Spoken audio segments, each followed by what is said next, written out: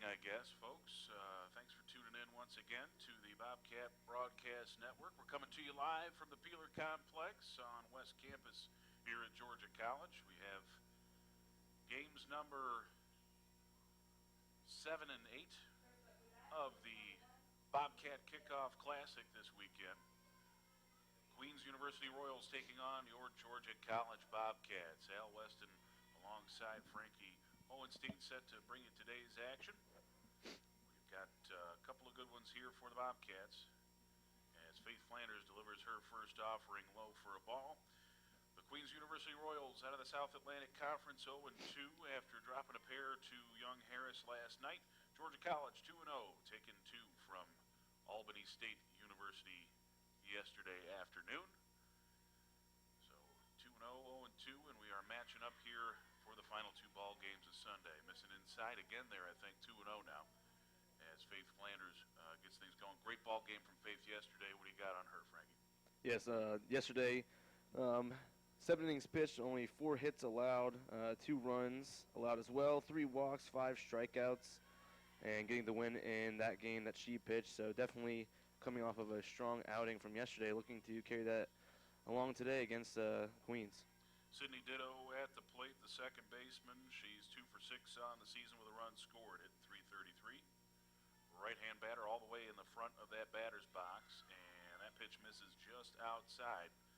Faith trying to nibble at the corners and not getting much help from the man in blue. So 3-1 now the count to the Queens leadoff hitter. That's the second baseman, Ditto. And after this batter, I'll have Frankie take you through the rest of the Queens lineup. Pitch taken for a strike as the count runs full here to the very first batter of the ball game.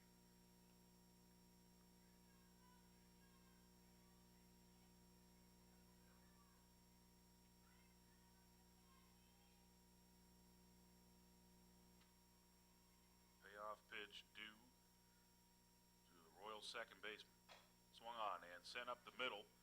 That's a tough play there for Sutton Long, but she gets it and fires over to first for out number 1. That wasn't an easy one. Had to go deep in the hole. Frankie, let's get the rest of this Queens lineup going. Yeah, so leading off, just batted, getting the first out, City Ditto playing second base. Number 7, center fielder Brooke Sanford in the 2-hole. Batting third, number 15, shortstop Abby Lanthan. Batting cleanup, number 5, designated player Ashton Whittaker. Number 13, left field, Sabrina Martinez batting 5th. Batting 6th, first base, number 17, Kelly Winter. In the 7-hole, number 8, third base, Brianna Martinez. Number 33, pitcher Courtney Pearson in the 8-hole. And to round it off, number 22, right fielder Alyssa Strickler. And our catcher, number 12, is Elenia Frantellizzi. Oh, man. Frantellizzi, you got there eventually, absolutely. So this is Sanford, the center fielder, at the plate. She's still looking for her first hit of the young season, 0 for 5 after the first 2 ball games. I think we might have an 0-2 count, not 100% sure. Let's see here. Foul back. Now we definitely do. See if we can get some help from down below there if we're wrong. Sanford with 1 walk yesterday and a stolen base.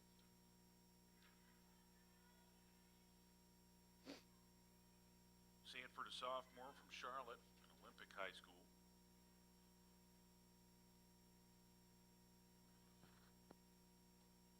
Pitch low and outside, actually outside the right-hand batter's box even. Missed a bunch there. And 1-2 now the count. With 1 down, nobody on top of the first.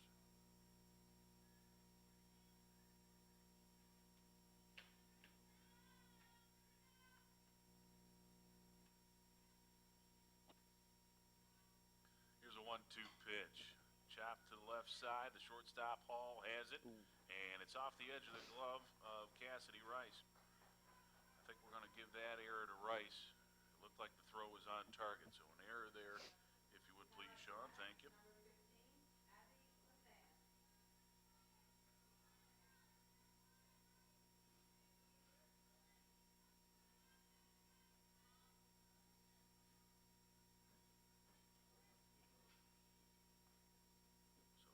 Abby Lathan, the shortstop. 2 for 5 on the season, a double, RBI, and a run scored. Pitch taken for a ball.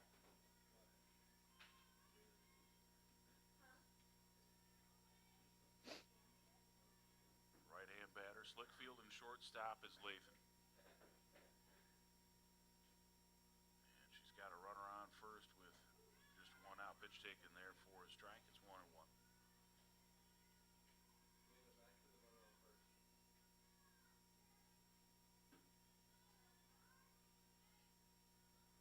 Queens looking to jump out in front here with the base runner on, and Flanders looking to hold her right there. 1-1 pitch coming. That's low and away. Queens University out of the South Atlantic Conference. The Royals, Charlotte, North Carolina.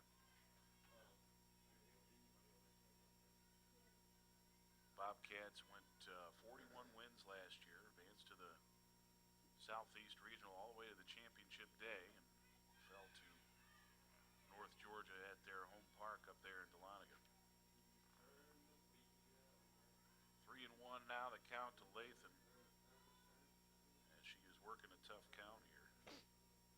Lathan from Monroe, North Carolina, and a junior for the Royals. 3-1 on the way, and it's up. Going to be ball 4. That'll shove Sanford into scoring position for the designated player, and Ashton Whitaker. Whitaker looking at her first action of the young season.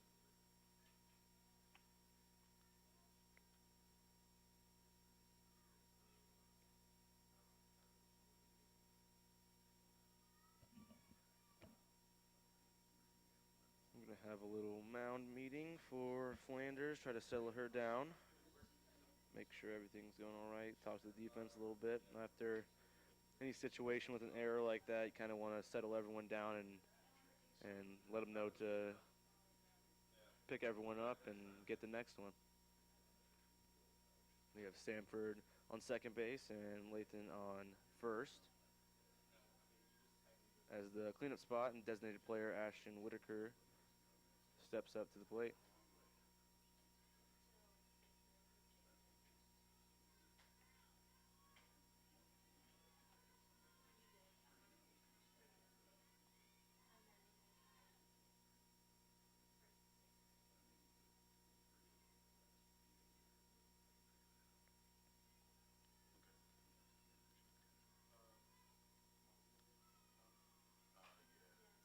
Right back off of Flanders, able to pick it up and called safe. That was a close one. Gonna go hit there, Sean. Yeah, we'll hit there. Pounded right back to Flanders and tried to scoop it up. Definitely a close play. And the umpire didn't have the best view on it, being all the way on the other side of the field, not like the traditional spot he would be in. Yeah, tricky spot there. Good job by Whitaker screaming down the line to beat out the throw. Made that a pretty close play over at first base. So this is Martinez. That's Sabrina Martinez, the left fielder. 0 for 5 on the season thus far. Off the fist and back to the fence for a foul ball.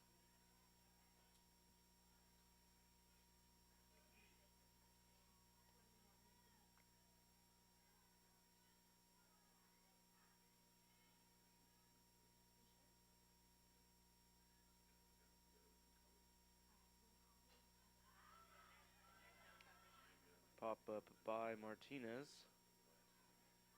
2 foul balls back to back on top of the screen. Count moves to 0-2, 1 out, top of the first inning.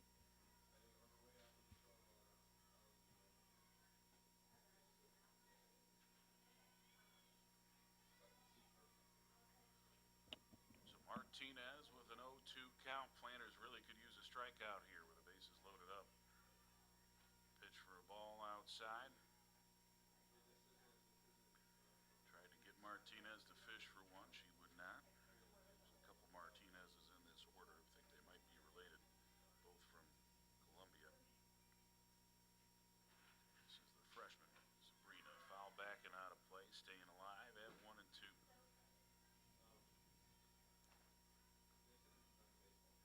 they are related, they must be twins. They're both freshmen.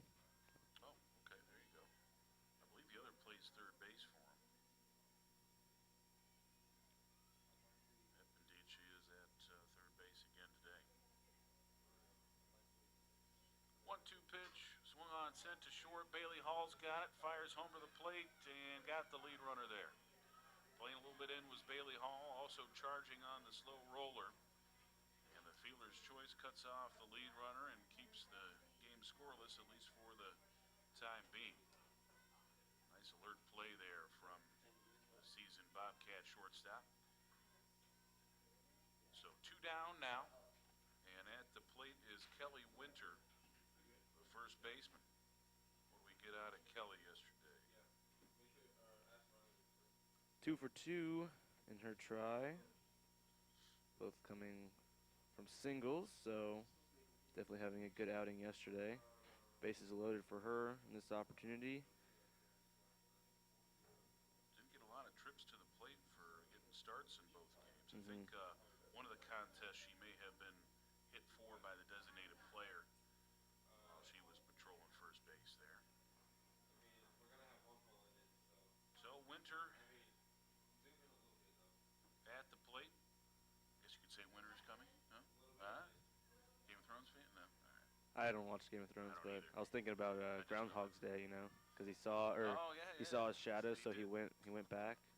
So we never really had a true winter, so I would only assume it's coming soon. Well, she's at the plate right now. 2 for 2 on the year. Fastball up, I think. Maybe a rise pitch there that pops out of the glove of Hales.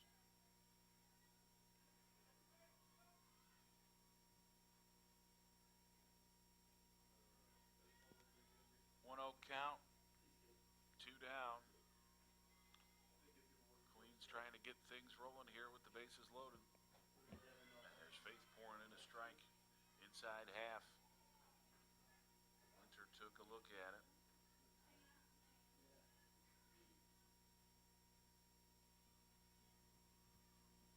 Rolling the ball on the hip there is Flanders, the rock, and the 1-1 pitch coming. Swung on off the fist.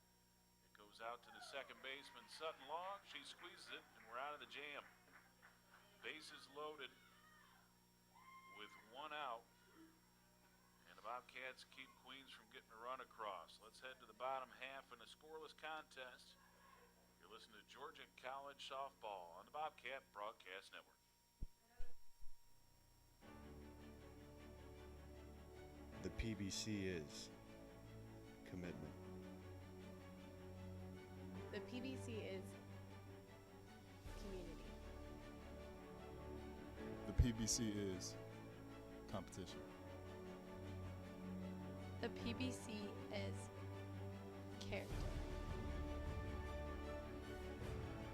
We are the PBC.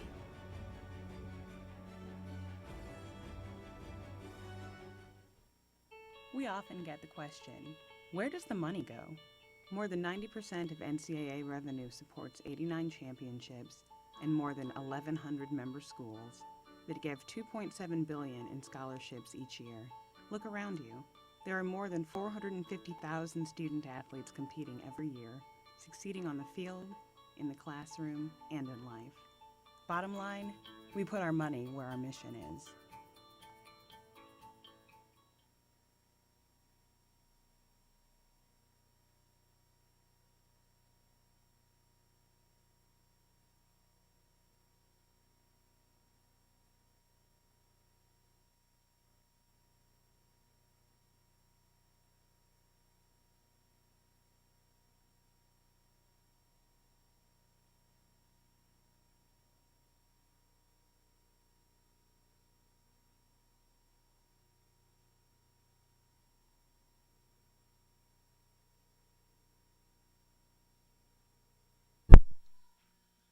Bobcats will get things going. Bottom half of the first inning. Danielle Bernstein due up.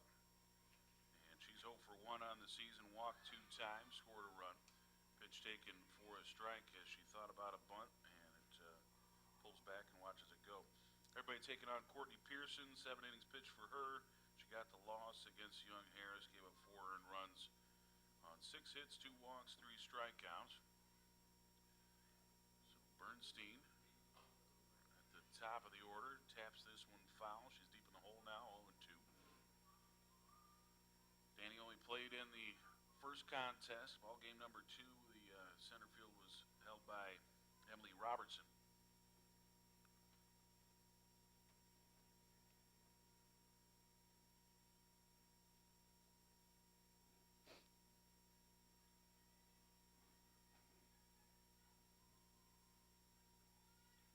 Bernstein, a all-region outfielder 2 years ago, chops this one foul down the third baseline. Was also named to the Jewish Sports Report All-America team in that sophomore season. We've had a couple of ball players make that list. She's the first softball player from Georgia College to earn that honor. Have had a couple of guys on the baseball team. Sean Harrell a few years ago, and then Cody Moss after him. This one chopped down the first baseline and grabbed easily there. Stepping on the bag was Kelly Winter on the unassisted put out. So the shortstop, Bailey Hall, will step in. She's 0 for 3. Has scored 4 runs, though, because she's walked 5 times already. She's got a 0 batting average, but a 625 on the on-base percentage. Pitch taken for a strike by Hall.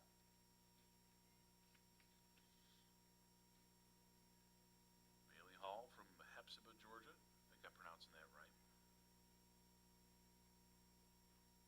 0-1 and just misses high.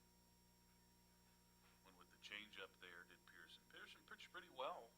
Went toe-to-toe with Jeannie Perucci in the ball game against Young Harris yesterday. Took all the way to the 5th inning before anybody scored. Swung on and chopped. Oh, that looked like a fair ball, folks, but we're going to get a foul call as it goes over the bag. Wasn't fouled by much. Probably all about maybe a Harry Potter novel or so.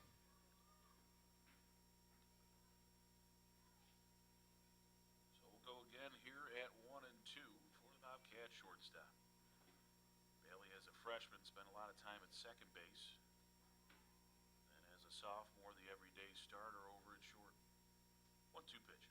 Swung on and lined right at Latham at short. Catching that one in self-defense for out number 2.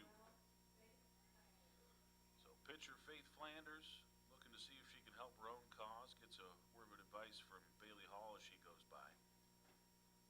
Maybe something Hall saw there at the plate. Flanders 3 for 6 in the combined 2 games.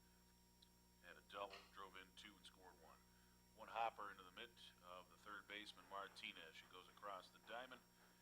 2 Winter and 1-2-3 go the Bobcats in the bottom of the first.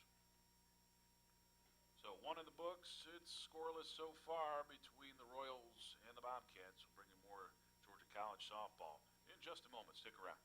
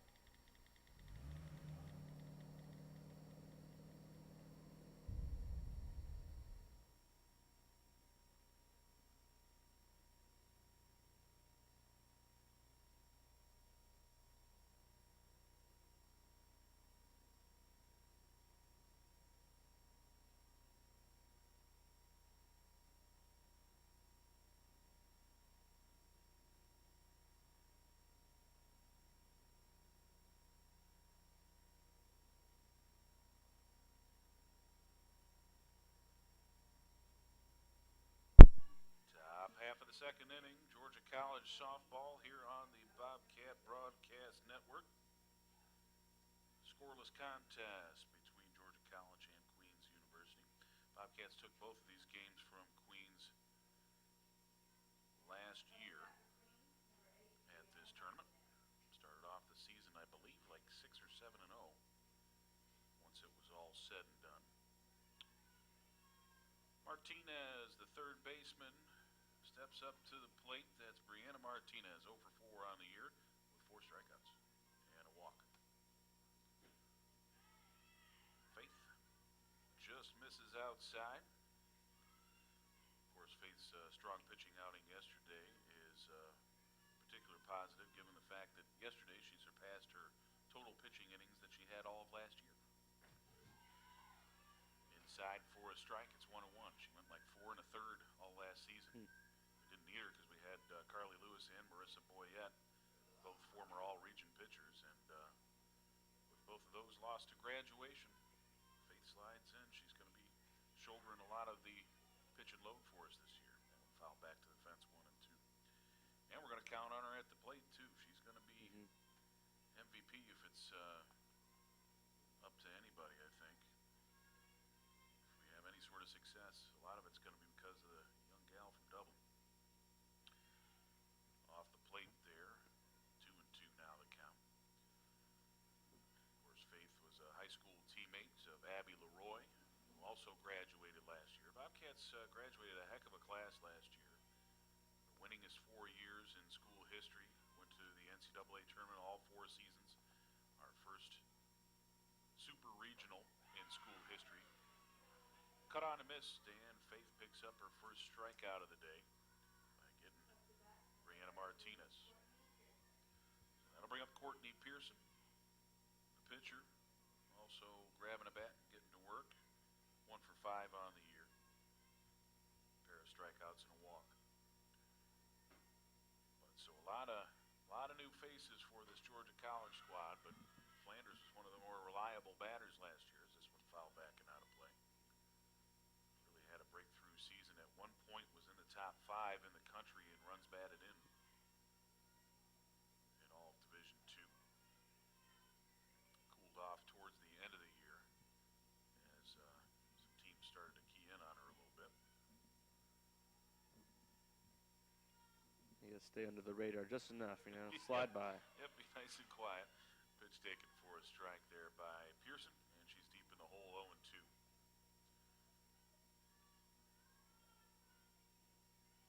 But the Bobcats do have in this lineup, at least today, let's say it's about 3 returners.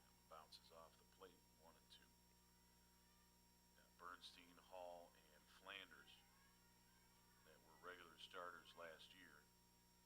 Snyder picked it up late, so we'll say 4 starters returning, as the freshman was a key piece of our late push into the postseason. Here's a rock and a 1-2 pitch. Came in on the fist in person with a slow roller to Coy over at third. To Rice at first for out number 1. As Al's ESPN Sports Center theme goes off during the play, it was pretty my pretty phone interesting. thought that was a very good play, Yeah. I guess, by Coy. I'm not going to look because I know we're getting close to game time. Strickler, the right fielder, at the plate, hitting 200 on the season. She takes a ball there. We got for Strickler so far. 1 for 5 so far in the season, 1 RBI. Looking to boost those numbers a little bit. Playing right field today. Swung on the right side, might get out of play. Indeed it does. Hits my camera. As long as it doesn't hit Brianna, I guess everybody's okay.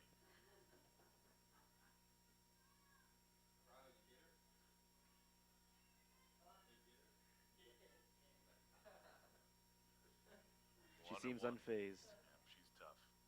She's just texting or something over there, I think.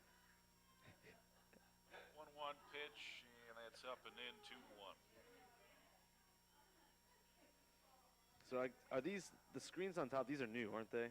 Yes, okay. the top pieces are, Okay. as well as the backs there. I don't think we had them at all last season. protect the fans. Yeah, we had the issues, of course, as the pitch misses 3-1, with foul balls coming over from baseball. Mm. And if your attention is focused this Yeah. way, I mean, it can come in and get you, from behind that way. We've had, I want to say, a total of 3 baseballs come into the field of play this weekend. This one pops straight up to Silo. Going to be Bailey Hall to squeeze it for out number 3. Simple little fly out. And the Royals go in order in the second. Let's go to the bottom half. It's Georgia College 0 and Queens 0 here on the Bobcat Broadcast Network.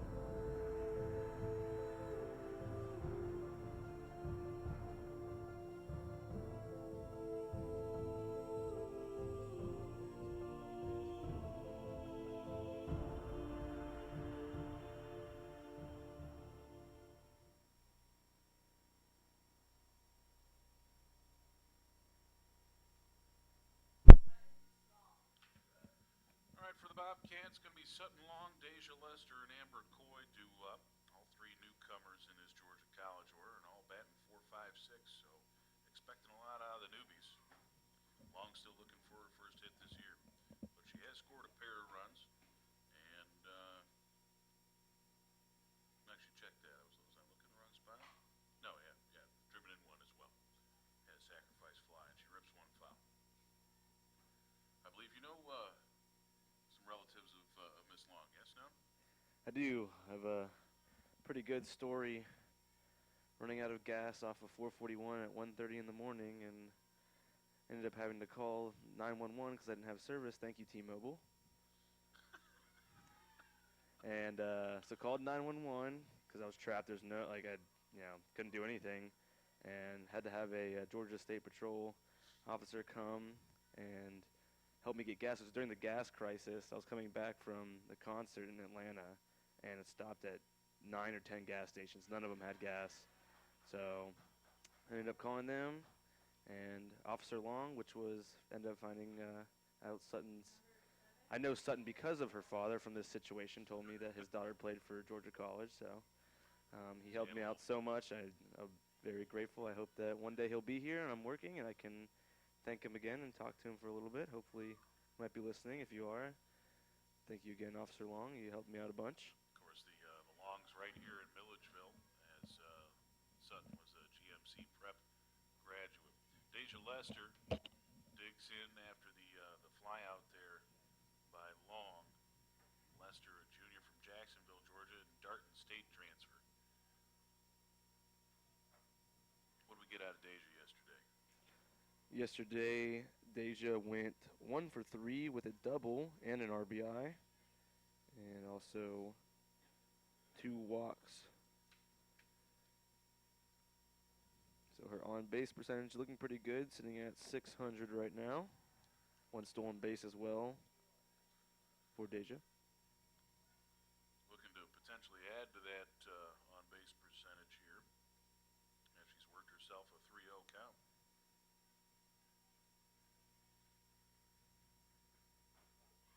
And that strike right down the middle, taken all the way by Lester.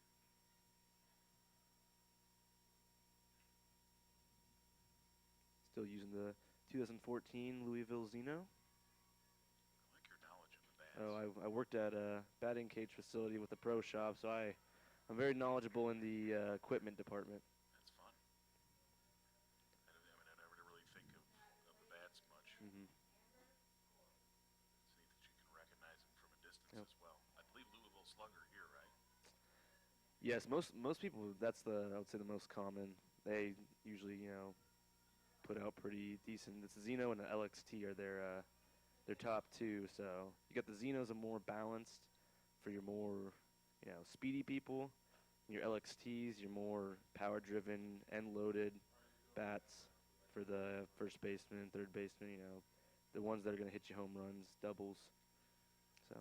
Well, Coy thinking perhaps about some extra base power here. She does have 2 driven in and 1 for 3 on her freshman campaign. This one fouled out of play. Amber had a good start last night. Key hit to drive in 2. Got a shout out from the WMAZ Twitter feed yesterday as well. As she's from Warner Robins, so that's their coverage area. 1-1 pitch. Swung on and sent to short. To second for 1. On to first, not nearly in time. But they did get the fielder's choice to retire Lester. Looked like they had a pretty good opportunity to turn into just kind of an awkward transition from catching the ball, trying to touch the bag, and gain the momentum to flip it over to first. Well, and the second baseman, ditto there. She stepped back from the bag after catching the ball. I think that's probably one of those plays where you're supposed to come across it and then throw Yeah, it. there's so many different ways you can do it. That's why I never really wanted or was interested in playing second or shortstop, especially second, because you're coming in at an awkward angle and trying to avoid the runner at the same time. Just a lot of different things you have to take into account. Cassidy Rice, senior from Du Quoin, Illinois, 1 for 1 so far this year with an RBI single. Cass playing first base. This one to the right side. Rolls underneath into ditto, and she flips over to first for out number 3. So the Bobcats get a runner on, but can't bring her around as we get the end of 2. And we're scoreless out here at the Peeler Complex. Be right back with more Georgia College softball in just a moment.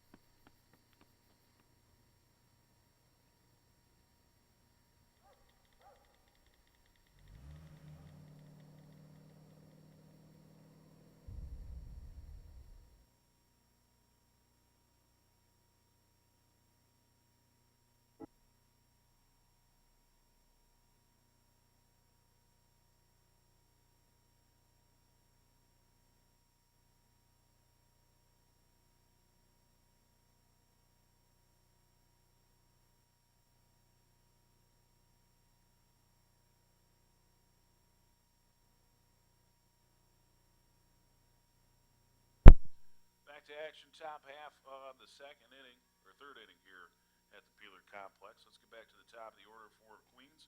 Ditto, Sanford, Lathan. The second baseman, Ditto, leads off. She grounded to second base to start off the ball game. She's at 286 now. Scoreless ball game, 1 hit apiece. And the Bobcats with the only error of the contest thus far. Pitch taken for a strike. Fanders pitch number 41 for Faith.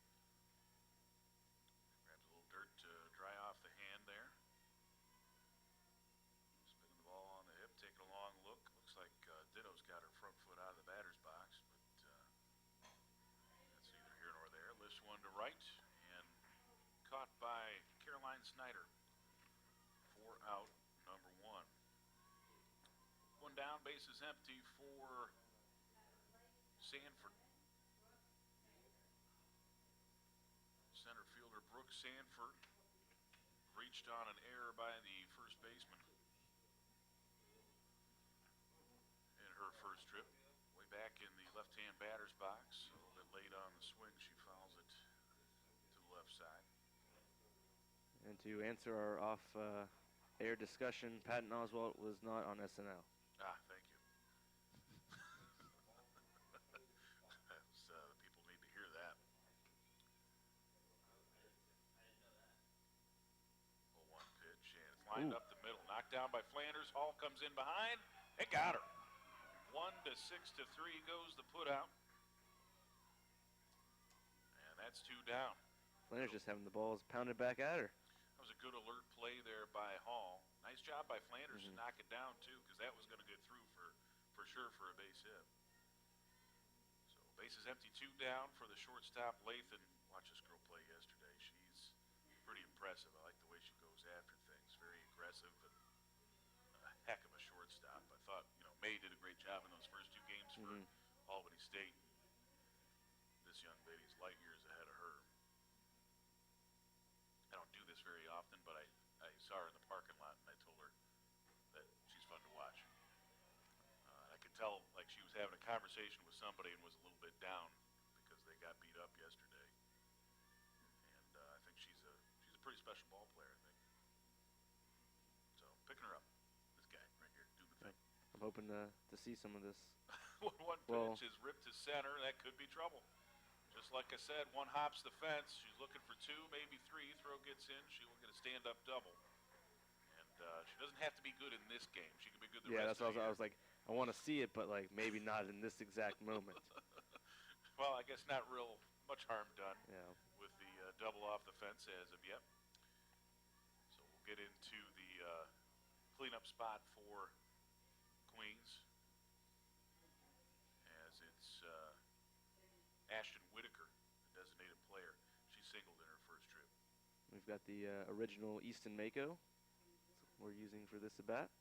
Okay, with that fluorescent orange to it there. Yep. I've seen that one a few times. Yeah, That that one one seems was very hot when it first came out. Full composite. I think it was $400 retail. They're not cheap. Swung on and missed. At that rise pitch, maybe a little bit inside as well.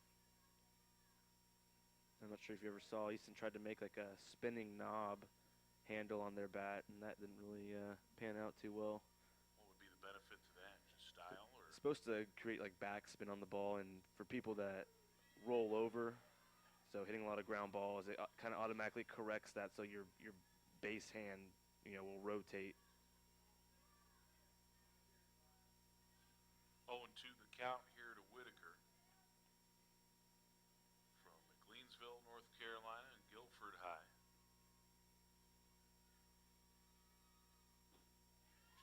Just missed outside, tried to get her to fish for 1. She would not.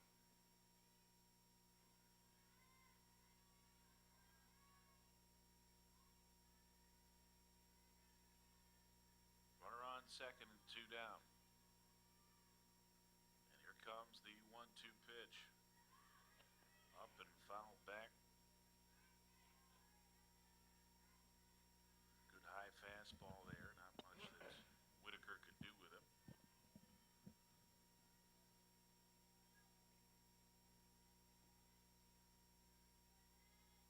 Flanders will go again here at 1-2. Outside this time, off the end of the bat, foul back. Spoiling a good couple of pitches here is Whitaker. As Flanders working the edges of the zone ahead 1-2.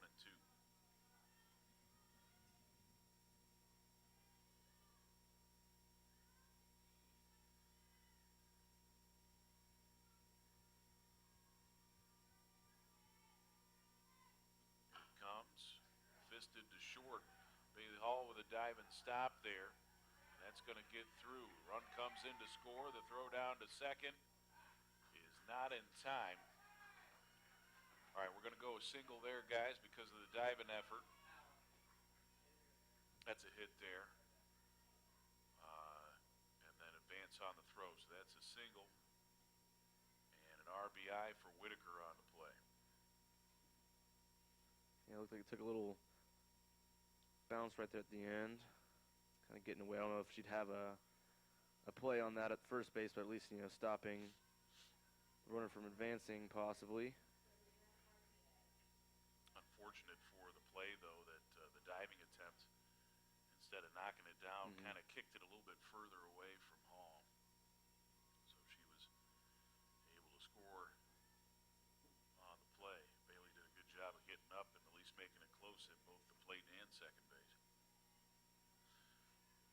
So at the plate now is Sabrina Martinez. Her first trip reached on a fielder's choice. First run of the ball game goes to the Royals. They lead 1-0 here in the top of the third. That one popped to the right side and gloved by Cassidy Rice at first for out number 3. So Queen strikes first in the top of the third. They lead 1-0 on an RBI double or RBI single there. And we'll head to the bottom half. It's Bobcats coming up. Going to have Martin Snyder and Burns. I guess sometimes things just happen. Devastating things. Your whole world changes in an instant. That's what happened to me the day my mother had a stroke. I'm Paul George, and I want you to spot a stroke fast. F, face drooping. A, arm weakness. S, speech difficulty. T, time to call 911.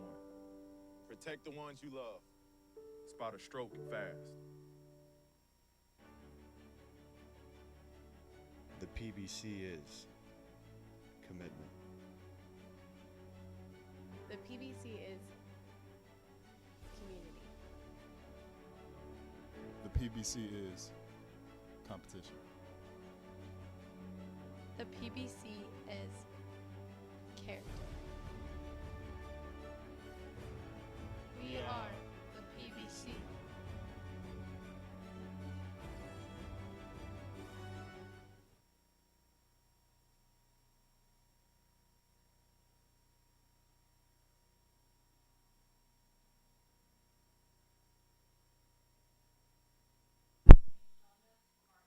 Shonda Martin steps in here in the third. Bobcats trailing for the first time this season. As Queens picked up a run in the top half. Big double from Lathan. Followed by a single from Whitaker, plated the run. And Shonda Martin with her first at-bat of the season. Martin, the junior, from Calhoun, Georgia, and Gordon Central High. First pitch was a ball. Here comes the second offer, and that's on the inside black for a strike. And I'm officially out of chocolate. Oh, Still no. got a game and a half left to go. This no. could be a problem, folks. I don't want to alarm anyone, but I will take chocolate deliveries to the press box at the Peeler Complex. Low and away. Count now 2-1. You can email them to spongefrankie@aol.com too. You can email your chocolate certificates to Sponge Frankie. Frankie, right? I.E. Yes, yes. Okay. Not why, no why. Rocking the 2-1 pitch, and that's up and away. Gotta imagine when you were first signing on with old Sponge Frankie, was that the dial-up? Did you get any of that? That was what I remember. That's good stuff. I lived out in the middle of nowhere in upstate New York, and it took forever for us to get much of anything. Pitch taken for a strike. Looks like a full count here for Martin. But like, we didn't have cable, we didn't have, anything. Yeah. And they got it now, but when I was a kid growing up, it was had to go outside Oh, for enjoyment man. and stuff. What a bummer. Exactly. Outside to Martin, and she works herself a walk, and boy, did she work it too. That was a good couple of fouled off pitches there. Lead-off base runner for the first time for Georgia College today. So Martin on first, and the right fielder Caroline Snyder steps in. What's she done so far there, Frankie? So far from yesterday's games, Snyder is 1 for 3 with 3 runs scored and 3 walks. So Gets a 571. bunt down. Oh my! Nobody home. Looked like Martin left early on the play. Well, left like she was going to steal, and the second baseman going to cover ditto, and that left a big gap out there that Snyder took advantage of. 571 on base percentage. So boosting that number a little bit after that. Nice Sneaky bunt. So first and second with nobody out for Danielle Bernstein, who grounded out to the first baseman her first trip. And if she doesn't lay down a bunt here, then I don't know softball like I think I do. We will see. Nobody out for Bernie. She squares, takes a look at one outside. The center fielder crashing. Oh, okay, so she's Yeah, the covering sneaky. second. Yeah, I guess there might have been a little pick play. Yeah, got to be careful about that if you are Martin out there at second. But now they've kind of played their hand on that. I think she'll be aware of it. Kind of was a one-time deal there, you know. There's a pitch taken for a strike. Still coming, not full intensity like last time, but she was there. Bernie's got to get this bunt down. To have two in scoring position with one down for Bailey Hall would be awful nice.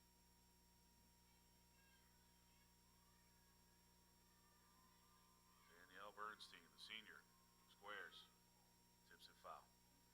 So that is strike number two. Of course, if you bunt a foul with two strikes, it's a strikeout. But sometimes I've seen the importance of that bunt. We'll still give it a shot here with two strikes. We will see what Bernie is supposed to do here. Looks like they might pitch her outside on this one. No bunt, but instead of slapping, it's just as good. Even better. Oh, and a throwaway. Here comes a run for the Bobcats as Martin comes in to score. We'll hold up the next one. It's all knotted up at 1-1 on a slapping hit followed by an error. Was that the pitcher or the catcher that threw that one off? That's a great question. Anybody see that? I would assume catcher on the distance the ball was coming through it, because she threw it more right, so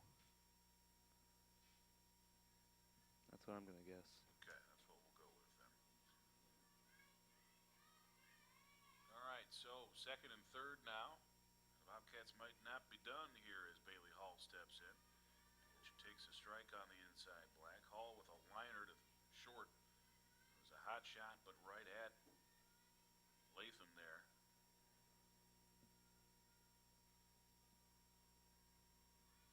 And she gloved it. Great speed on the base paths with Snyder and Bernstein, probably the two fastest runners we have. Although there's a pretty fast one at the plate as well. Bailey Hall was among the league leaders in stolen bases last year with 20. Only caught once, I believe, all year.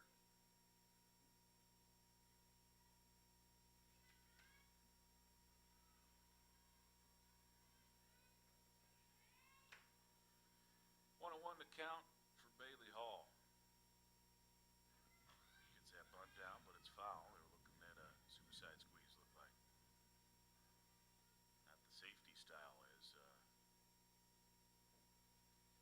coming down that line was Caroline Snyder. Hall almost got it down, but almost doesn't work. Yep. Go again at 1-2. Queens employing the quarterback style wristbands for their pitch calls. Swung on in, foul to the right side. They did that last year too. I remember you can see the whole infield and outfield. Well, I guess the infield and the pitcher. I don't know if the outfield has them too. I'll have to take a look. Doesn't look like it.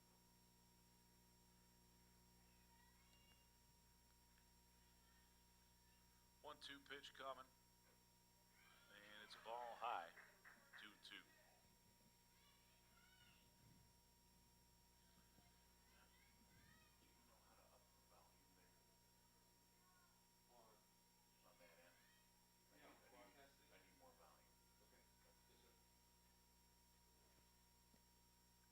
The rock in the 2-2 pitch is chopped through the left side. Snyder comes in to score. Bernstein will hold up there. It's an RBI single for Bailey Hall as she jumps off of first base a little bit, trying to advance to second. And there she goes. She's going to take the second base back. I don't know if time needed to be called there or what have you, but they never really checked her all the way back to the first base bag. That was very, very interesting. messing with their minds a little bit.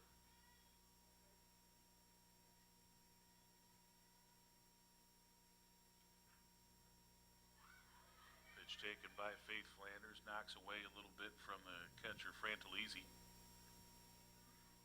but able to pick it up. 1-0 count.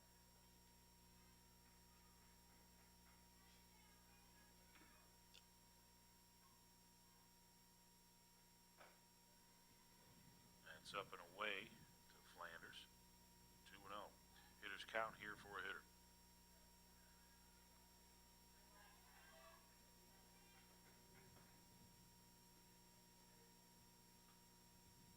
Good opportunity for a couple more RBIs for Flanders. And this one line to center, going to be deep enough to score the run. Sacrifice fly for Faith Flanders. As much as She you'd put a real like good charge into that one, didn't she, Frank? as much as you'd like a hit and a couple RBIs, you know, it's team game, so take them how you can get them. 3-1 the score now. As Sutton Long will step in, still looking for her first college hit. A strikeout swinging in the second. She's been plenty productive, though. 2 runs scored, I believe, right? Yeah, driven in the third.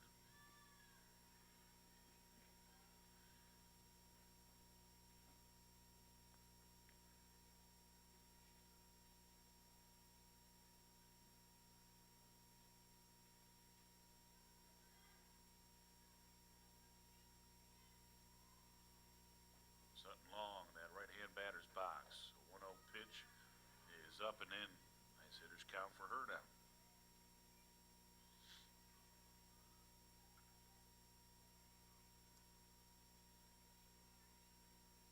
RBI chance here with Hall at second base.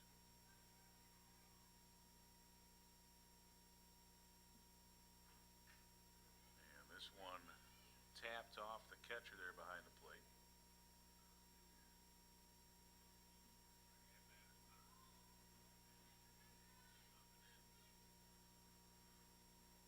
So I got a 2-1 count. At delivery high. As 3-1 it runs now to Long. Pearson out. looking to get that call.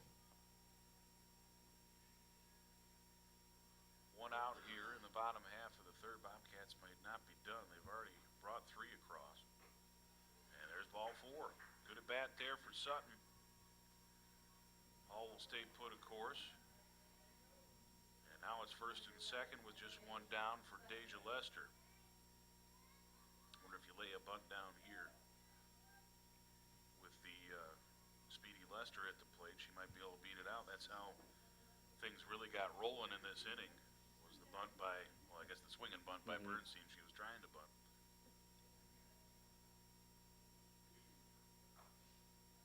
Pitch away to start off Lester 1-0.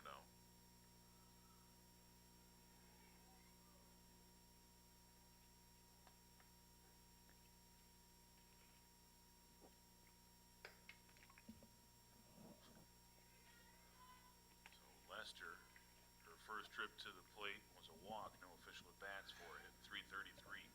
That one came inside a bit, and she bunts it foul down the third baseline. The trajectory of that ball, I thought it hit her. I have no idea how she got that bunt down, because it was coming inside on her. Jammed in on the fist.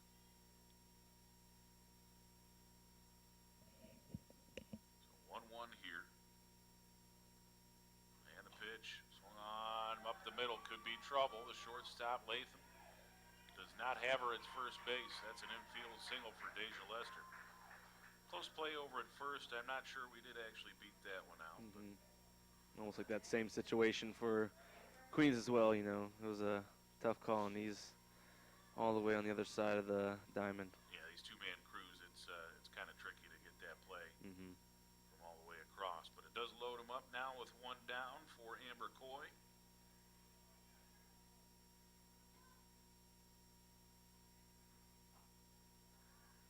And that's a pitch there taken outside for a ball.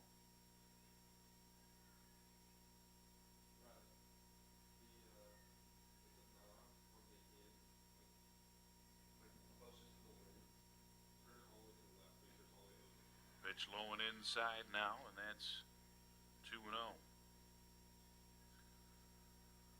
Amber Coy, the third baseman, hitting .250. Her last trip, a fielder's choice. Rock and the fire here, going to go outside. It's 3-0 now. Coy 1 ball away from the cheapest RBI in the ball game.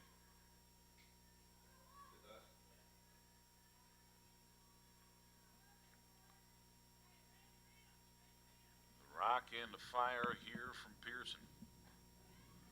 Pitch taken for a strike, poured right down the middle.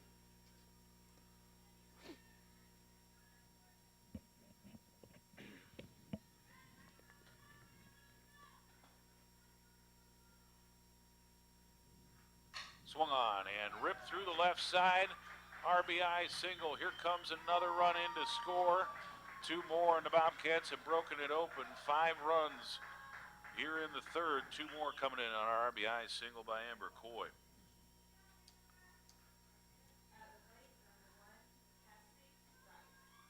Good piece of hitting there. Just yanked it through the left side. A hot shot. Rolled all the way through. Patient hitting, waiting on her pitch, and doing something with it. And again, just little piece by piece here. Bobcats stringing things together. Bunch of hits this inning. Here's a pitch taken for a strike.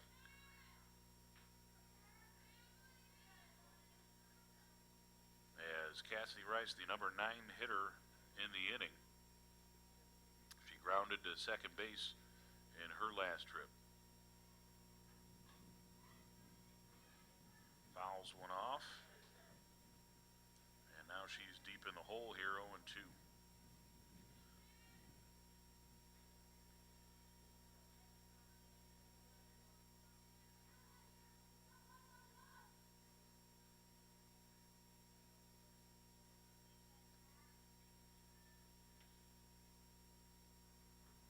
Swung on, had a fastball up, and Cassidy goes down on strikes. That's 2 down.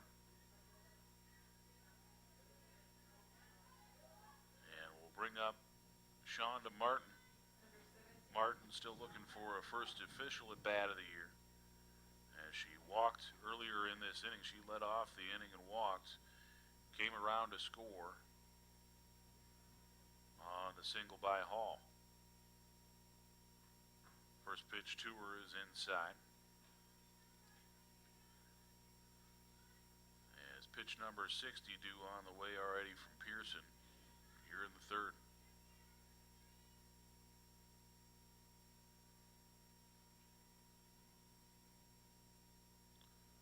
Here it comes, swung on, hot shot to right, gonna be Strickland, get underneath that and squeeze it for out number 3.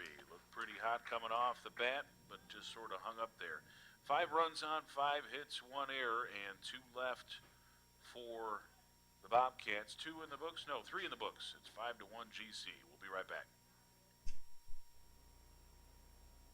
We often get the question, where does the money go? More than 90% of NCAA revenue supports 89 championships and more than 1,100 member schools that give $2.7 billion in scholarships each year. Look around you. There are more than 450,000 student athletes competing every year, succeeding on the field, in the classroom, and in life. Bottom line, we put our money where our mission is. Think of the NCAA as a spirit squad, cheering for student athletes at every big event and every small one. We'd be there in the classroom, at graduation, at their first job interview. Okay, so don't think of us as a spirit squad. Think of us as a mascot. Well, just know we're always there for student athletes.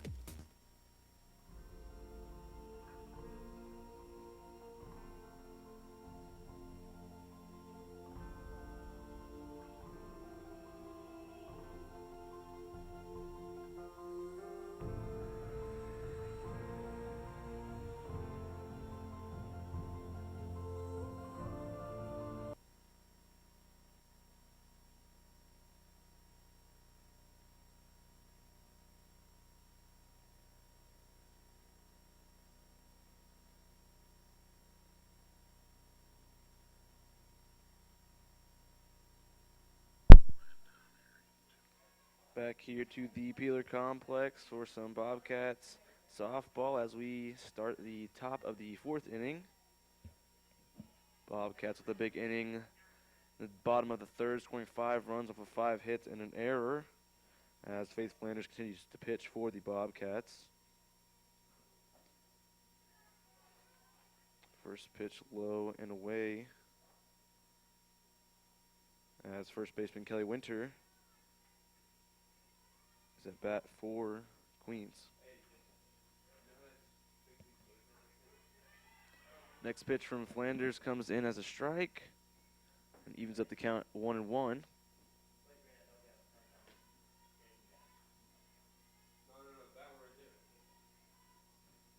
Flanders comes with delivery. Paints the outside corner, strike 2.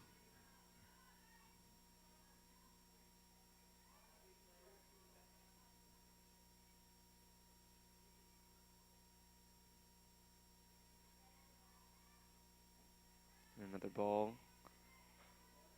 And Winters with the interesting start up to her swing. Kind of dangles the bat out there a little bit, almost taunting Flanders.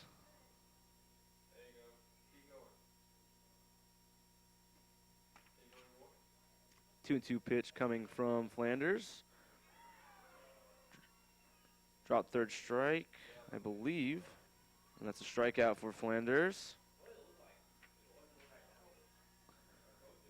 So 1 out for the first at bat of the inning. And Brianna Martinez will step to the plate for Queens. Flanders with a perfectly placed pitch, getting the first strike of the at bat.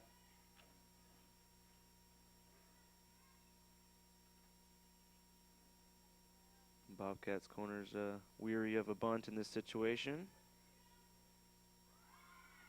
as Martinez shows signs of bunt, pulls it back. Count evens up at 1-1.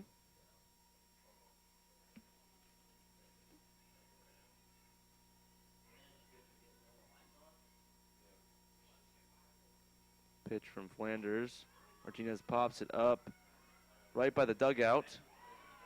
And by the cheer of the crowd, I'm going to assume that is an out. I could not actually see it, but Bobcats will throw it around the infield. And 1-2 so far, looking for a quick 1-2-3 inning. After a big inning from the Bobcats last in the 3rd. Pitcher Courtney Pearson up to bat as she takes the ball to start her at bat.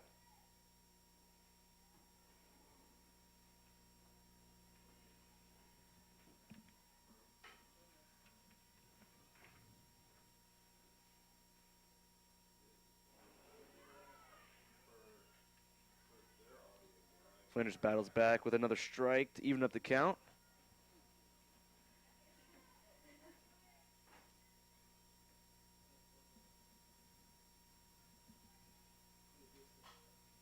And ball pushed by Pearson right on the first base line. Just stays fair, able to get the 3rd out. So a quick 1-2-3 inning for Flanders after a great offensive inning by the Bobcats, and they will be up to bat again. And we will be right back after a quick break.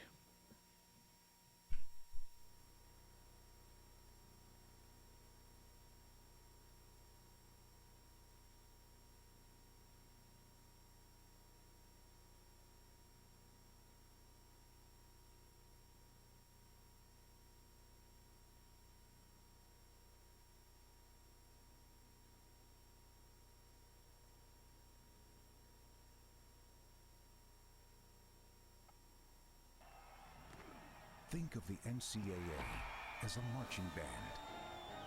We wouldn't stop with halftime. We'd be full-time, celebrating student athletes in everything they do. Okay, so don't think of us as a marching band. Think of us as a spirit squad. Well, just know we're always there for student athletes.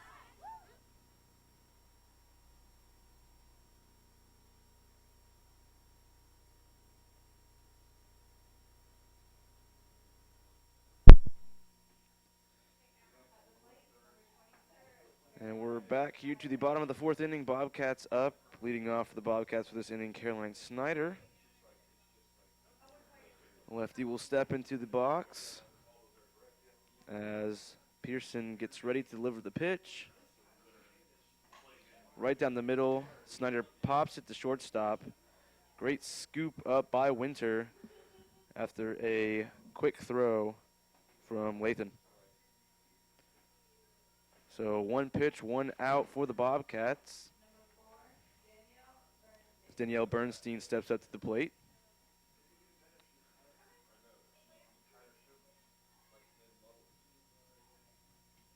Infield single last time at bat.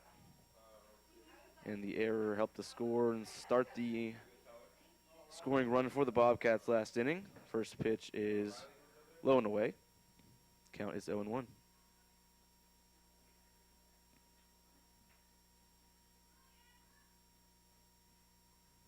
Bernstein squares the bunt again, pulls back, but the call is a strike.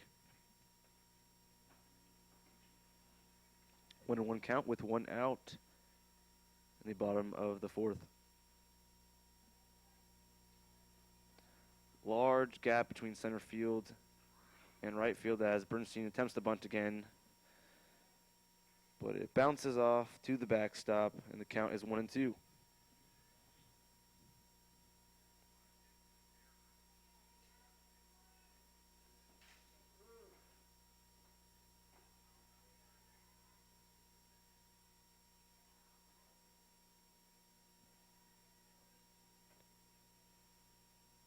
One and two pitch coming.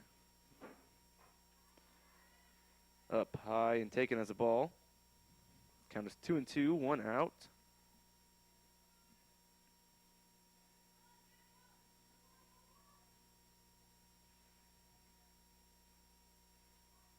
If Bernstein could somehow push the ball right between second and second base as she bounces it right back to Pearson, who gets the speedy Bernstein out for the second out of the inning. That'll bring Bailey Hall up to the plate.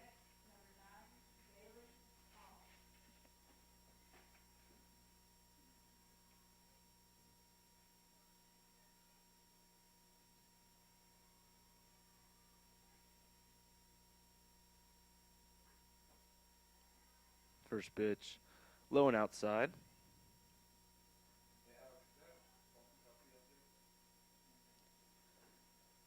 And definitely a lot of speed throughout this Bobcats lineup.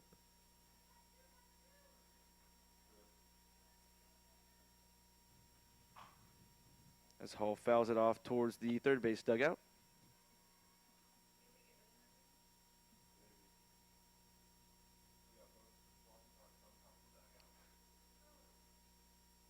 Hall looking to start a 2-out rally here in the bottom of the fourth.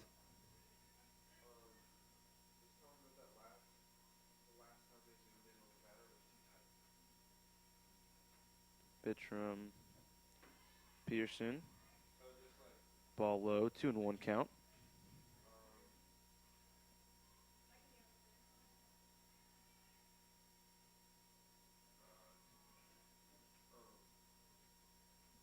Pearson gets her pitch call.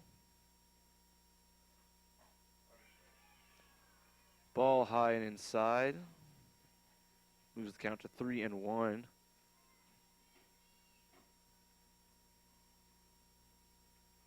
And the hitter's count for Hall. She looks to square one up. High inside again. And Hall will walk and advance to first base. Already 2 for 2 on stolen bases this year.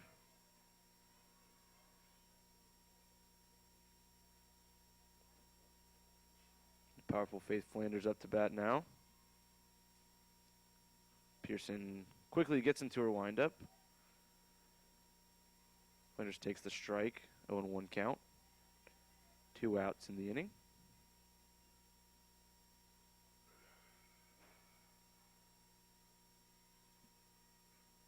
And Hall takes off. Lathan bobbles it a little bit, able to come up with the ball, firing to Winter at first.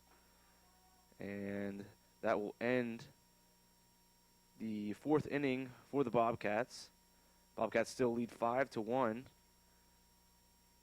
And we will move on to the top of the fifth inning in just a moment.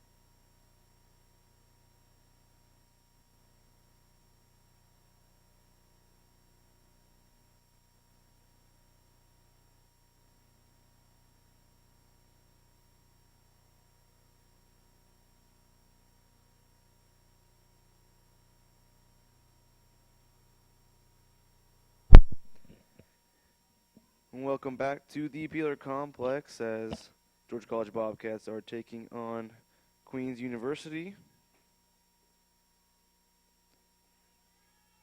And we will start this inning off. Number 22, Alyssa Strickler, batting. Takes her first pitch for a strike.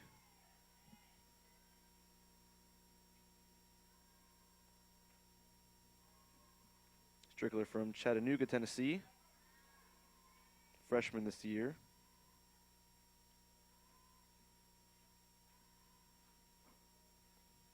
Taking her next pitch as a ball. Evening the count to 1-1.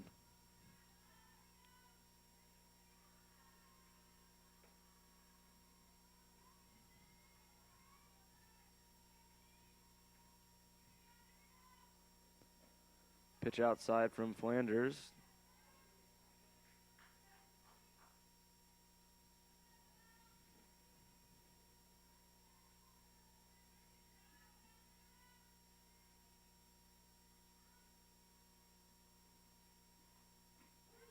Coming back inside to even up the count, 2-2.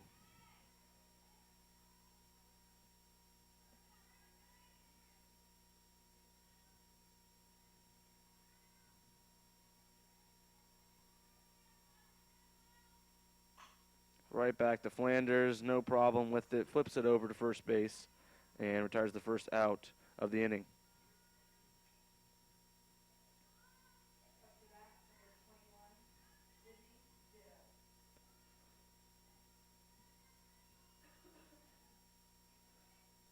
And now batting for Queens is the second baseman, Sydney Ditto.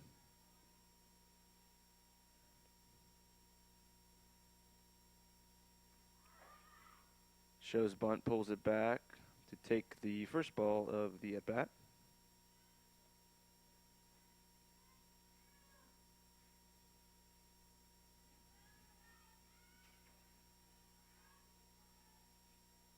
Ditto, a sophomore from Mooresville, North Carolina.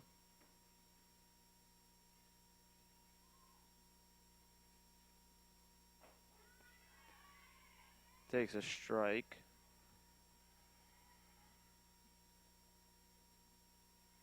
1-1 count with one out in the inning.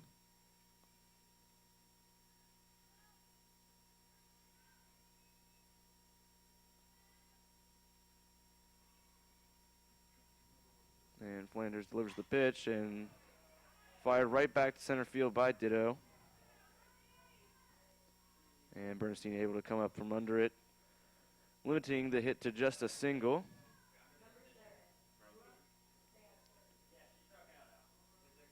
And Ditto already with 2 stolen bases this season. Expect some movement over there at first base as center fielder Brooks Sanford steps to the plate. Slaps it to the third base side of the field. And 1 pitch, 1 hit, moving Ditto over to second. Runners on first and second now, as Lathan, who has scored the only run in the ball game so far after her double in the 3rd inning.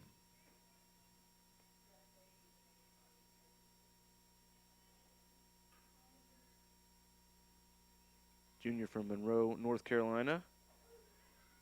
Takes a strike inside.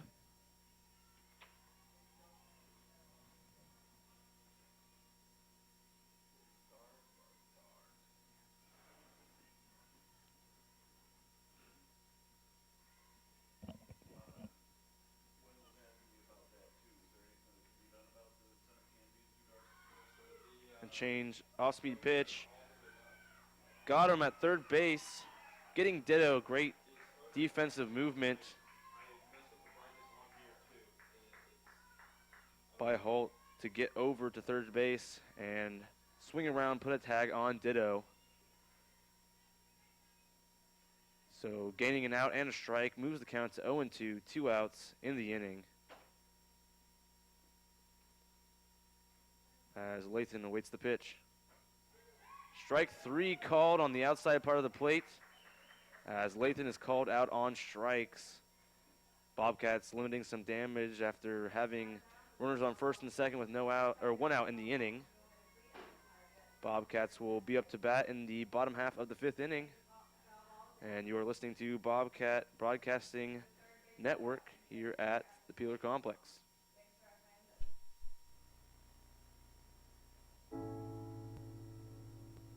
I guess sometimes things just happen. Devastating things.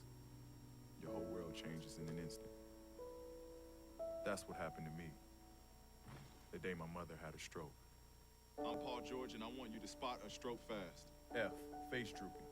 A, arm weakness. S, speech difficulty. T, time to call 911. Protect the ones you love. Spot a stroke fast. The PBC is commitment. The PBC is community. The PBC is competition. The PBC is character. We are the PBC.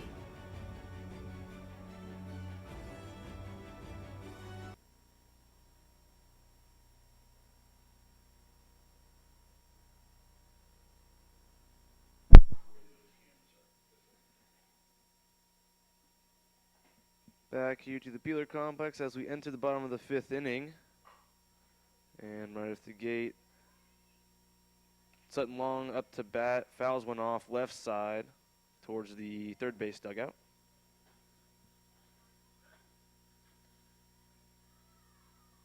As the Bobcats look to add a couple more runs in this inning.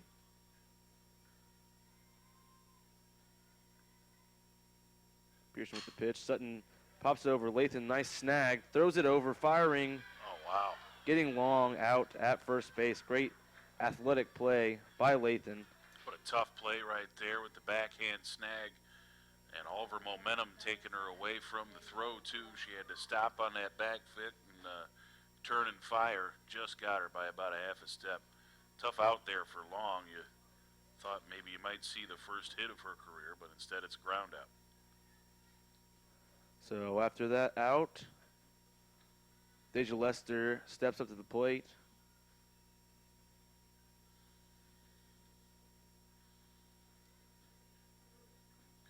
Deja Lester today 1 for 1 officially. She has a walk and a single. No runs scored yet or driven in. Ball outside, 2-0 count, 1 out in the inning.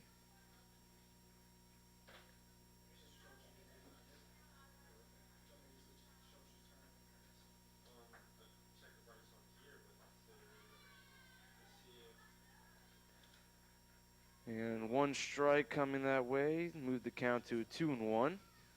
Lester in her first season with Georgia College got a start for the first contest yesterday. Came off the bench for game 2. Off the handle of the bat, back to Pearson, who fires over to first. Recording the second out of the inning. Not too many balls in the outfield this game. Most of the game's been played within the dirt of the infield. Yeah, take a look at that. The last 5 outs have been on the ground for Georgia College. And you add in 3 more grounders, and that's 8 total outs coming on the ground. Big off-speed pitch from Pearson has Amber Coy swinging and missing.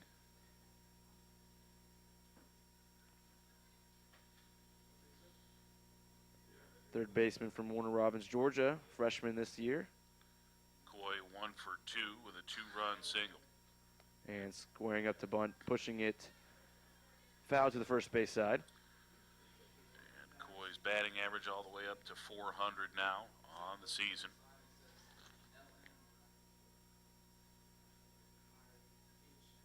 So a great start for this freshman to her college career. 0-2 pitch from Pearson. Bounced over the third base and fired to first. Nice play by Brianna Martinez. And a quick 1-2-3 inning for the Royals. And we'll take a quick break, bring you back here to the top of the 6th inning. Bobcats lead 5-1 against the Queens University Royals. We often get the question, where does the money go? More than 90% of NCAA revenue supports 89 championships and more than 1,100 member schools that give $2.7 billion in scholarships each year. Look around you.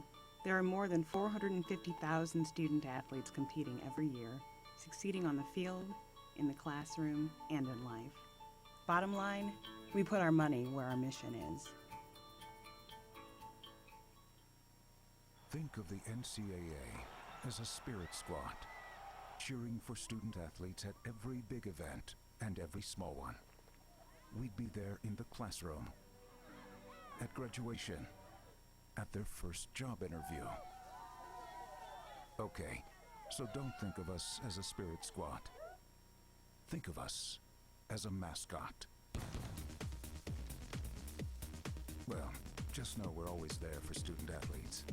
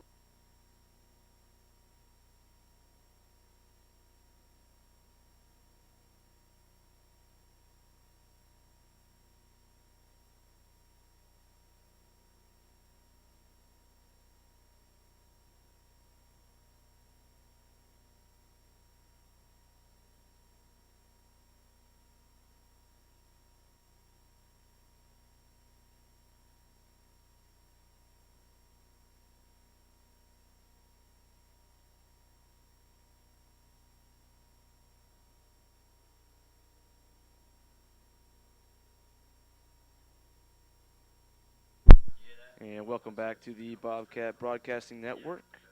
As we enter the top of the 6th inning, we'll have a new pitcher for the Bobcats. That will be number 11, Kayla Price, the sophomore from Indian Land, South Carolina. Coming over from Spartanburg Methodist College. So Price seeing her first action in the ring. She came in, I think she was the starter in game 2, if I remember right, as designated player. Faith Flanders will stay in the ball game, slide over to first base. And Ashton Whitaker up to the plate. 2 balls, no strikes for her at bat.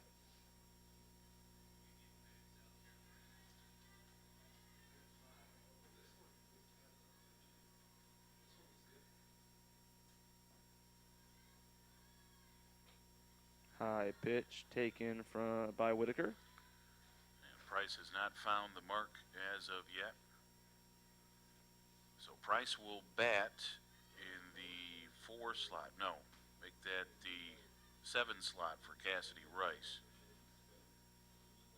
And Faith stays in the game, slides over to first base. And Price finds her first strike of the game.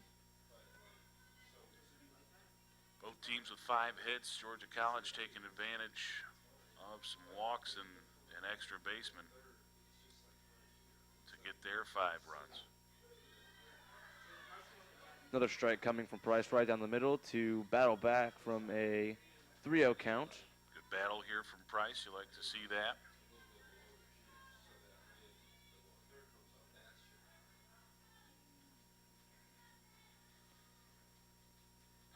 And off-speed pitch has Whitaker waiting on her front foot for it, able to foul it back off into the netting of the backstop. First swing of the at-bat for Whitaker.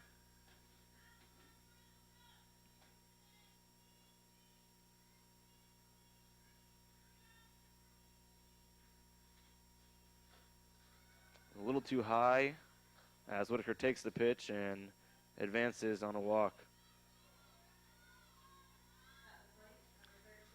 So Whitaker heads down to first base. She's reached all 3 times now, a pair of singles and a walk. So following her now is the left fielder Martinez, who is 0 for 2. Looks like we have a pinch runner coming in.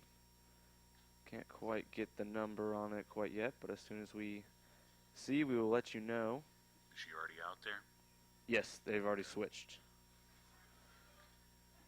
And number 13, Sabrina Martinez, step up to the plate.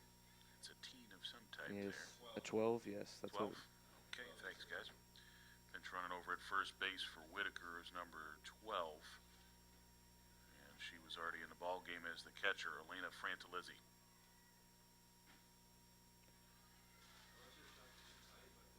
And Martinez will take a ball outside. And it's kind of something you don't see too often, having your catcher be a pinch runner.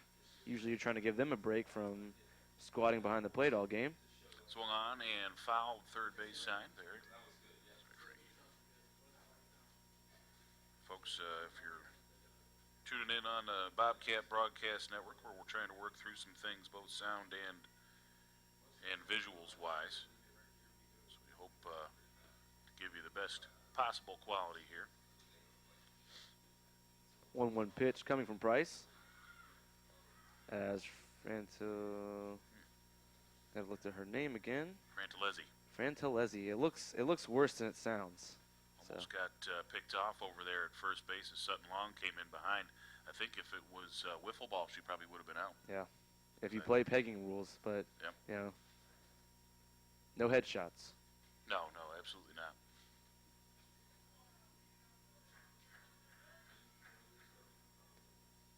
Two 2-1 count coming to Martinez.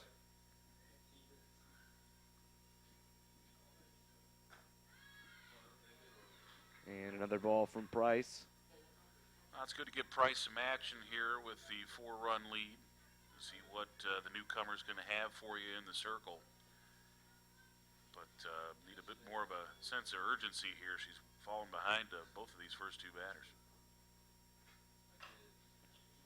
Oh, double play ball after Martinez shoots it over to Coy. Basket catches it, fires it back to first base as It looked to me like Frantalizzi was going on contact there. yeah, might have been a hit and run situation and just got unlucky in it. So 2 outs for the Bobcats, erasing the first walk by Price. And Kelly Winter first baseman, up to the plate. Price a little too inside on that one. Count moves to 1-0. Winter's Day 0 for 2. Pop out to second, ground out to third. Winter's Day. Yeah, I didn't even mean to do Yeah. that. It just sounded right. This lovely winter's day, yeah. Second pitch coming. A little too outside on this one. 2-0 count. 2 outs for the Bobcats in the top of the 6th.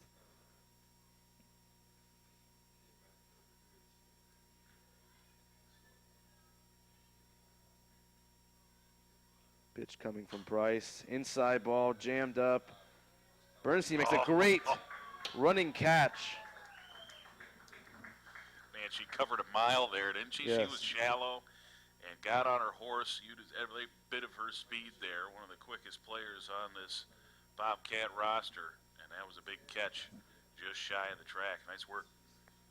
Back towards the plate by Bernstein, able to catch the final out of the inning after a well-hit ball by Winter. And Bobcats will retire the first 3 batters after a nice double play by Coy. And we will head to the bottom of the 6th inning. Bobcats still lead 5-1.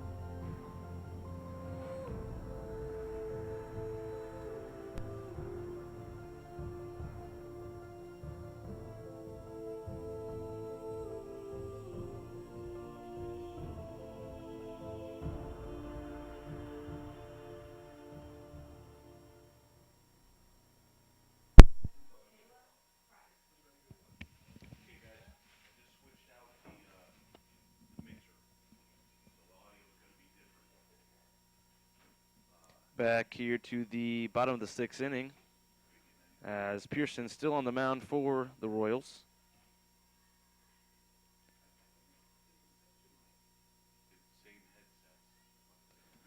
And Price will come to bat for the Bobcats.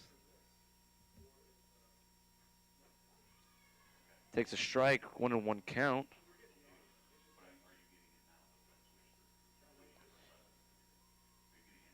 And Price coming in for Cassidy Rice.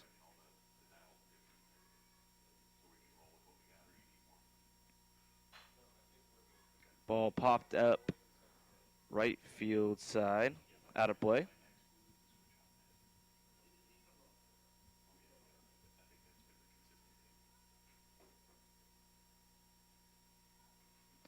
One and 2 count coming to Price. Pitch from Pearson.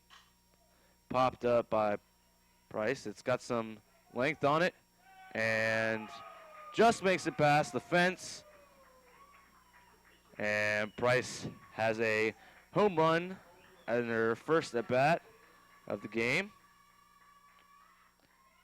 Just kind of floated out of there.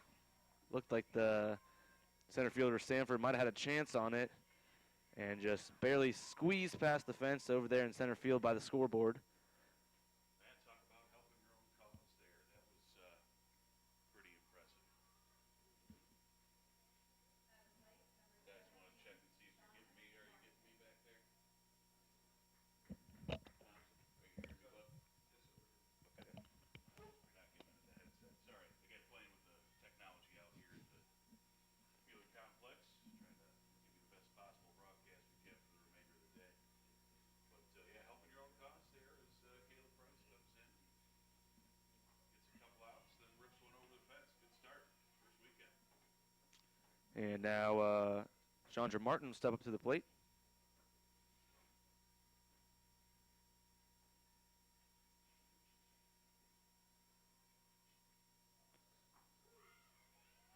Takes a strike after a called ball for first pitch. 1-1 count. No outs so far in the inning. And looking to keep this drive alive in the inning. Fouls one back to the backstop. 1-2 count.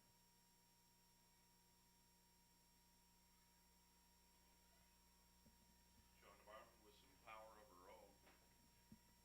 Saw a little bit of time at designated player last year. Was a key pinch hit option for Georgia College. Popped up to center field. Sanford getting under it. Easy play for her.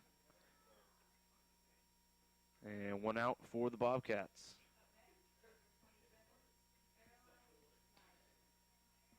Sophomore Caroline Snyder up to the plate.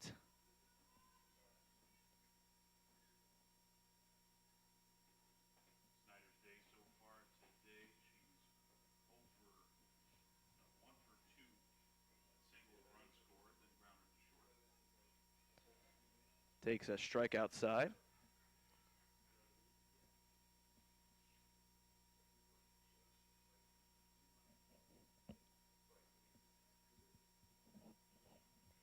Waits the pitch from Pearson. Lays the bunt down. Third base Martinez fires it. Winter not able to get a hand on it, but the right fielder Strickler there to back it up.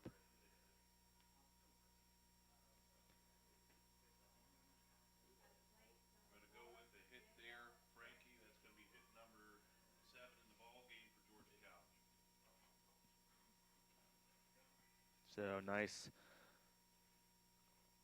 bunt for a hit for Snyder. And Bernstein lays down a bunt. Foul to the third base side. Catcher gets up under it.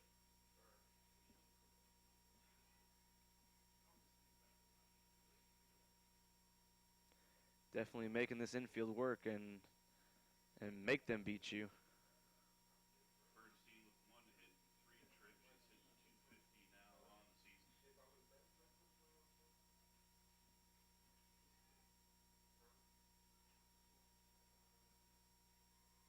0-1 count with 1 out. As Snyder waits on first base, stealing the bag, bouncing in, no tag, and Snyder arrives safely to second base. I believe the pitch was a strike, so an 0-2 count on Bernstein coming. But the runner in scoring position.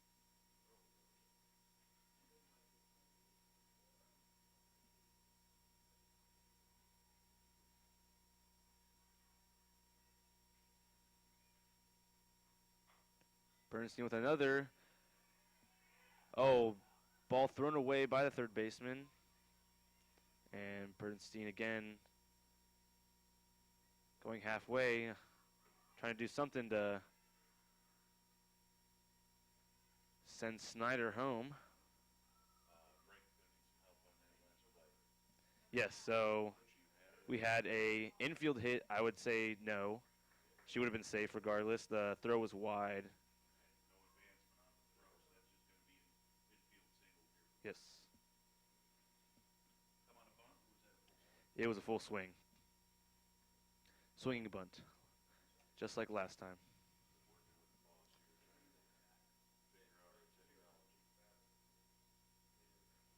And Bernstein off and running and is in safely with no trouble.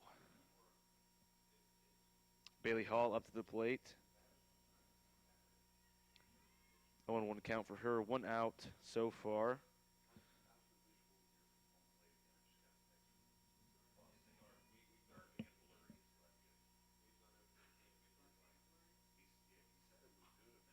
Fouled off by Hall. 0-2 count. As Snyder waits on third base, Bernstein on second.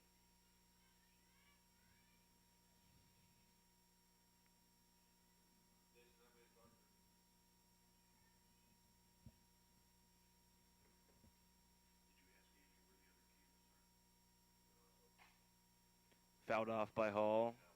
Third base side.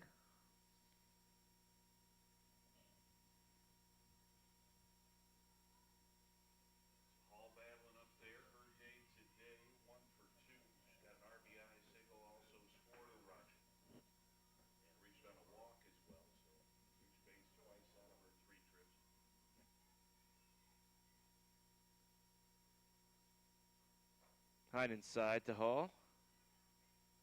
1-2 count.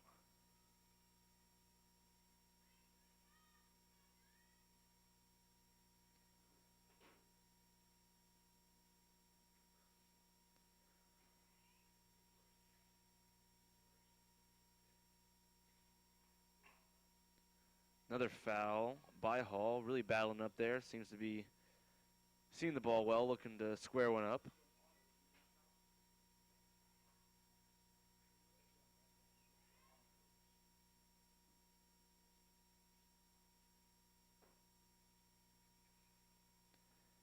Pearson with the 1-2 pitch.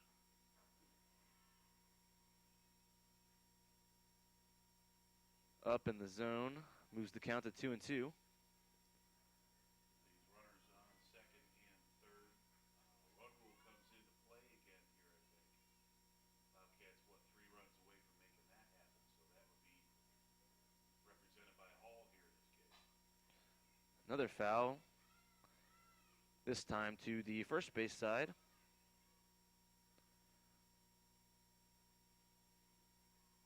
Hall spoiling a couple. Got Faith Flanders on deck. Like to get her up with the potential maybe of the bases loaded here. And off the handle, another foul ball. Up over 100 pitches now for Pearson. She's got 101 by my count. 65 for strikes.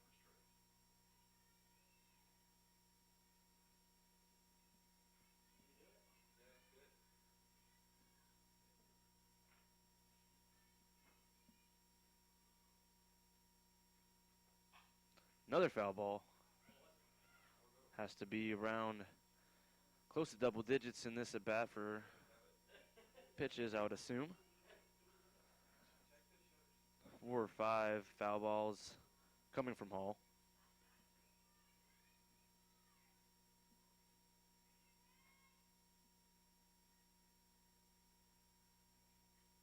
This will be pitch number 10 of the bat right here. And a little too low, so Hall really working this at bat. Full count.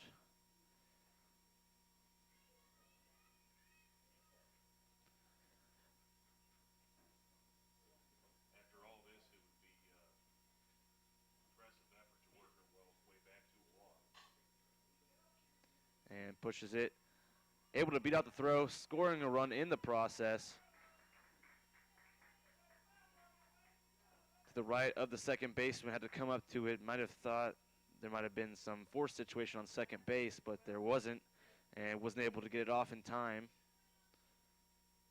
Looked like Ditto had a little bit of trouble getting the ball out of her glove as well. So first and third situation here, as Faith Flanders is up to bat. Nice shot from Flanders into left field. Will easily score Bernstein. And Hall will move to second. I think that makes that run rule counting run in scoring position, from my understanding. That would put us up by 8, and we're in the 6th, so that would do it. And that might be what Stacy Schramm here, the head coach for Queens, is talking to this pitcher about. We want to finish out this game at least, that type of conversation. It's got to be, a little bit to end a contest early. Obviously not ideal. Definitely spending some time out there to talk to her infield.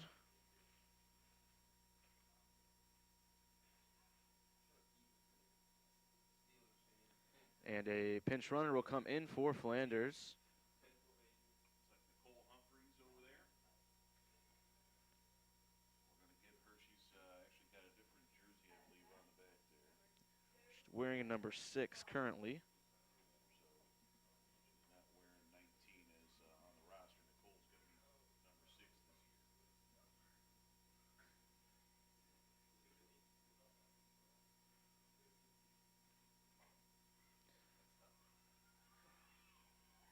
And good awareness from Bailey Hall on the pick back to first base to try and pick off Humphreys. Hall is able to move to third base, so with one out in the inning, scoring this run would end the ball game.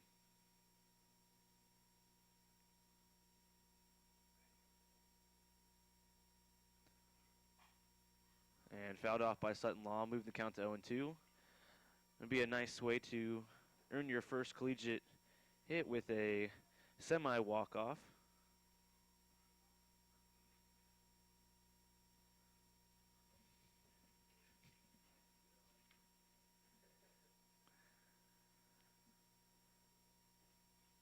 Oh and 2 count, one out in the bottom of the sixth inning. Bailey Hall on third base, Humphreys on first.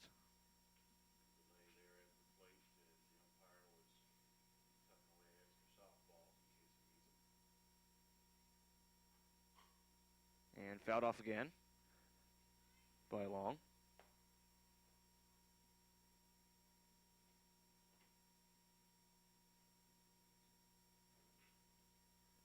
Can almost feel the anxiousness of everyone in the complex right now as they await this potential game-winning hit. And pitch outside, swung at by Long. Retire her on strikes. 2 outs for the Bobcats. Runner still on third and first. And Deja Lester up to the plate.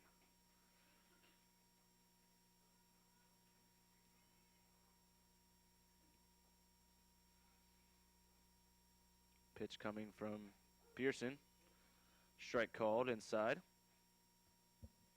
Lester, a good ball game here today. Reached on 2 trips, has a single. Officially 1 for 2.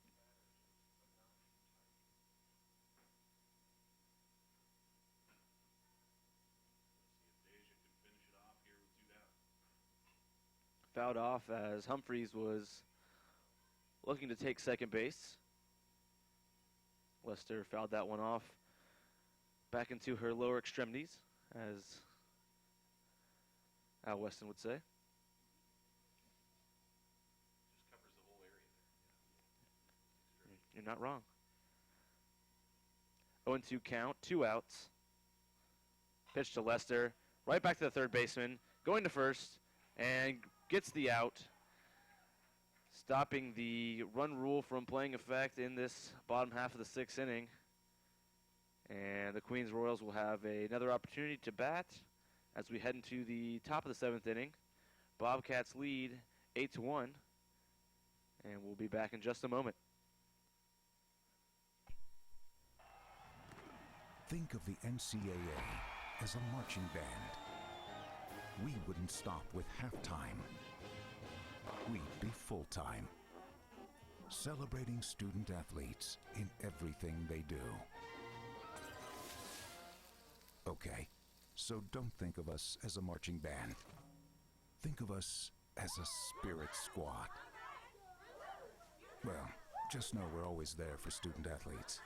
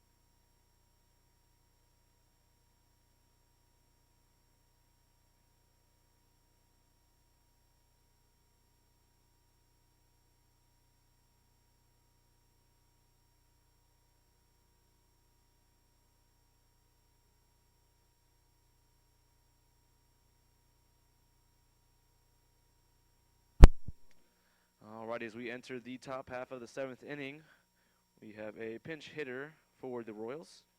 Number 1, Sky Moore, freshman from Goose Creek, South Carolina. second baseman and outfielder.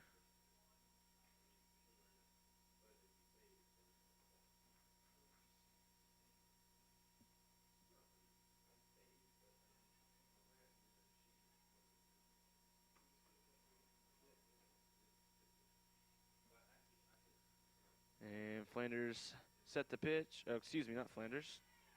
We had a pitching change. It's Price now. First pitch is a strike. 2 more.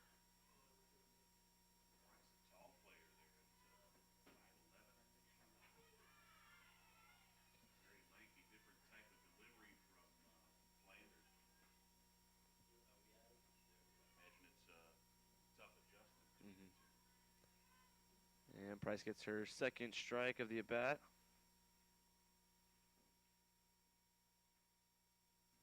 Next pitch coming. Slapped over to second base. Long picks it up, fires to Flanders, and records the first out of the inning.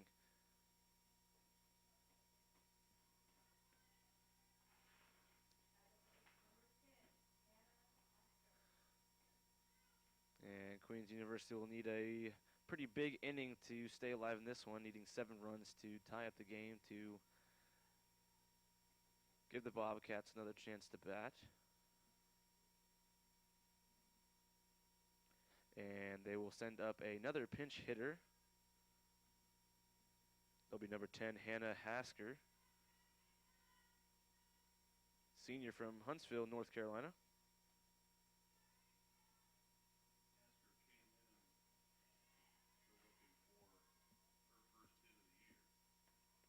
First pitch from Price is a ball.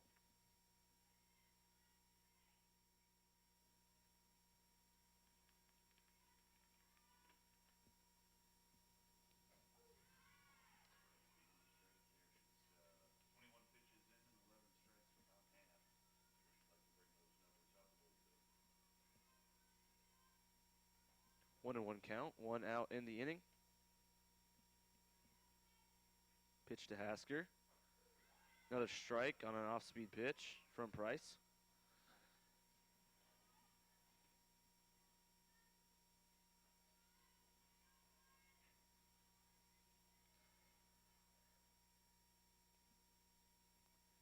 Bobcats looking for their 3rd straight win to start the season.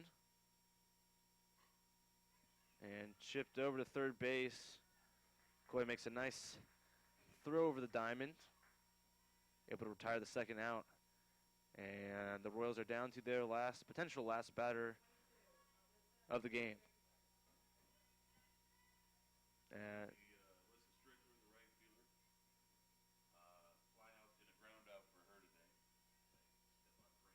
that's all right.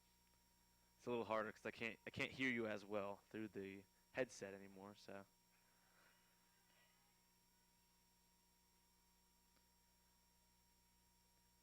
we will struggle through adversity.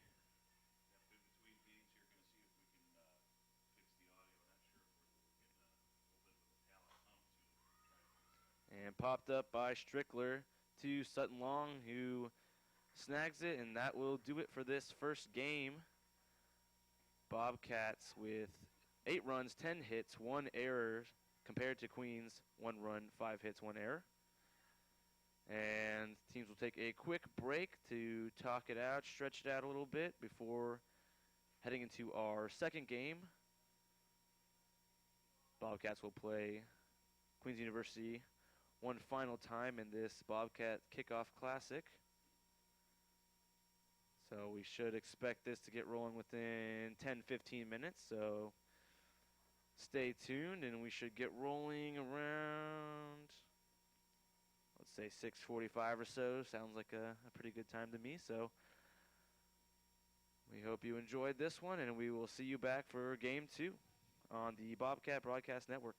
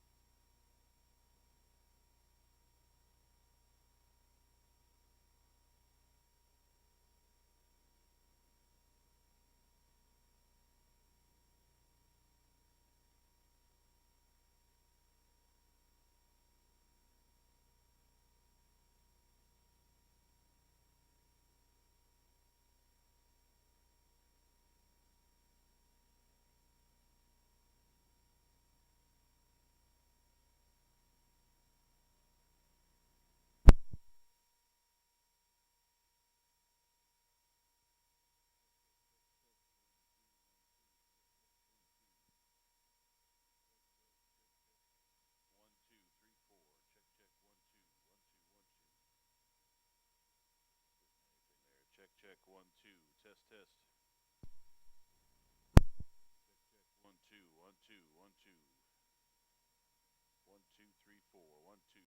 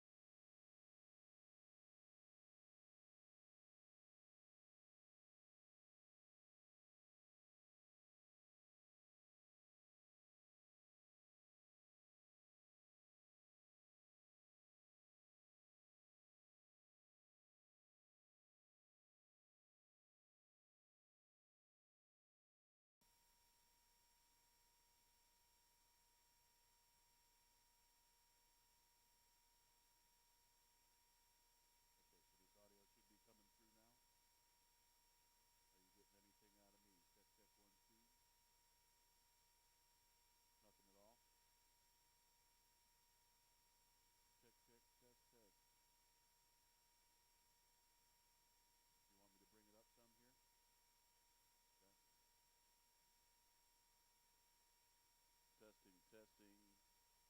Let me check that.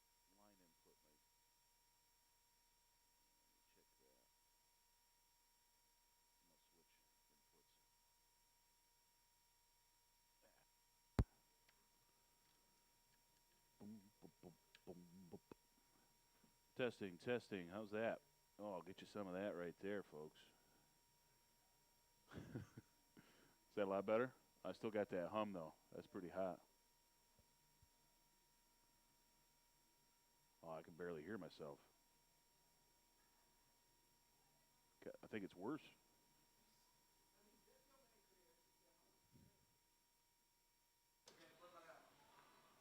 What's that?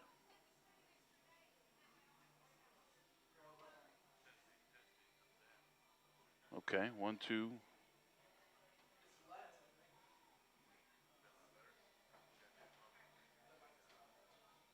Oh, okay, I was a little bit behind. Let's see. I flipped a switch here. Checking it now.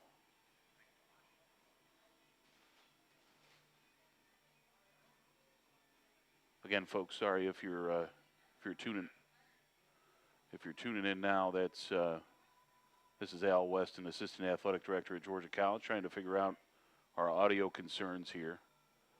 Forgive me as we try and work our way through this a bit.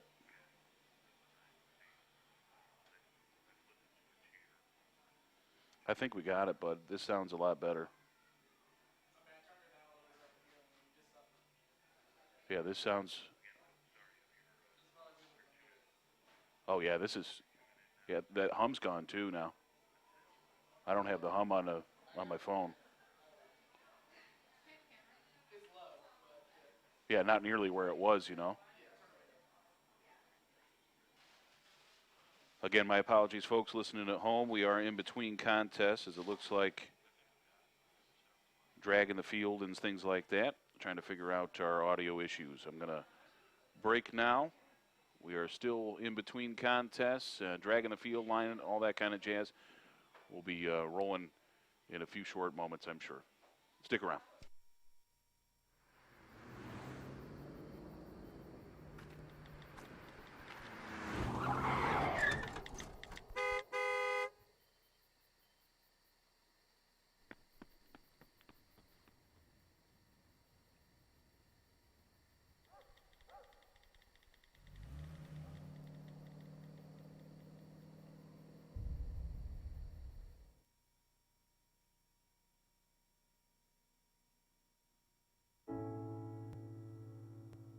I guess sometimes things just happen. Devastating things. Your whole world changes in an instant. That's what happened to me the day my mother had a stroke. I'm Paul George, and I want you to spot a stroke fast. F, face drooping. A, arm weakness. S, speech difficulty. T, time to call 911. Protect the ones you love. Spot a stroke fast.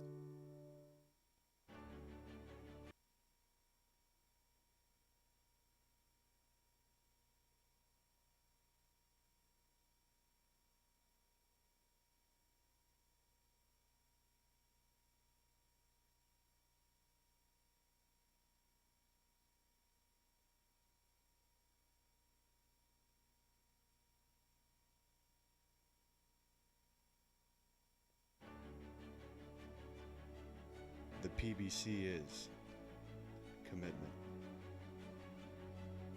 The PBC is community. The PBC is competition.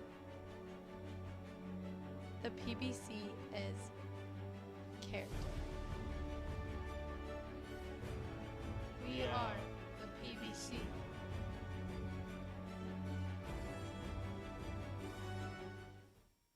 We often get the question, where does the money go? More than 90% of NCAA revenue supports 89 championships and more than 1,100 member schools that give $2.7 billion in scholarships each year. Look around you. There are more than 450,000 student athletes competing every year, succeeding on the field, in the classroom, and in life. Bottom line, we put our money where our mission is. Think of the NCAA as a spirit squad, cheering for student athletes at every big event and every small one.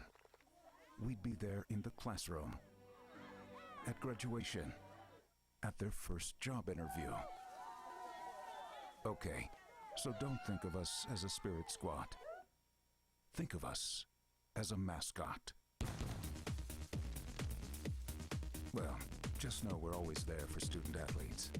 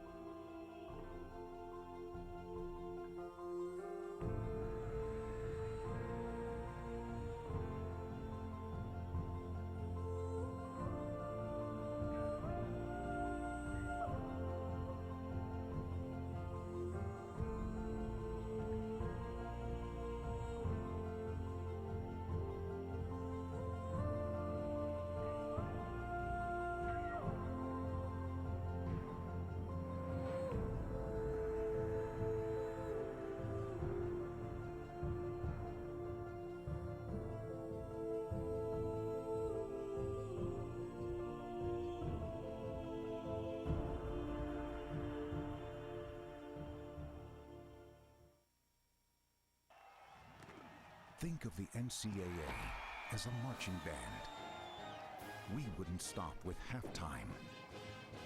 We'd be full-time, celebrating student athletes in everything they do. Okay, so don't think of us as a marching band. Think of us as a spirit squad. Well, just know we're always there for student athletes.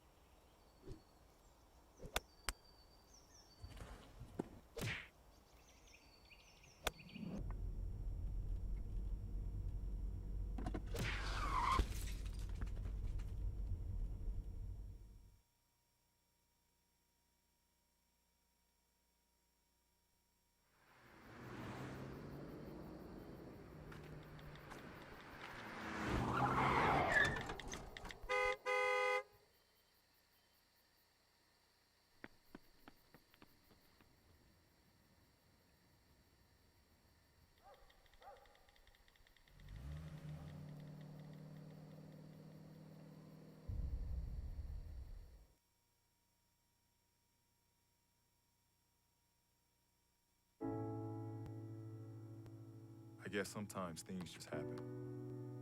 Devastating things. Your whole world changes in an instant. That's what happened to me the day my mother had a stroke. I'm Paul George, and I want you to spot a stroke fast. F, face drooping. A, arm weakness. S, speech difficulty. T, time to call 911. Protect the ones you love. Spot a stroke fast. The PBC is commitment. The PBC is community. The PBC is competition. The PBC is character. We are the PBC.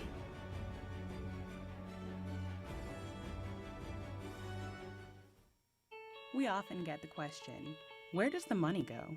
More than 90% of NCAA revenue supports 89 championships and more than 1,100 member schools that give $2.7 billion in scholarships each year. Look around you. There are more than 450,000 student athletes competing every year, succeeding on the field, in the classroom, and in life. Bottom line, we put our money where our mission is. Think of the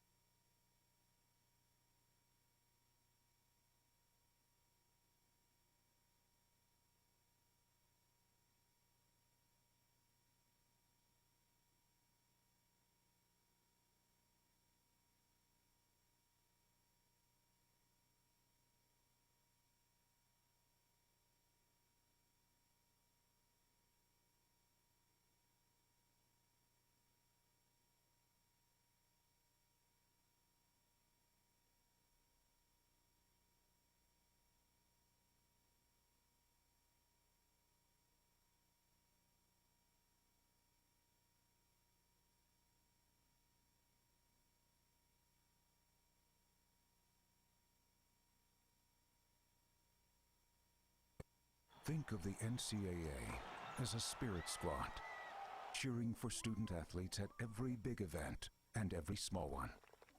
We'd be there in the classroom, at graduation, at their first job interview.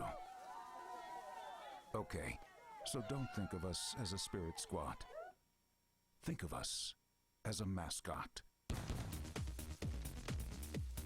Well, just know we're always there for student athletes.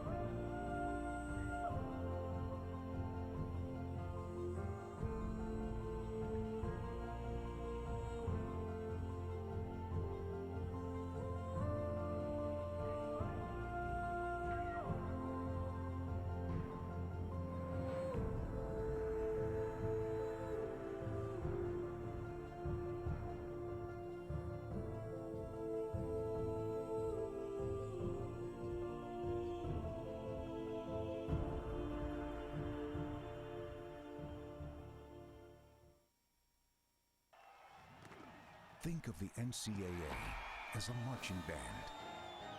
We wouldn't stop with halftime. We'd be full-time, celebrating student athletes in everything they do. Okay, so don't think of us as a marching band. Think of us as a spirit squad.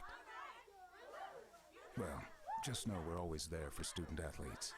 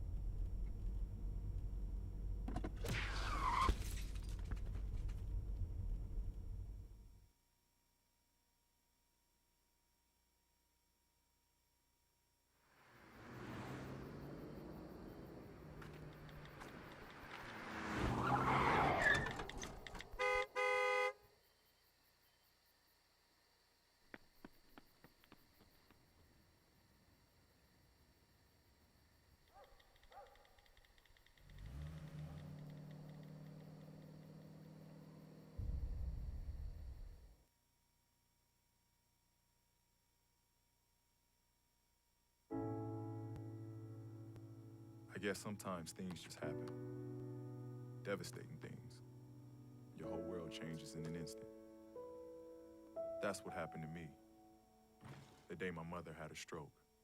I'm Paul George, and I want you to spot a stroke fast. F, face drooping. A, arm weakness. S, speech difficulty. T, time to call 911. Protect the ones you love. Spot a stroke fast. The PBC is commitment. The PBC is community. The PBC is competition. The PBC is character. We are the PBC.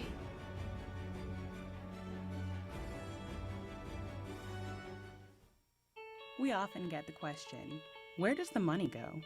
More than 90% of NCAA revenue supports 89 championships and more than 1,100 member schools that give $2.7 billion in scholarships each year. Look around you. There are more than 450,000 student athletes competing every year, succeeding on the field, in the classroom, and in life. Bottom line, we put our money where our mission is. Think of the NCAA as a spirit squad, cheering for student athletes at every big event and every small one. We'd be there in the classroom, at graduation, at their first job interview. Okay, so don't think of us as a spirit squad. Think of us as a mascot. Well, just know we're always there for student athletes.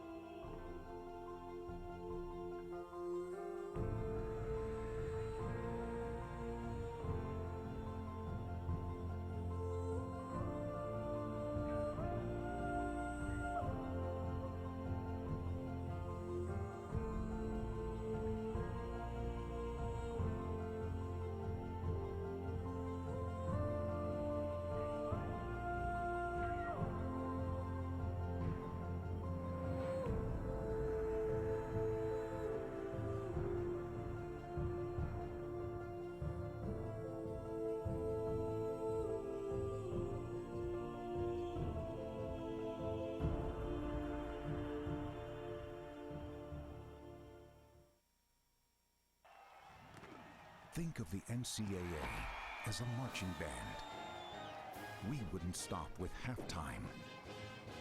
We'd be full-time, celebrating student athletes in everything they do. Okay, so don't think of us as a marching band. Think of us as a spirit squad. Well, just know we're always there for student athletes.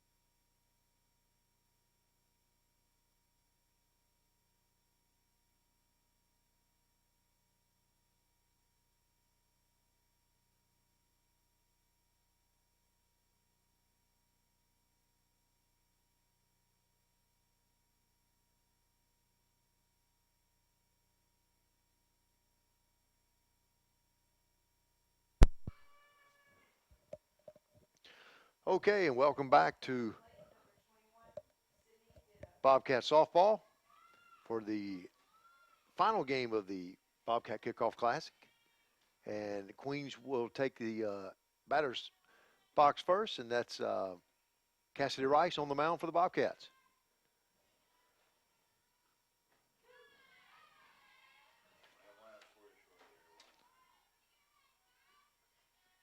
That's 21, Sydney Ditto.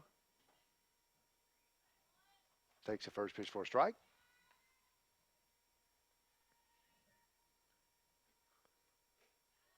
Changeup misses high. 1-1. Nice cool night here at in Millersville. Smattering of fans at this point. We feel that most of them are probably watching the Super Bowl, but I'm watching the team that I want to watch, and that's Georgia College. Glad you're joining us at home. Ball's popped up just to the right side into the stands. Count remains at 1-1.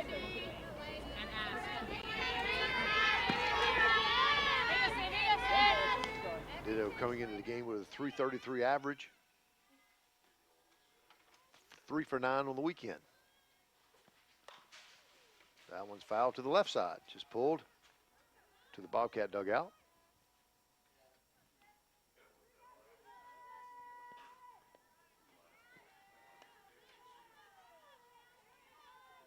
We'll set the Bobcat lineup for you here. That's Coy at third. Bailey Hall at short. Hannah Coursey at second base. And Rice gets her Ditto to strike out swinging. Foul tip that, I believe. Faye Flanders over at first today.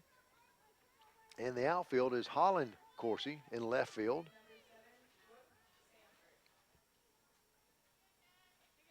Danielle Bernstein in center field, and Emily Robertson at right, and Jessica Hales behind the plate.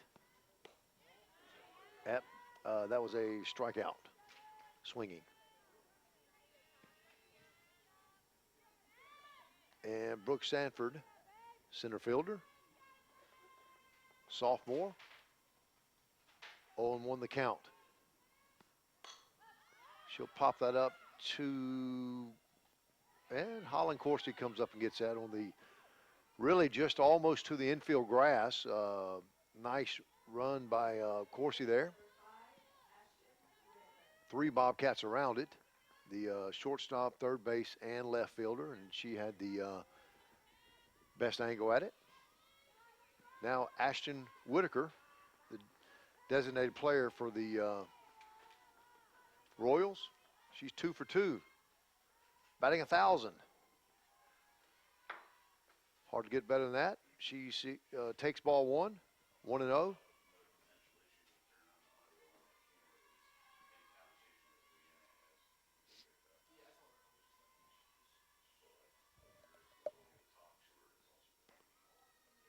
And that ball's outside and low.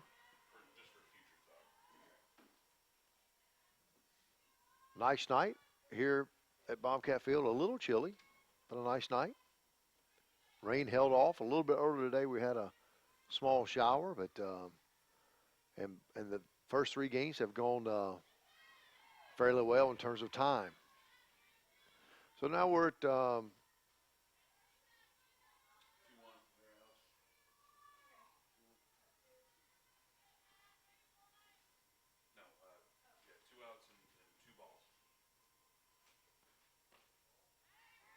yeah, it was actually 3-0. We were 3-0 there. Yeah, so 4 straight balls there, and she'll walk. So not a bad walk there. Rice got behind the count, tried to get her to chase one on the third one, couldn't do it, and then threw ball 4. So Whitaker, who was 2 for 2 coming into this game, and now we'll go to Evie Scott, who's the pitcher.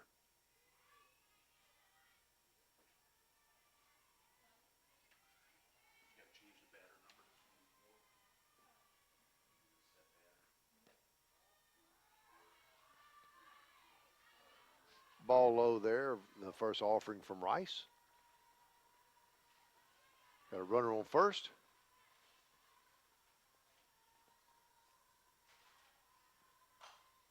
Just dribbled off, and that's over to Hannah Corsi at second. Kind of hit it off the edge of the handle there. Corsi knocks it down. Scott flies out to second base. And we're no runs, no hits, no errors, one walk given up by the Bobcats, and Danielle Bernstein will lead the Bobcats off to start the next inning. We'll be right back here on the Bobcat Broadcast Network. The PBC is commitment. The PBC is community. The PBC is competition. The PBC is character. We are the PBC.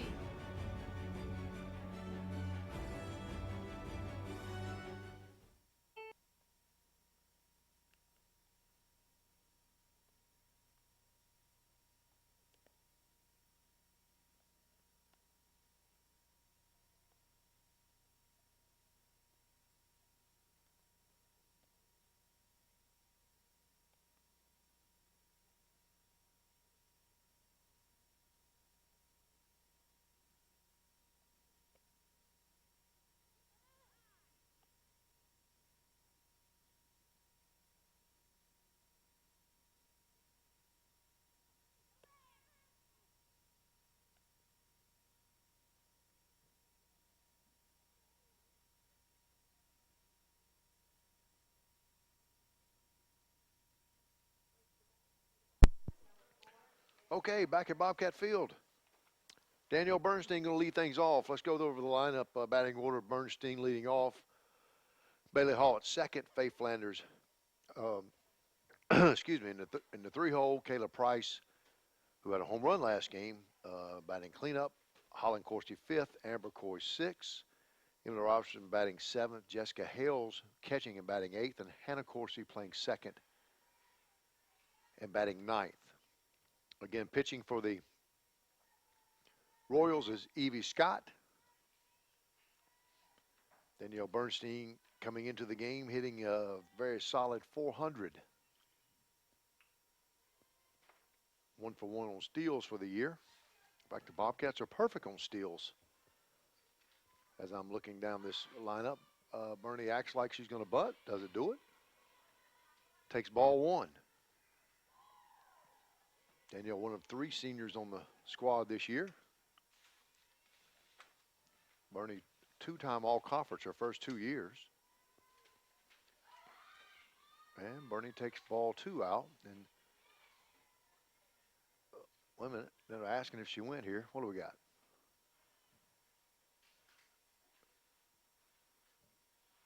Well, I didn't get a call. He pointed down the first. As far as I've got it, I believe it's 2-0. I believe that did not get changed. We'll see if he gives us a signal here in a minute. But for right now, it's 2 balls, no strikes. There's strike one.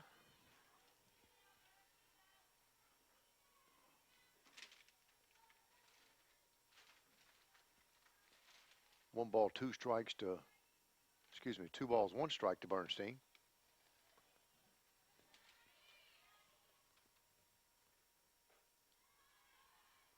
Sort of a change-up rise ball, if you will, there. Took some speed off of it. Yep, 3 balls, 1 strike.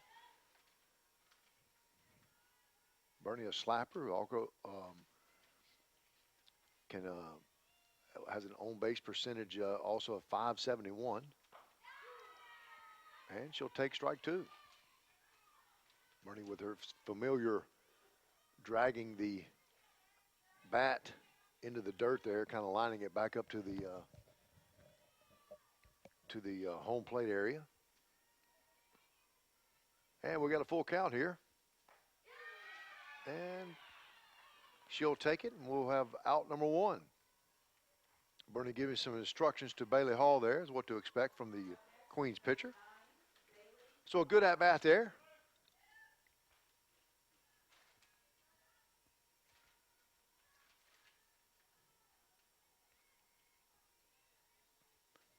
Bailey Hall coming in, batting .333 through the first 3 games. With 3 RBI. She takes ball 1 to start the at-bat.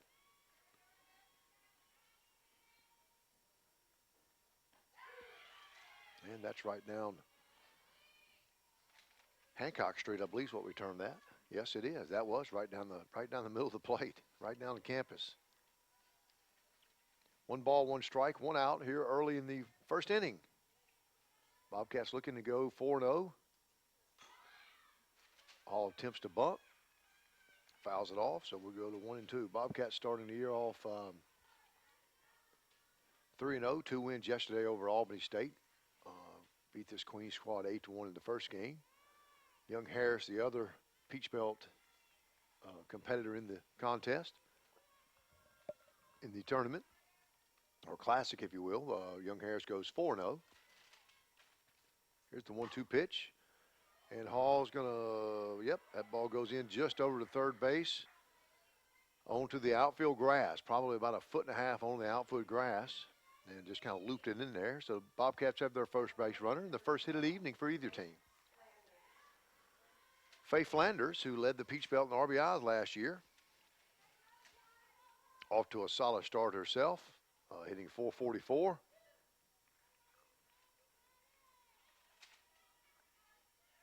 And 4 RBI, has 1 double. So Flanders can,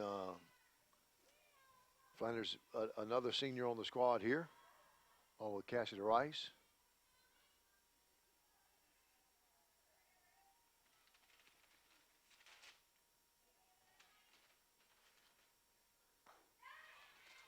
And I'm missing 1 senior. We have 3, Cass, Faith, and Danny. Sorry, yeah, Danny just batted.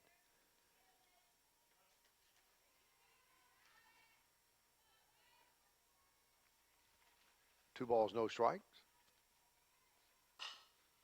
Flanders hits it hard. Could be a double play ball here. Nope, and Flanders beats it out. Nice play by third base there. Ball hit it hard. Faith usually hits it very hard.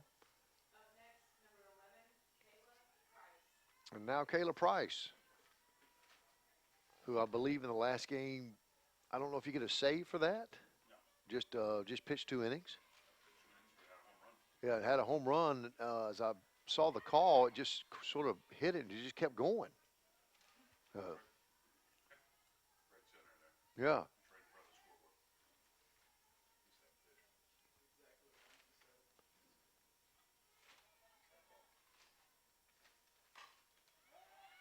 And that ball hits off the inside leg, the left leg of Kayla Price. So that's going to be a foul ball for strike 1.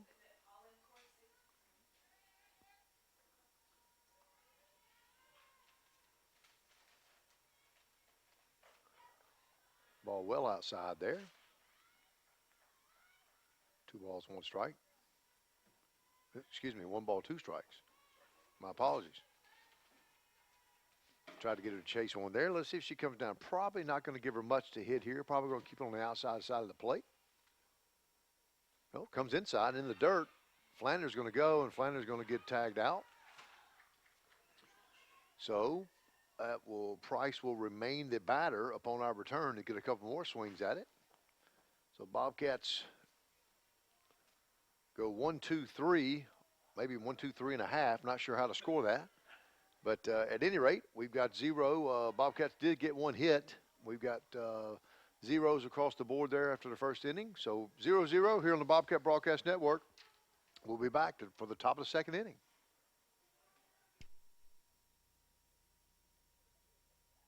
We often get the question, where does the money go? More than 90% of NCAA revenue supports 89 championships and more than 1,100 member schools that give $2.7 billion in scholarships each year. Look around you. There are more than 450,000 student athletes competing every year, succeeding on the field, in the classroom, and in life. Bottom line, we put our money where our mission is. Think of the NCAA as a spirit squad, cheering for student athletes at every big event and every small one. We'd be there in the classroom, at graduation, at their first job interview. Okay, so don't think of us as a spirit squad. Think of us as a mascot. Well, just know we're always there for student athletes.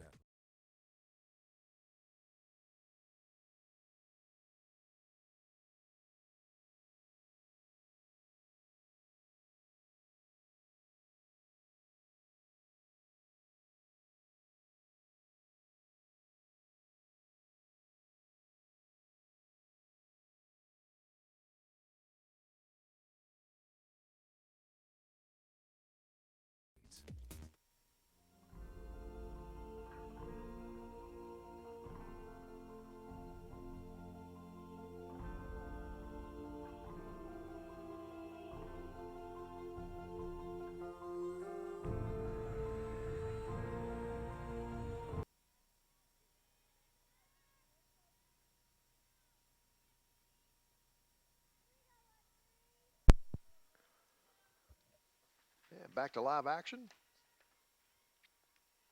As number 13, the left fielder, Sabrina Martinez,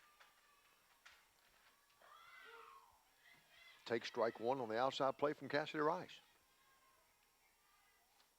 Rice, a senior from Illinois, also one of our SAC representatives.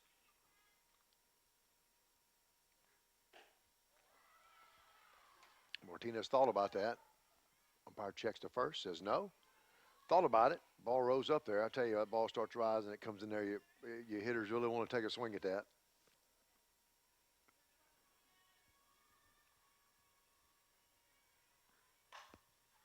That ball's popped up. I don't believe that's going to stay in play. Yep, looks like it may have just gone into the bullpen there. Well, couldn't tell, of course, he got a glove on it or not.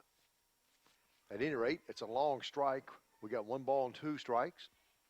Cassidy Rice facing Sabrina Martinez.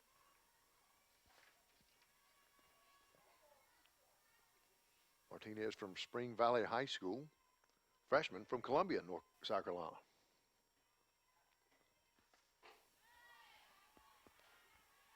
That ball up and away as well. 2-2.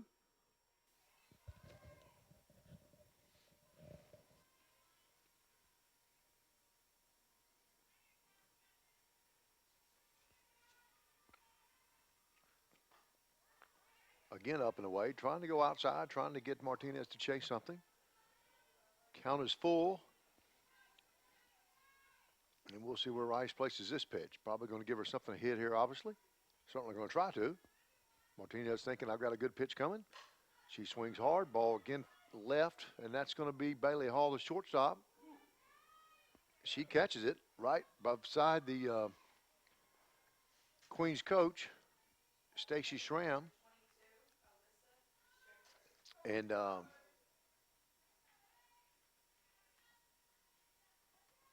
that ball was Bailey almost outran the ball.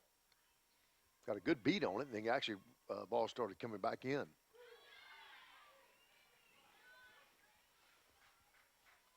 Strike one to the next batter, Alyssa Strickler, playing right field. Freshman out of Chattanooga, East Hamilton High School. She'll take the next one for ball.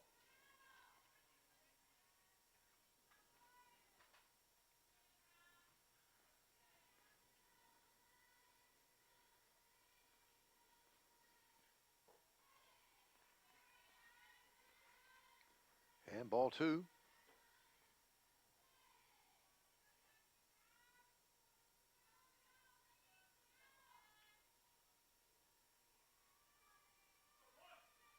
Rice with the delivery. And that ball hit right at Emily Robertson. Robertson has to take about 5 steps to her right. Makes the play cleanly. And we got 2 outs.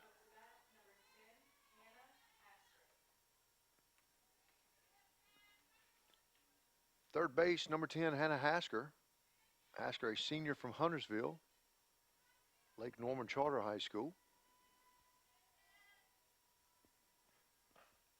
A nice pitch on the outside, and Hasker sort of wanted to go after it and then sort of backed off at the last minute.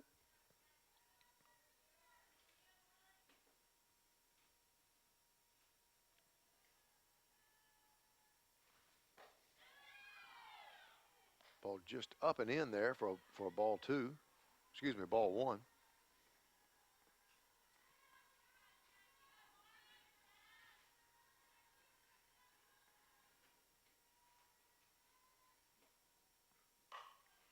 That ball fouled right to Coach Schramm.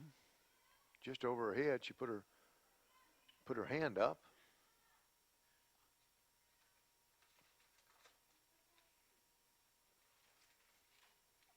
Queens is, I believe this is the third consecutive year Queens has been to this tournament.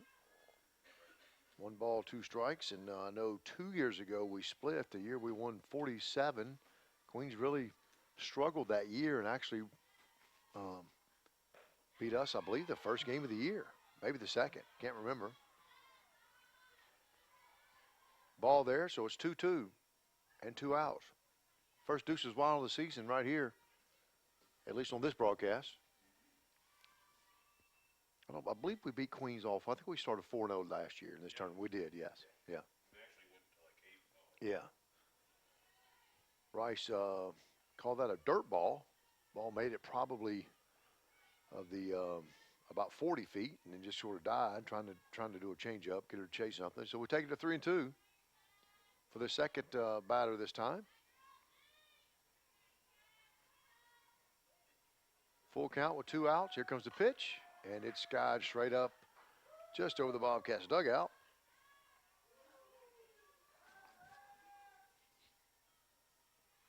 Count remains full.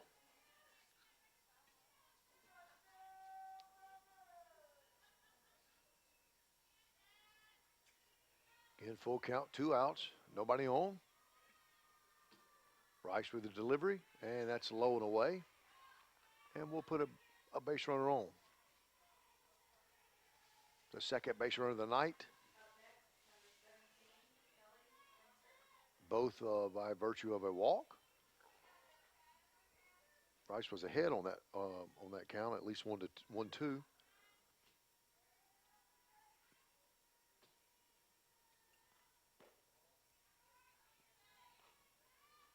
Kelly Winter, number 17, takes ball 1. Kelly playing first base. Kelly hitting .400 on the year, 2 out of 5. Winter, another freshman from Jacksonville, the Episcopal School, Jacksonville, Florida. Several freshmen in the Royals lineup. She takes ball 2. 2 balls and no strikes. We'll see if the take is not on here.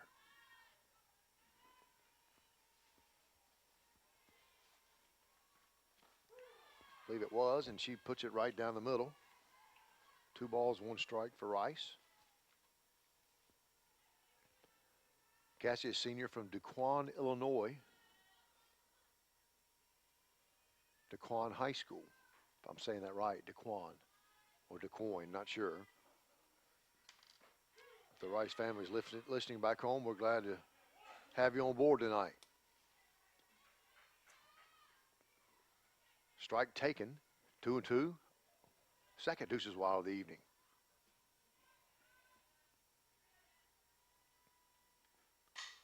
Ball hit sharply, just past the outreach hand of Bailey Hall, who dove.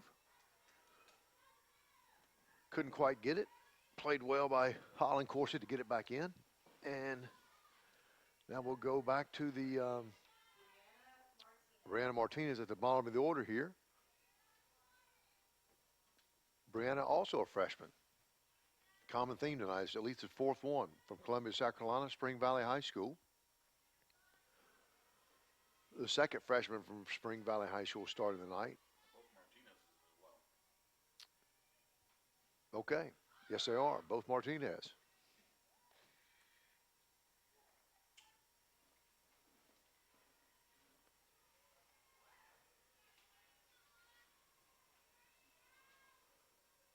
Ball one taken. So Rice with a little bit of a situation on our hands here. Now at 2 balls and no strikes, situation getting a little more interesting. Of course, the very first inning of last game, Flanders got out of a bases loaded jam with 1 out. And Bobcats able to get out of that. Now we got a strike delivered nicely. Okay, Martinez takes that one.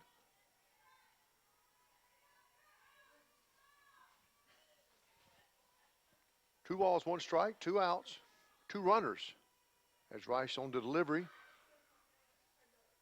Martinez acts like she's going to bunt, doesn't do it, but takes a ball. So we're 3-1. Probably going to be taking this pitch. Make Rice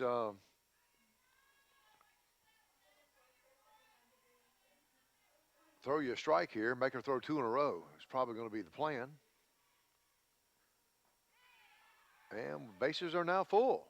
So at 2 outs, a 2-out walk, I believe it was, out Weston.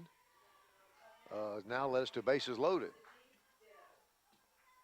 And Coach Mary Beth Dennison, first year with the Bobcats, who's the pitching coach, is going to go out and try to get the situation resolved there with Cass.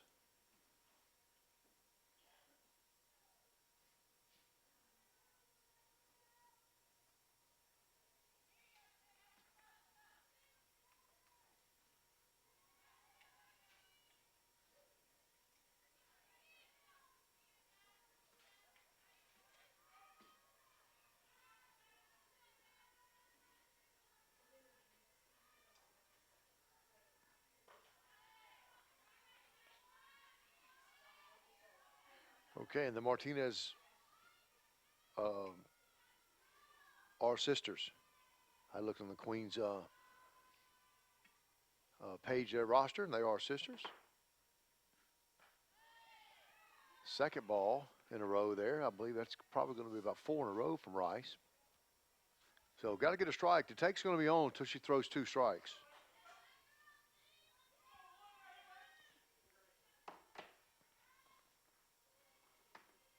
Again, 2 balls, no strikes, 2 outs. Bases are full. Probably swung at ball 3 there. Ball was inside, but I think Sydney Ditto, who's hitting .333 coming into the game, said, I'm going to take a look at this. So a little break for Rice.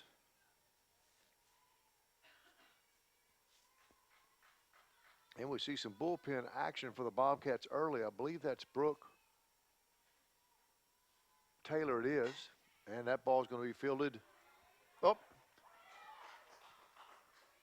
No, hit to Coursey. Yep, kind of rolled up her. It was a routine play, not routine, but it was going to be a good solid hit, but would have taken a nice throw there. But nonetheless, a playable ball. So Bobcats give up a run. Got what they wanted. Got a ball on the ground, the infield, but now infield still playing in because we got a left-hander up here, a slapper. And she slaps the first one off the backstop pole. So Bobcats need to get out of this one. Again, a 2-out walk. In fact, I believe there were 2 consecutive walks. There's another batter. I have to go back and look at that now. Walk, single walk. So I forgot about the single. Yes, all with 2 outs. And that's popped up, and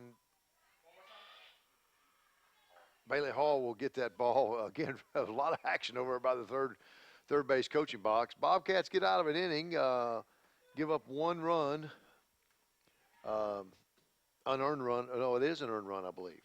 Unearned, excuse me, off the air there. But Bobcats down 1-0. Our at bat will come up with Kayla Price back in the box because Flanders got thrown out the first time. Bobcats down 1-0. We'll go to the bottom of the second when we return here on the Bobcat Broadcast Network.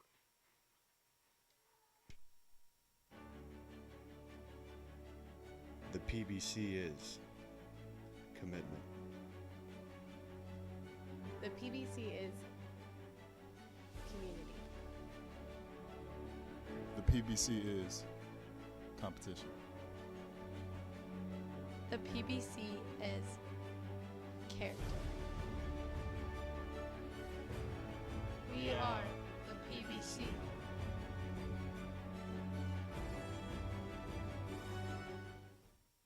We often get the question, where does the money go? More than 90% of NCAA revenue supports 89 championships and more than 1,100 member schools that give $2.7 billion in scholarships each year. Look around you. There are more than 450,000 student athletes competing every year, succeeding on the field, in the classroom, and in life. Bottom line, we put our money. Welcome back to live action. Bottom of the second, Bobcats down to the Queens 1-0. And Kayla Price will have some more swings at it. She was at the plate last time when Flanders got thrown out at second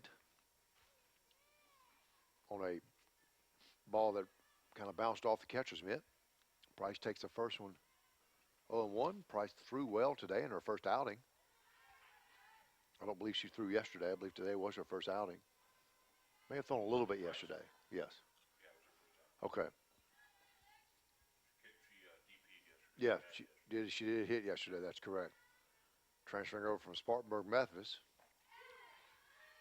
And she'll take strike one. So 2 balls, 1 strike. Ball just caught the outside corner. Nice pitch. A little all-speed pitch to the outside corner.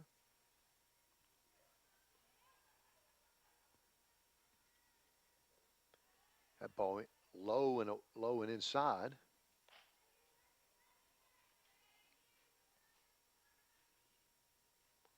Three and 1. So if Price gets one in the wheelhouse, I imagine she'll swing away. If she doesn't, she can take it to 3 and 2. Let's see. Here comes the pitch. Right down the middle. Don't think the take was on, but I think that wasn't what she wanted. Thinking, hey, if I don't like it, I'll get another pitch, and she's going to get that. 3-2, full count here.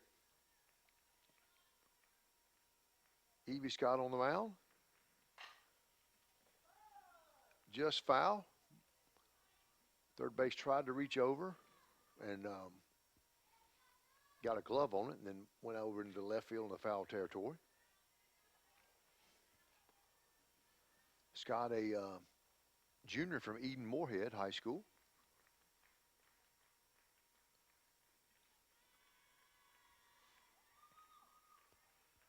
And here comes the 3-2 delivery. Off-speed pitch goes high and away. Bobcats have a leadoff base runner. Thinking we may get a pinch runner here, but I'm not sure. Don't know what kind of speed Price has.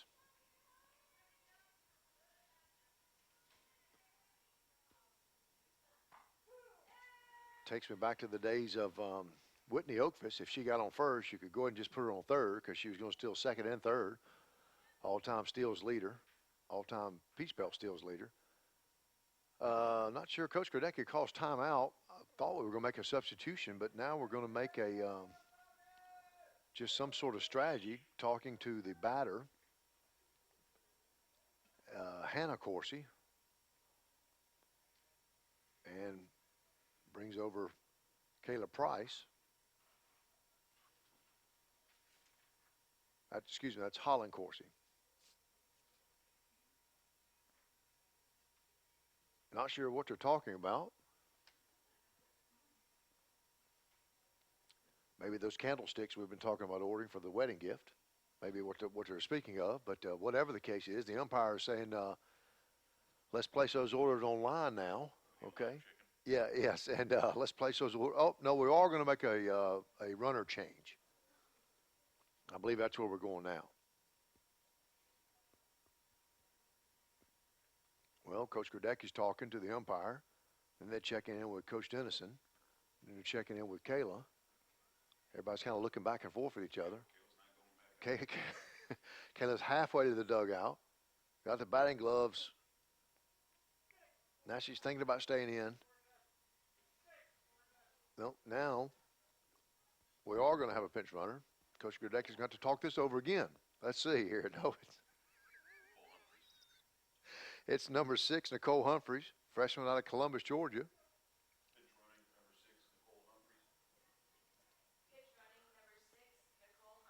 Okay. So after that, about 210-second break, we have Nicole Humphreys over running at first after the first pitch, so it's 0-1. Humphreys with a lot of speed, freshman out of Columbus. Her sister, fantastic player for us here for 4 years, who's now in their second year of veterinarian school at University of Georgia. Trying to bunt her over. Of course, he fouls that ball to the left. So now we got an 0-2 count. Again, Humphreys with good speed here. You're probably going to get something on the outside here. So it doesn't bode well for the steal because we could have a pitch out here. Be shocked if you had anything close to the plate on this one. It is outside and low. Humphreys stays. Not running there, so I'm guessing we're going to try something on the outside again.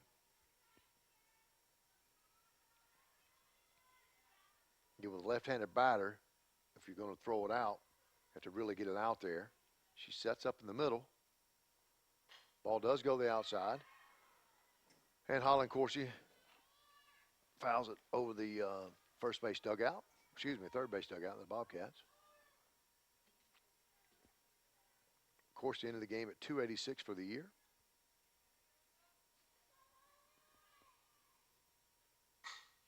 Hits the ball straight to the shortstop, not in time to get two. And couldn't throw it to second. Humphreys in the second base there had a little bit of not a collision, but just a second base fell down. No call and no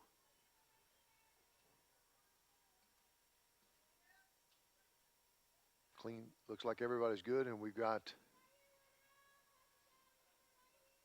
one out, correct?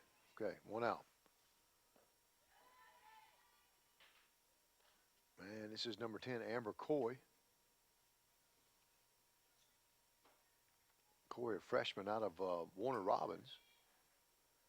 Houston County High School. I believe that's the one home of Taylor Campbell, if I'm not mistaken, Al Weston. I believe she was at Houston County as well. I know she was from Warner Robins. Taylor helping us out as an assistant coach this year, finishing up graduate school. Foul ball there over the Bobcat dugouts. Had a lot of action tonight. 1-1.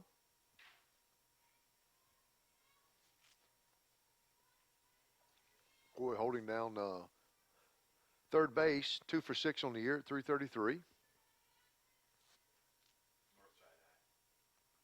Taylor was from Northside High. That's exactly right.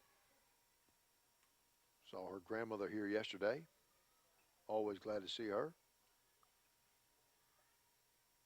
2-1. Evie Scott on the mound. Here's the delivery. We're going to bunt this one. That's about a perfect bunt right there. Coy is, very, very close. That was thought she may have beat that one out. Nicely executed bunt. Almost perfect. Does advance the runner, so we've got runner on second with 2 outs. So a runner in scoring position for Emily Robertson. Emily from Decula, Georgia, Mill Creek High School. Went to a track meet there one time with my son, and that is one of the larger, nicer schools I've ever seen. Wow, it was huge. Ball's way outside.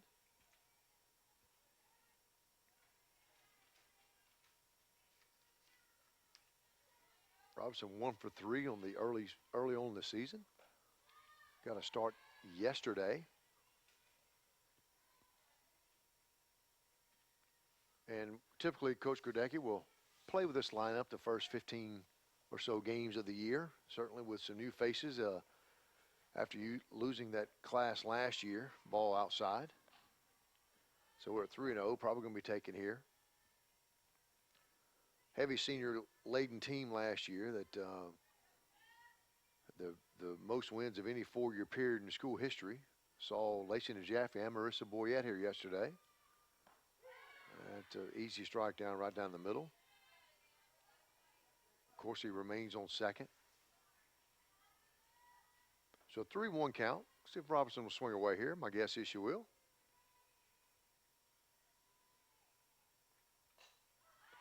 She does. Swings it just over to the back of the stands here to the right of us, toward the Queens dugout.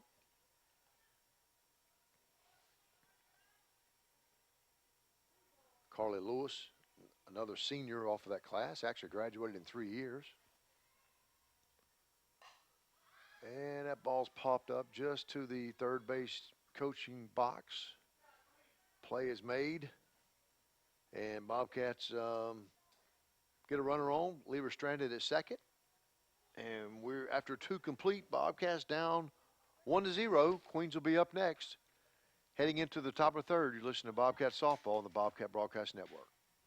Think of the NCAA as a spirit squad, cheering for student athletes at every big event and every small one. We'd be there in the classroom, at graduation, at their first job interview. Okay, so don't think of us as a spirit squad. Think of us as a mascot. Well, just know we're always there for student athletes.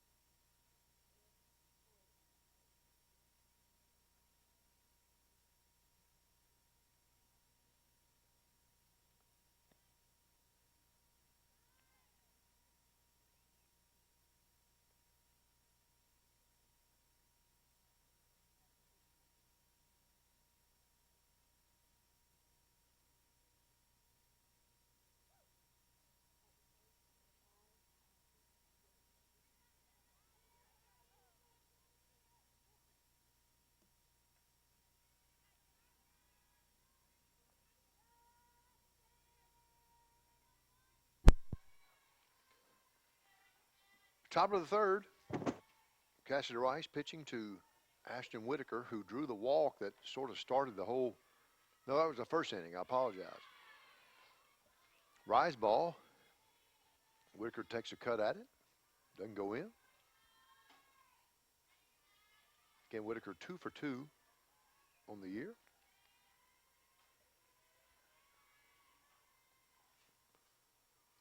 Still has an on-base percentage of 1,000 as well. 2 for 2, and now has 2 walks on the year. That ball scoots away from the catcher. It's ball 1.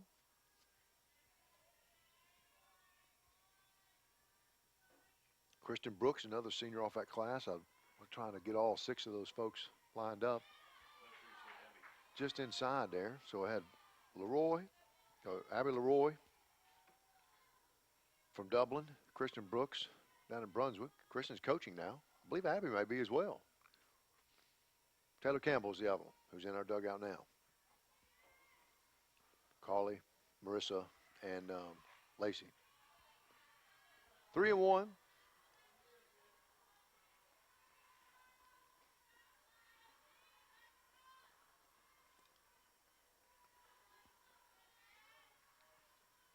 Rice behind on the count.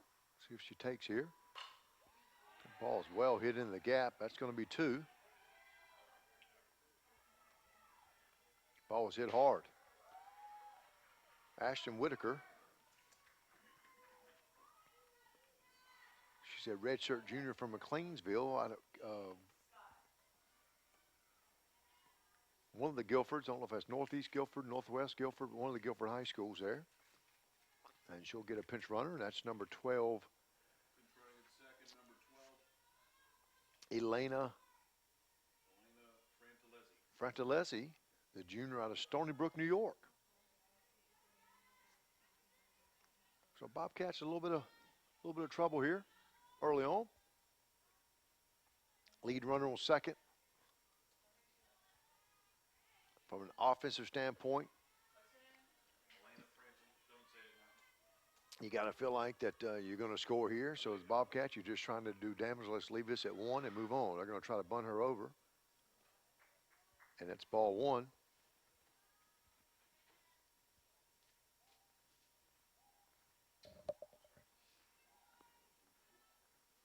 Strike 1, excuse me.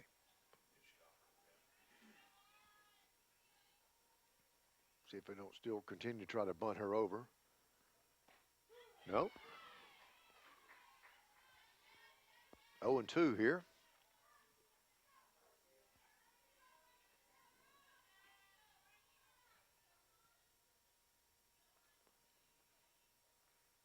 Matters the pitcher, Evie Scott, trying to help her own cause, up 1-0. And she hits it right to the right side. I don't believe she caught it. But the ball, no, didn't catch it, but I think she may have gotten a glove on it because the first base coach was trying to instruct her that if she catches that, you got to be ready to tag. She's explaining that to the dugout now. So Robertson covered good ground over there. Certainly would have got her to third had she called it. 0-2. Low and away. Hale's doing a good job behind the plate. Local product out here out of Millersville, Georgia Military College Prep School.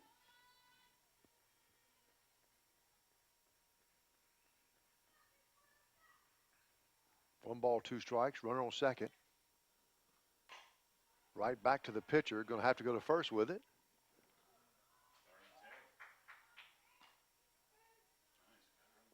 Wow. Excellent play by Faith Flanders there. Okay, I think we're going to ask for some clarification. Rice pulled Flanders off the bag. Flanders tagged her. She did. From this angle, she certainly looked like she had her. They're going to go check the home plate umpire. And then we actually tried to go back to third and get the runner as they made their turn. Did not do it. See if this gets overruled or not. It does. She does overrule. Coach Kardec is going to come out and say, well, I don't think so. Let's see now. I think Coach Kardec is saying, well, whose call was that? Now we're going to talk it back over with the. Now, I don't think we're going to change this around, but I think she does want to ask that if that, I believe that was his call. The infield umpire was his call, and I think that's what she's asking, how it got overruled. They're going to talk about it again. I can't see them changing this, but I think what Coach Kardec is asking is if that's your call. Again, I think once we've changed it, once we said safe, I think we're staying safe. Yeah, we're staying safe there. So, okay, yeah, I would give that a throwing error as our second of the evening. The Bobcat infield will huddle.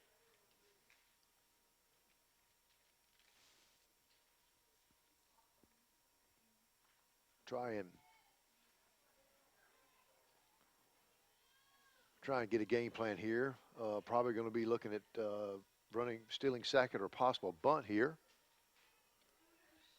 But first and third with nobody out, Sabrina Martinez is at the plate.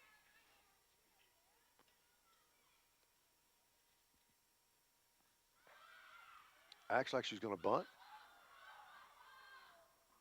Oh, well executed play by the Bobcats. So the fake bunt, steal, Hales throws it down. Hall runs then they're trying to get into a rundown on second while the third runner at third tries to score. Hall perfectly times it, throws a great shot right to Hales, who applies the tag. After all that, we've got a ball, a runner on second, and 1 out.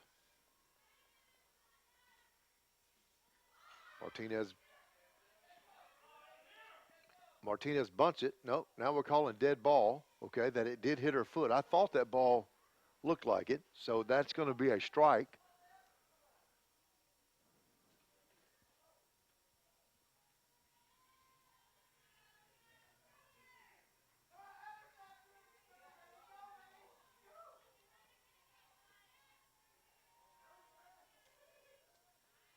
One ball, one strike.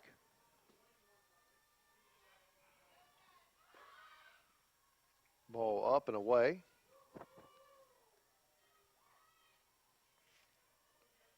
Two balls, one strike. Runner on second.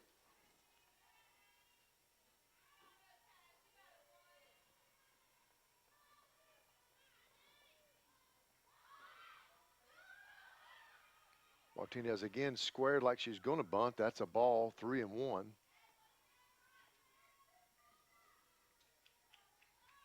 Runner stayed at second.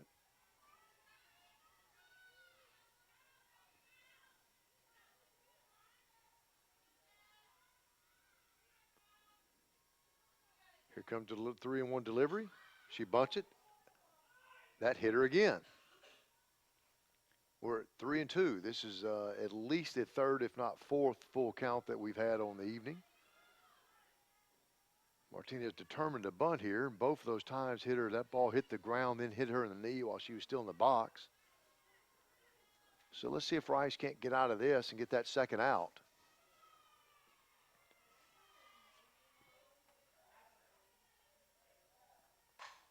That ball's hit hard. That's probably out. It is. Yeah, clearly out. Well hit ball. Ball probably at the 30-foot netting out there. I'd say it was at least 25 feet up, almost cleared it. Ball was hit well, hit hard, and out of here. And I believe that's Martinez's first hit of the year. Indeed it is. First career hit. That's a heck of a way to start your career off. So Bobcats are going to make a pitching change. Yep. That bunt would have would have worked out better. Bobcats are going to bring Brooke Taylor in, sophomore out of Powder Springs, Harrison High School.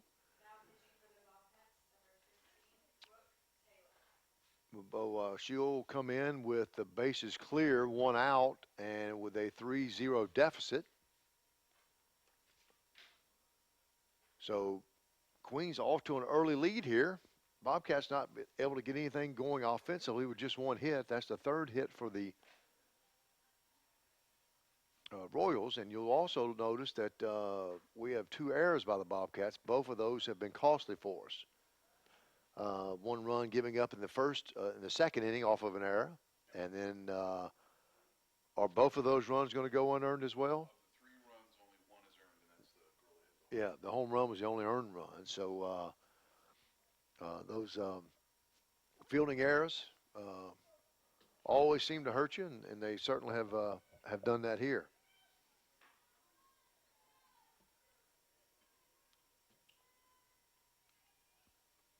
At any rate, Brooke Taylor, who last outing of 2016 was a shutout against Catawba in the NCAA Regionals, threw yesterday as well. Comes in and starts off with a strike. And she is facing Alyssa Strickler, freshman out of Chattanooga. Strickler playing right field tonight. Oh, nice pitch there by Taylor, off speed. So she gets up 0-2.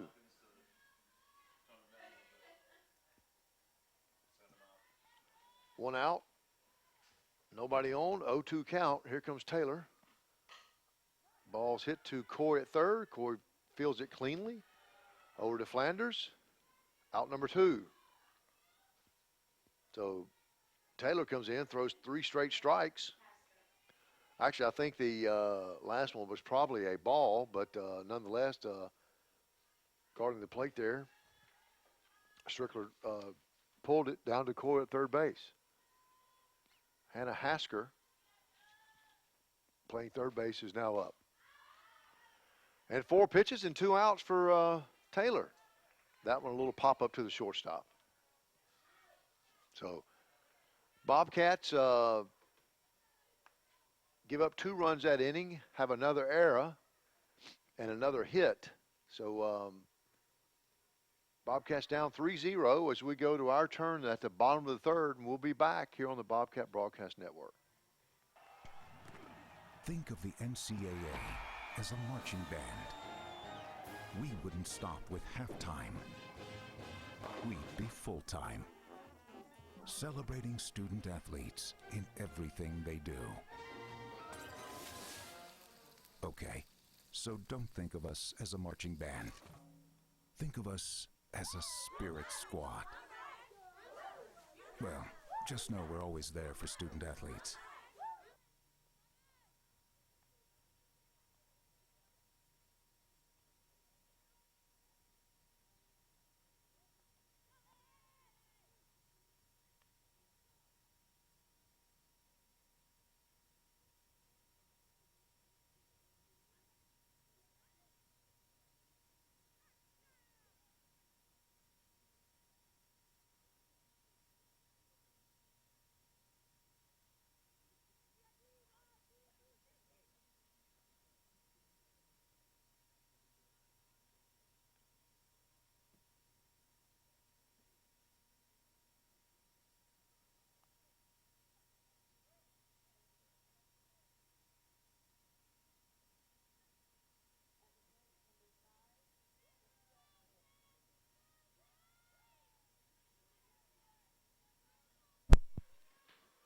Back to live action, bottom of the third. Bobcats trailing 0-3.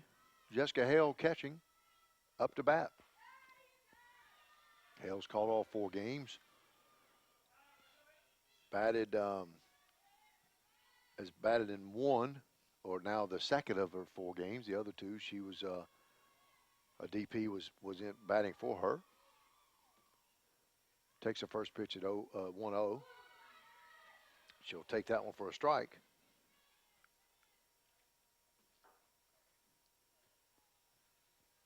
And it's 1-1. Hale really good defensively. Hits the ball to second base, cleanly fielded, over to first, out 1. Hale, one of the, I remember I watched them last year at the regional practice and was really blown away by her athleticism. I would say she's easily the most athletic, speed-wise, strength-wise. That was very, very impressive, just very effortless watching her practice. This is going to bring up Hannah Coursey, second base, 333 on the year, went 1 for 3 yesterday. Hannah's got some power.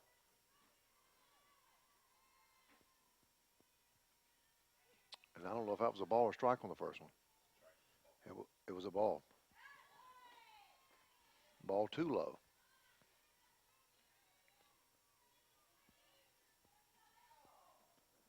Coursey twins out of Lanier High School, Sugar Hill, Georgia. Holland plays left with the 2 L's in her name. That's how I know that. Holland also bats left with the 2 L's in her name. That's how I know that. So Hannah is right-handed. She takes a strike there.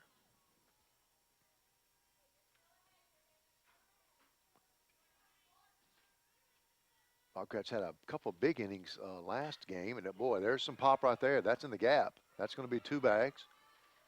Should be a stand-up double for Coursey, and it is.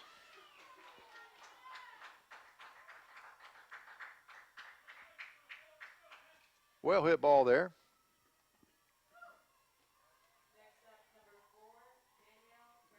Good way to start the inning. See if Bernie can't get on and move Hannah around.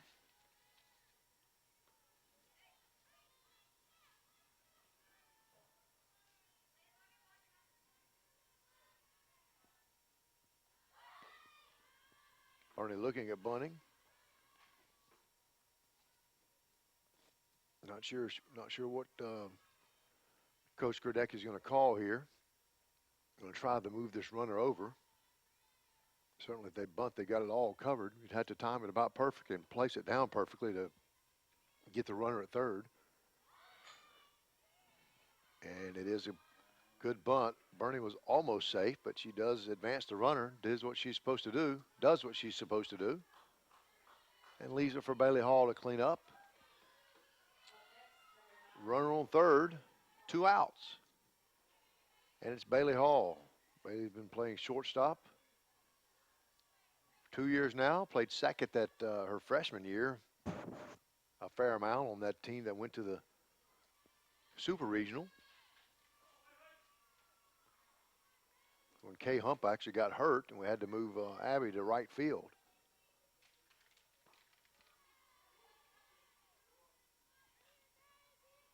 Hall takes ball 1. Hall also has some power. Bobcats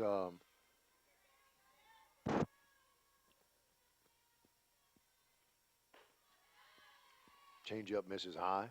Bobcats looking to add to their hit total from last game. We hit the ball well last game. Did not hit the ball super well our first 2 outings, but did have a little bat power last game. Ball 3 outside. And I'll just about guarantee you the next pitch is going to be right down the middle, and we're going to take it because I've seen that customary on 3-0 counts.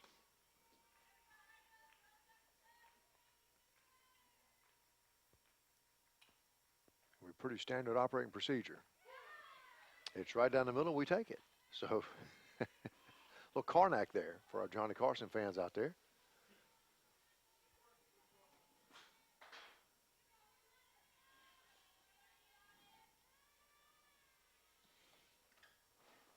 Three and 1 offering.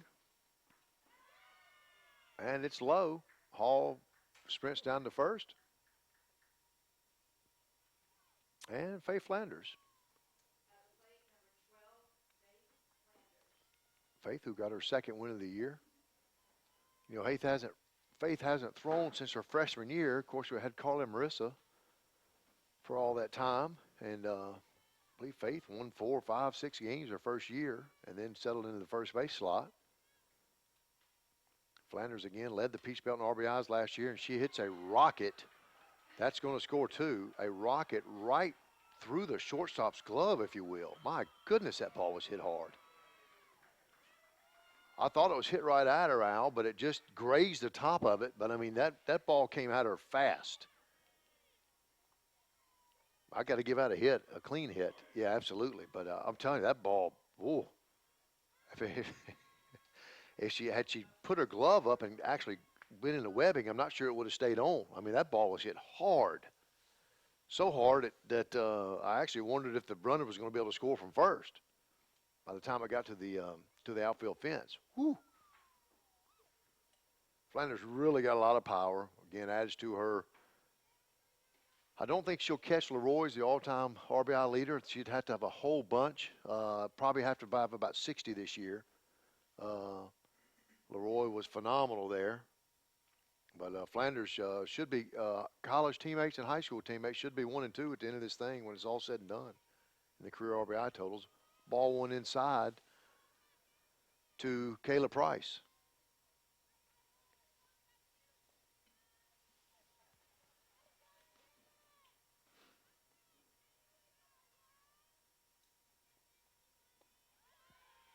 Price thought about going for that one, decided not to. Ball is up. A little off-speed pitching up. Trying to move Flanders over. Bobcats on their 3rd hit of the game, turn it into a 3-2 ball game. Just on the outside corner for a strike. 2 balls, 1 strike, 2 outs. Runner on second. Faye Flanders at second. Kayla Price.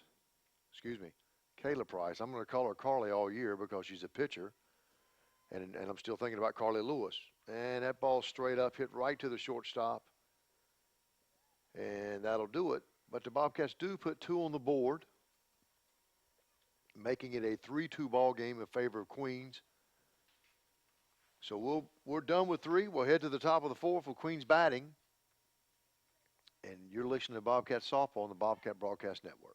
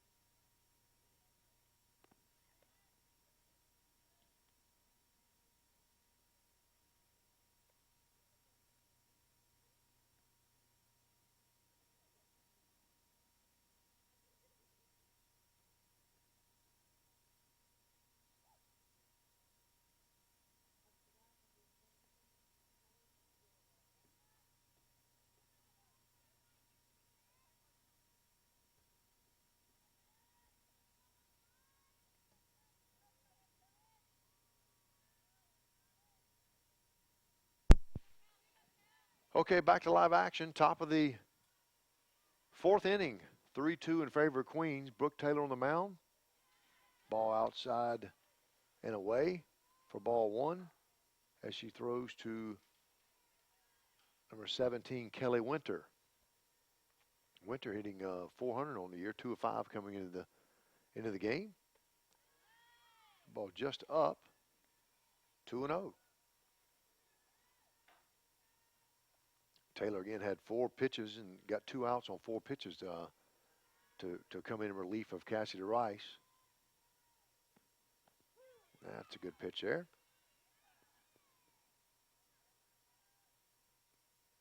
Taylor had a nice year to be able to have the understudy from both Carly and Marissa. And but when called upon, did a really good job, but didn't have to carry the load as a freshman, which is often very difficult to do. That ball's foul tipped. It's 2 balls and 2 strikes. Hale throws it back to Thomas. Bobcats scored 2 in the last inning. Oop. Ball hit just to the on-deck batter for Queens, has to duck down. I've always felt that that's way too close. Just don't. And if I was on deck, I would go to the Georgia College side because the ball's not going to be fouled to me there. I've never understood that, why that rule has not been put in place. That's well, I would warm up behind the dugout. That's a very dangerous spot right there. Wow. And that ball will take it to 3 balls, 2 strikes. Want to keep that lead runner off base. And that's a hit just over the outstretched arms of Hannah Coursey. Coursey dove for it. Very similar to what Bailey Hall did last inning. Just missed it by a spot. So a leadoff single for the Royals. And Brianna Martinez, her sister, who hit a 2-run homer last inning, was hitless before that. Martinez is as well. So she'll see if she can tie her sister with a 2-run home run of her own here, is what I would think she's thinking. Squares the bunt, or ball's pitched outside. Hale throws it down to first. Hale's got a good arm. Again, the Jaffe-like back there, and that she has a lot of confidence. She'll throw it whenever. Has a lot of confidence in her arm. Ball 1. Hale getting the pitch call from Coach Gradecki. We're going to bunt this one. Going to go to first with it. And got her. And Martinez actually was looking back. I looked at it. She's tripped, sort of lost her footing. I believe she's okay. Coach is sort of laughing about it now. They're sort of joking about it, but she really thought she almost hurt herself. Yeah, looks like she's okay. Yeah, she was actually looking back and sort of lost her footing.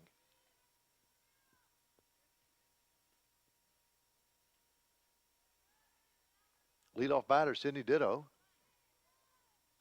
So here in the fourth inning, the leadoff batter already has her third at bat. Martinez did her job, advanced the runner, so we got one out, a runner on second. Ditto's the batter. Takes ball one.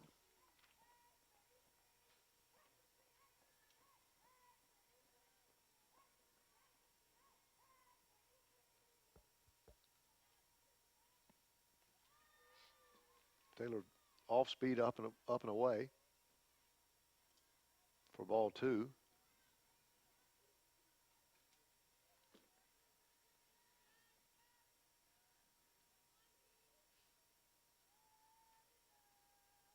Ditto out of Mooresville, sophomore, Lake Norman. And Taylor behind 3-0. Again, the take will be on, the pitch will be down the middle, and we'll be 3-1 at the end of this, unless Taylor throws a ball. So we should have a take and a strike and a 3-1 count at the end of this delivery. And that's what we have. I'm not a psychic here, but I've just seen this too many times. Okay, now we're at 3-1. Now we'll see. Taylor has to come with a strike again, so it's certainly a batter's count. Ditto hitting .333 coming into the game. Ball's inside. Ball four. So runner on first and second for Taylor. The left-handed batter, left fielder Brooks Sanford.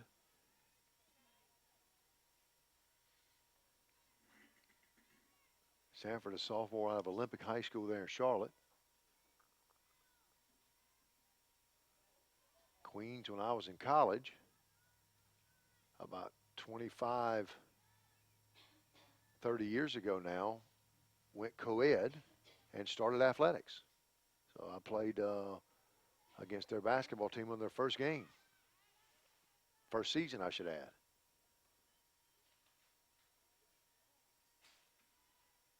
That ball was outside. So Bobcat's going to talk this over. We're going to try to get the lead runner. They're going to looking at bunting and pushing that runner over. So we'll try to get this lead runner over at third base. Looks like they're trying to get their signal straight between Hale and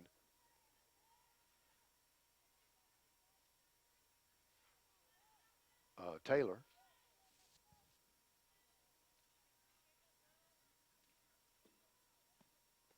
And we got a slapper to plate.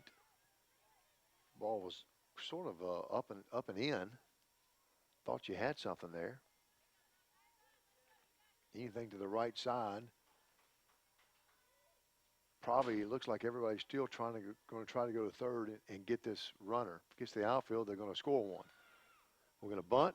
We're going to go straight to first. Philanders gets it, and Coursey covers it first. So we now have two outs.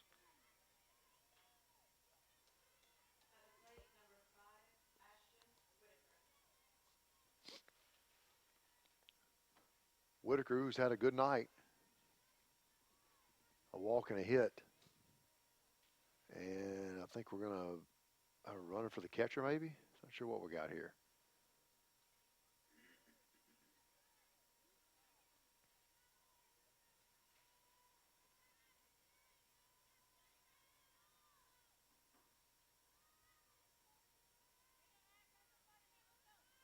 Well, no, didn't have anything. The coach came over to talk and gave a signal as if we were going to have some substitution. At any rate, we got 0-0 with two outs and runners on second and third. That ball's hit well. Bernstein comes in. Nice play. Bernie, who in that first game really really covered a lot of ground for a very, very deep center field. That saved a run there, saved 2 runs actually right there. So nice play by Bernie.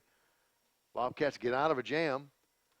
Queens leaves runners on second and third, and we'll go to the bottom of the fourth with the Bobcats down 3-2. You're listening to Bobcat Softball on the Bobcat Broadcast Network. We often get the question, where does the money go? More than 90% of NCAA revenue supports 89 championships and more than 1,100 member schools that give $2.7 billion in scholarships each year. Look around you. There are more than 450,000 student athletes competing every year, succeeding on the field, in the classroom, and in life. Bottom line, we put our money where our mission is. Think of the NCAA as a spirit squad, cheering for student athletes at every big event and every small one. We'd be there in the classroom, at graduation, at their first job interview. Okay, so don't think of us as a spirit squad. Think of us as a mascot. Well, just know we're always there for student athletes.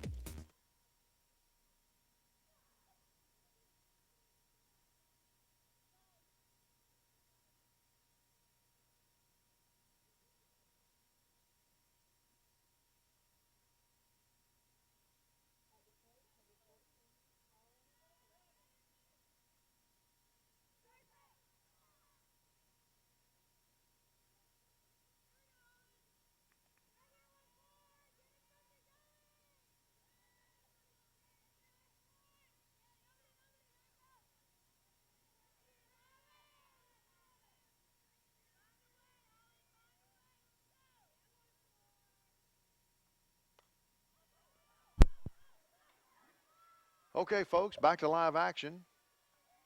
And that's Hannah Coursey. Or is that Holland? I'm sorry, Holland was left-handed. That's Holland Coursey, who hits a bloop single right in between the, right over the second base head.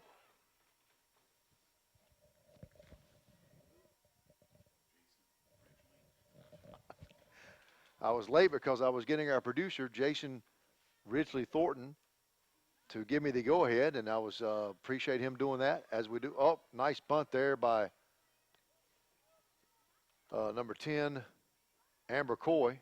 Well, I like her. I tell you what, she's got a lot of Abby Leroy in her, Al.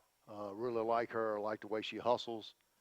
And she'll hand it off to Emily Robertson. Emily, who had a nice run for us last year, had 3 home runs in a nice stretch. Really about middle of the season, was inserted into the lineup. Did a nice job for us. So we could use some of that power right here. Could use a base hit. A base hit's probably going to score. First pitch is 0 away. High and away, excuse me.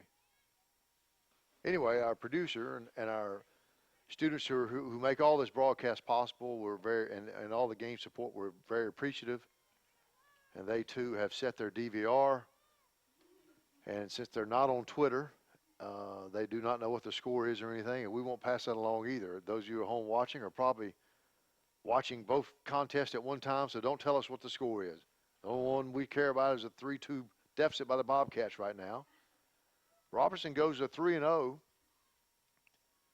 And on deck is, I believe, Hales. Again, at 3-0, I'm going to go ahead and call this. We're going to, at the end of this pitch, we're going to be 3-1. Pitch is going to be right down the middle. In fact, I don't even care if it's not down the middle. It's usually a strike, regardless. Let's see what we got here. It is down the middle. It is a strike. Shocker. Okay. So now we'll see it. Let's see if Robertson can't find one in the wheelhouse here. She'll have the green light. Good opportunity here for the Bobcats. It looks like I've noticed the Queens pitcher, and several pitchers do that. They have the pitches on their arm. Ball fell right back here at the press box. And okay, so the whole team has it. I'm not sure what I got to ask Coach Gradecki how that works. Yeah, there's a signal and there's some numbers on there. They're all looking at it at the same time. what I can see with technology is eventually, here comes the payoff pitch, and that's going to be foul, and the second base is going to come over, and she gets it. Of course, he thinks about tagging, can't do it. Robertson kind of hit that off the handle. Right at the behind the first base where the outfield grass starts and infield grass meets. She'll hand it over to Jessica Hales.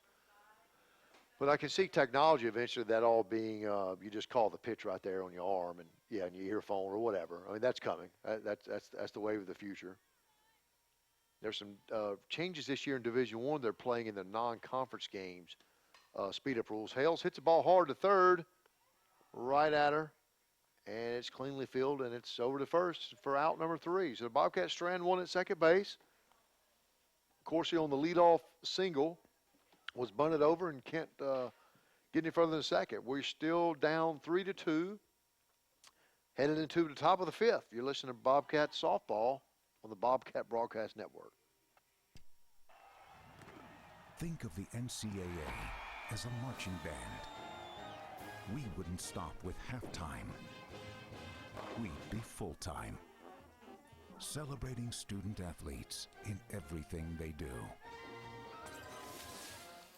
Okay, so don't think of us as a marching band. Think of us as a spirit squad. Well, just know we're always there for student athletes.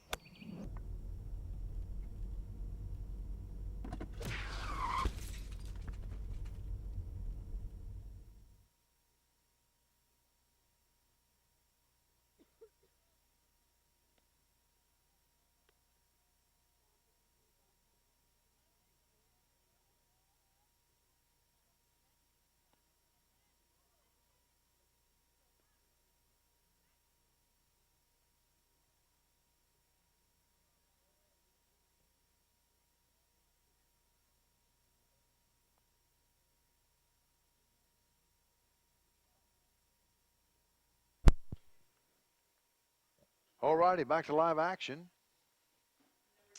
And Kayla Price was the DP and has returned into the pitching mode. I'm not sure of all the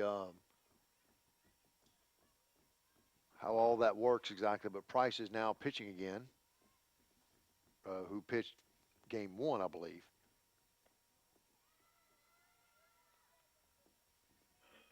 And her first offering is a ball. Got a lot of movement on the ball.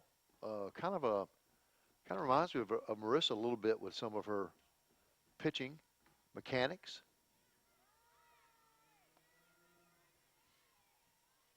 And she has ball 2. So now Evie Scott, the pitcher, says, "Hey, I'll let you throw a strike here before I swing." So I bet you she may have the take on here. Nice pitch by Price. Yeah, got a little movement on the ball.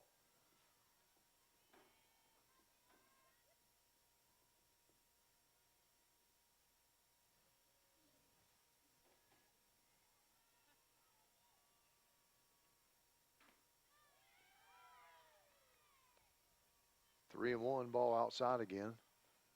We're really playing on that outside corner. So got a hitter's count here, 3-1. We'll find out what her bread and butter pitch is right here.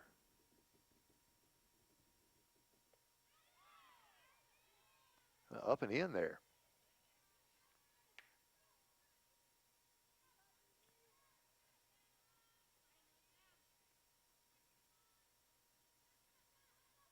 Nice pitch there by Price. Yep, just outside there. Really tried to hit on an outside corner 3 times. Couldn't quite get it, and she'll give up a opening offering walk.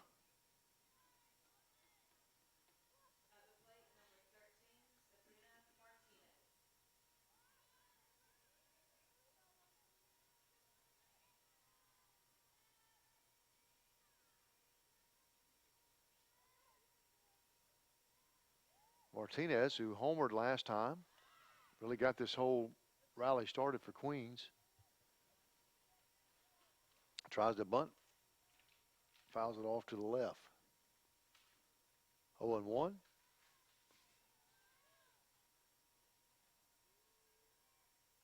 Price also similar in height to Marissa, close to the 6-foot area.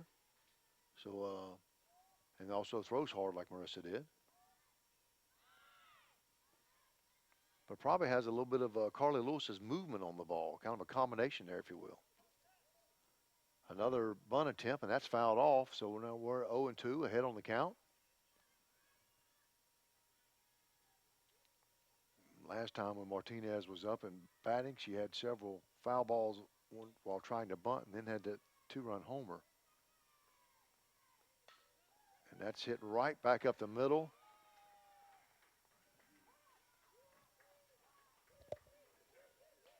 And we're going to score that a hit. It was a hard hit ball. And give Martinez credit. 2 strikes. Her last 2 at bats, she has a home run, and both balls hit hard. Ball went right past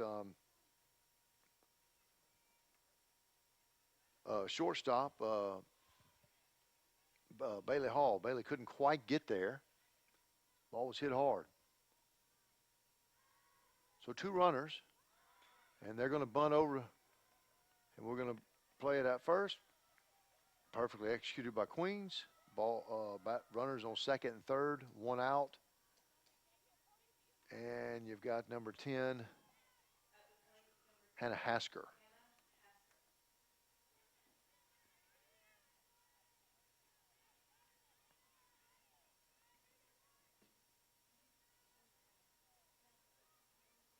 So Bobcats in trouble here.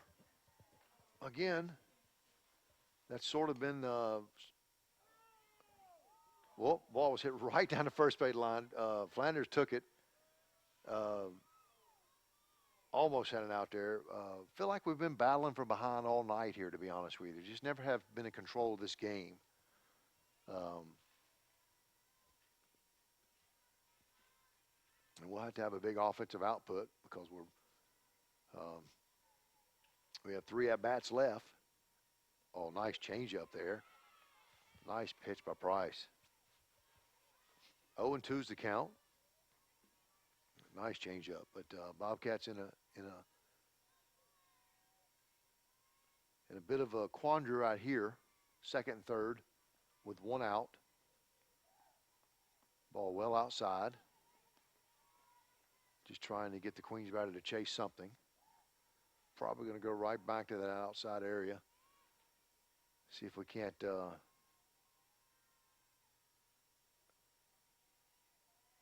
get the batter to swing at a ball outside here. Infield in. Trying to secure keep that runner off from getting to the plate. Ball hit just outside the third base foul line area. Amber Cord dives. Nonetheless, it would have been a foul ball had she caught it.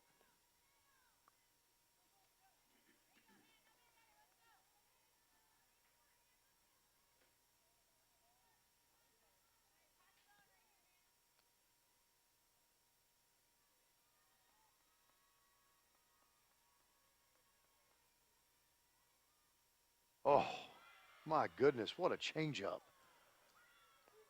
I wanted to swing at that from here, but I couldn't do it. I'm telling you, that ball stayed in the air for a minute and a half. Wow. Wow. That was an excellent pitch. My goodness, that was a good pitch. Okay, so Bobcats infield back again, but still got runners on second and third.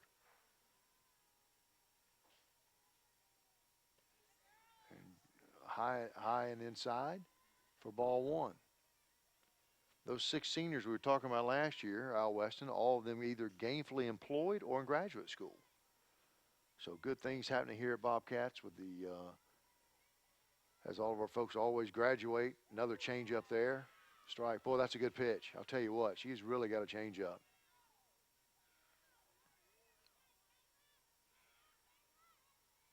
It was just so hard to hit that when you're coming in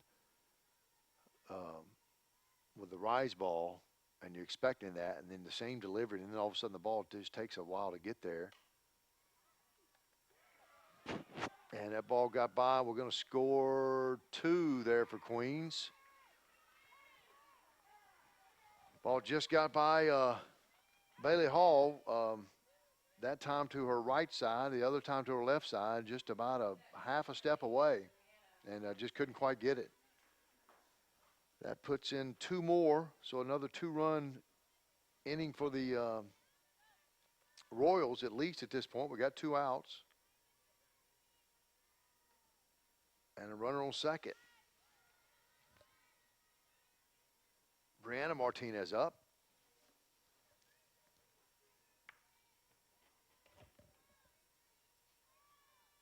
Takes the first one, ball 1. Right on the inside corner there for Price. Price got a quick delivery too. Doesn't take a lot of time out there. Comes right back to the circle, gets right to the mound or to the rubber and says, "Hey, I'm ready."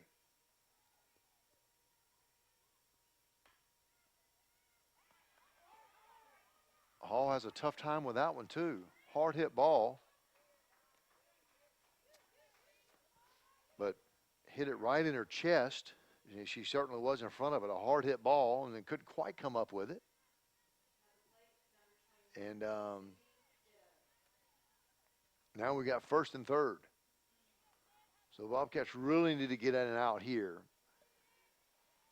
We have more errors than we have runs right now, and that's typically not a good scenario. 3 errors on the night, 4 hits and 2 runs. No errors for the Royals, 6 hits and 5 runs. Ball's outside. Looks like that was a call thinking to pitch out, trying to get the same rundown play we had in the, I believe that was the first inning or maybe second. It was the second inning, I believe. We'll see if we don't work the hitter here. At this point, we're more concerned about that. Just getting this out right here. There's the change up, and she pops it up. And that's of course, he misses the ball. That was a tough spot. But back-to-back errors for the Bobcats, and another run comes across.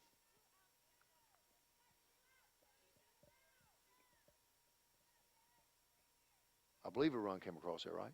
Yeah, okay. All right, yeah, just making sure. I think it was first and third, yeah. And, she never really looked sure of that ball right there. And Robertson was coming in, but I think it would have been about impossible for her to get there. But it was one of those plays that you're a little bit out of kilter. That's a tough angle to get to. And so here we are. Bobcats down now 6-2. 3 runs in this inning. Runner on first and third. Got the pop-up we wanted. Couldn't get it. And the batter now pops this one up to the Bobcat dugout.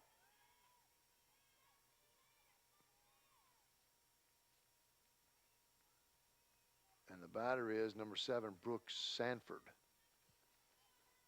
Now, I will tell you, I do like what I've seen out of Price. Good velocity, good movement, and a good changeup. That ball's hit right back to Price. She'll throw it to Flanders. Bobcats out of the inning, but it's a tough one, folks. Give up 3 runs. Again, I don't believe any of those were earned. I could be wrong on that. 2 of those were unearned. So Bobcats have 2 more errors and give up 3 runs, and we're down 6-2. So in the middle of the 5th, Bobcats down 6-2. We'll be back with the Bobcats batting in the bottom of the 5th here on the Bobcat Broadcast Network.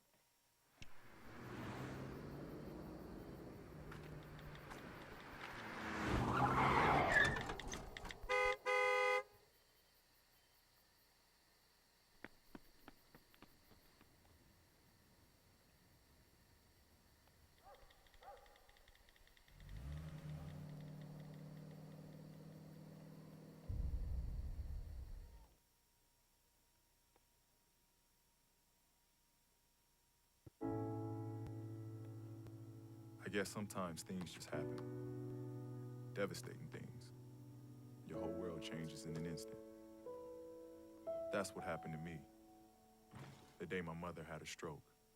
I'm Paul George, and I want you to spot a stroke fast. F, face drooping. A, arm weakness. S, speech difficulty. T, time to call 911. Protect the ones you love. Spot a stroke fast.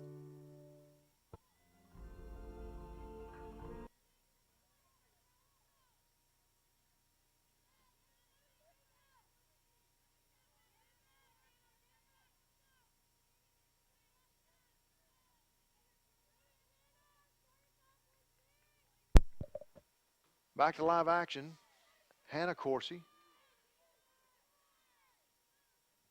playing second base. Hannah's got at least one hit tonight. I believe both Courseys have hit the ball. Double and a run scored. She'll take that pitch. We're at 1-1. Bobcats in a jam. Not really in any, have not been in this situation in the first three games, have held comfortable leads all three games. I believe we may have been down 1-0 in the last game, but then ended up winning 8-1, I believe. So, but we have just not looked sharp tonight. So it would, oh my, well hit ball, but it's right up. Yep, good ball there by Hannah Coursey to the left fielder. I mean, that ball was hit hard. The outfielder's a little frustrated with herself, but I will tell you, that ball was hit quite fast. It got there in a hurry, and I don't think you don't normally expect that. Yep, looks like we're going to have a pinch hitter. 9, I believe it is, Al. Oh, I'm sorry. I was looking at 9 over there. Okay. All righty. 7, Deja Lester from Jacksonville, Georgia. Transfer out of Darton State.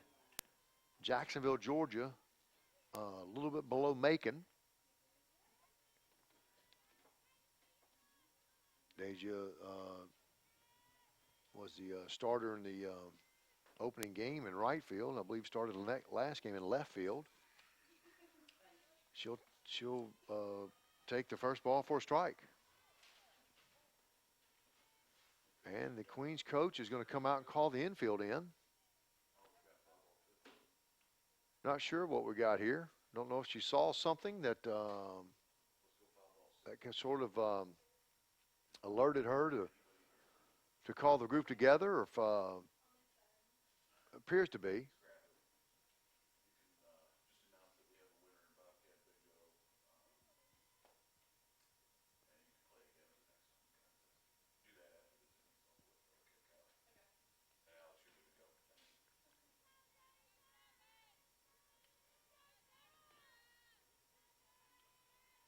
And after one pitch, and the Queens team huddles. And we're back to live action. Well, Deja hit a nice shot right there to the shortstop. Well played. Hit the ball hard. Like what I've seen out of her as we're testing out some variations of our lineup.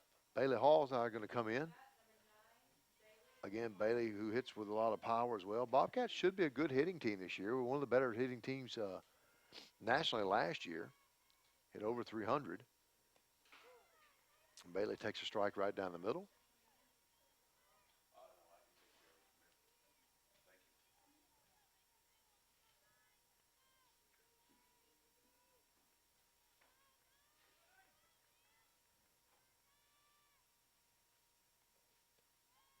Ball well outside there. 1-1. Again, want to thank our crew, Alex, Kylie, and Brianna, and Jason directing things behind us on your YouTube broadcast. Couldn't happen without these folks. And that ball's popped up right to center field. Center fielder literally doesn't have to move. Of course, he thought about running, but wisely did not. And Bobcats have 2 outs. I believe the last inning we stranded a Coursey on second. Maybe it was 2 innings ago. Was last inning. So let's don't repeat that, Bobcats.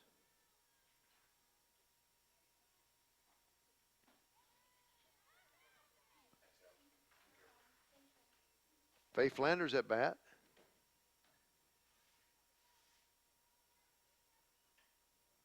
Flanders hit the ball hard last time in a gap for a double. A very, very capable home run hitter as well. Hits it really hard at the shortstop. Well played. Hard hit ball. Shortstop cleaned it nicely, fielded it nicely and cleanly, and heads. We head to the top of the 6th inning. Bobcats down 6-2. And we'll be right back at you on the Bobcat Broadcast Network. The PBC is commitment. The PBC is community. The PBC is competition. The PBC is character. We are the PBC.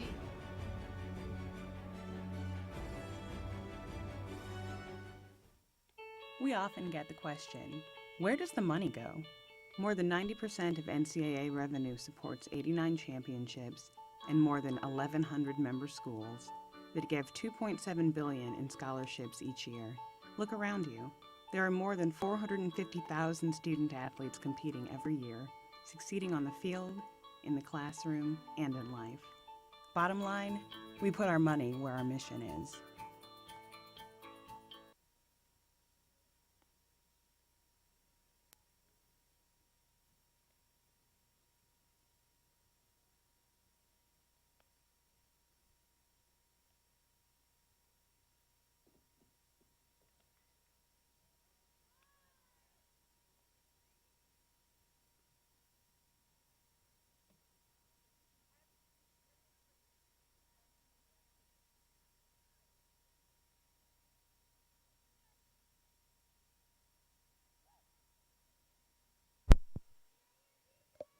And we're back at the top of the 6th.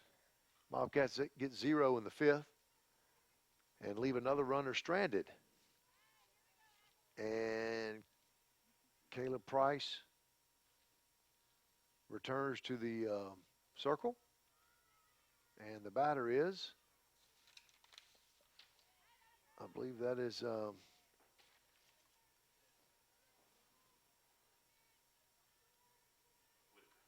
Whitaker. I'm looking at the last. I don't know what happened to my roster. I wrote on the back of it. That's what I did. Okay, all right. Okay, Coach Gradecki comes over. Must have made a change in the. Oh no, she's going to change. Okay, so Deja went in the center, but now she's changing to right field. And Robertson moves over to center. And I believe that's still Coursey in left. We've got 1 ball. Change up for another ball there. So 2 balls, no strikes.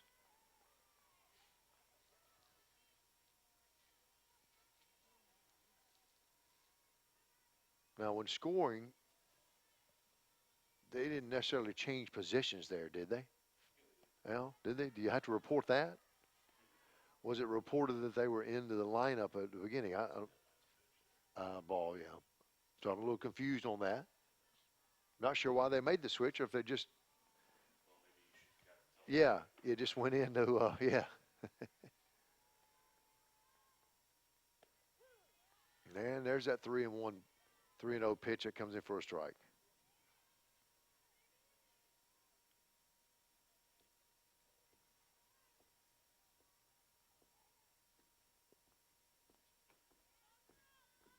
Price's delivery.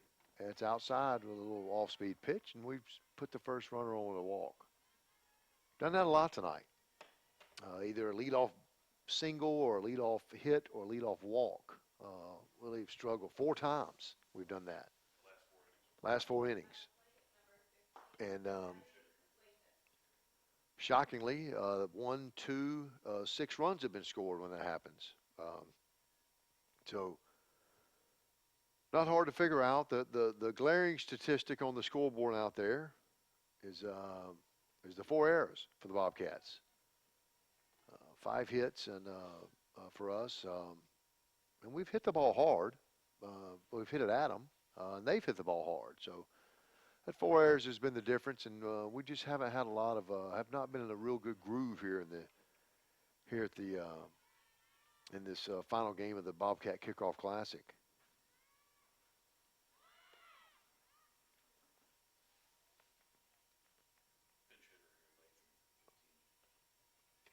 Pinch hitter for the Royals takes the first one, acted like she was going to bunt. That's Abby Lathan, junior out of Monroe, North Carolina, Parkwood High School.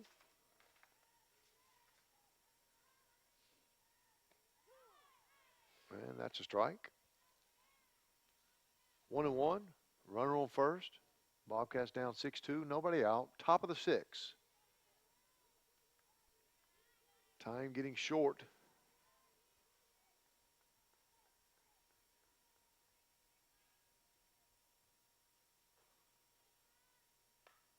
That ball hit hard again.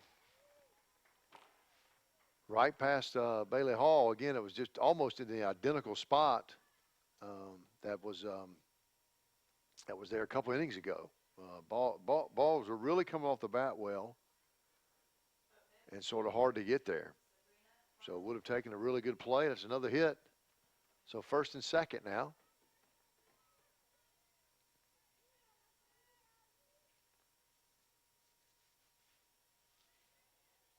And Sabrina Martinez now at the plate, who had a home run earlier in the contest. Ball 1. Queen's wearing dark blue pants and not sure what gold that is. I call it a Vegas gold. It's a very up, and she's going to bunt on an error. So played it clean. I think we played it, could not come up with it to throw it. So we now have as many hits as we have errors. 5 hits, 5 errors. Not a good night for the Bobcats. Bases loaded with nobody out. So at this point, you're probably hoping, well, let's hope we can hold it to 2.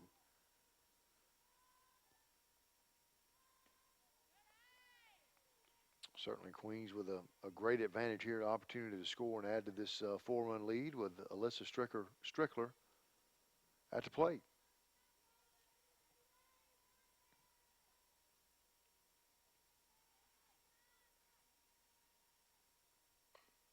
And we'll come right back to the plate here, step on that, and we'll get 2. Nicely done by Amber Coy, Jessica Hales, over to Faye Flanders.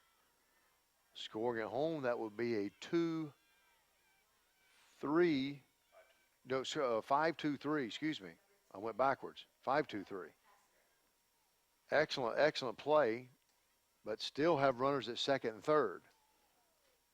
If we're to stay in this ball game, and we get out of this inning, you'll point to that last play as the key to this game that kept us alive. That ball is going to nicely fit in the glove of Bailey Hall as she goes back just on the edge of the outfield grass on the left side, and Bobcats get out of a bases-loaded jam and somehow hold the damage to 0 in that one. So we've got 6 outs left, folks, to score. We're down 6-2. We'll be right back for the bottom of 6 here in the Bobcat Broadcast Network.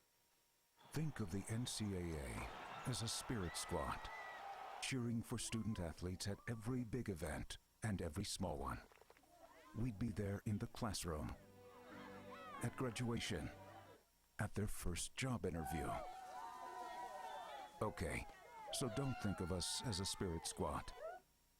Think of us as a mascot. Well, just know we're always there for student athletes. Think of the NCAA as a marching band. We wouldn't stop with halftime. We'd be full-time, celebrating student athletes in everything they do. Okay, so don't think of us as a marching band. Think of us as a spirit squad.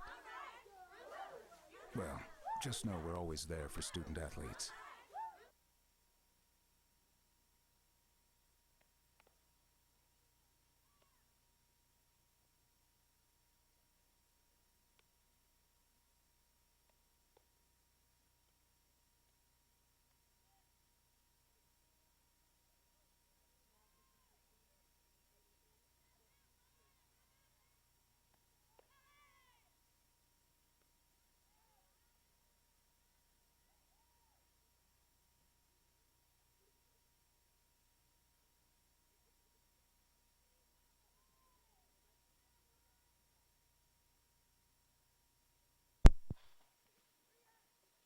And we're back here at the Peter Complex.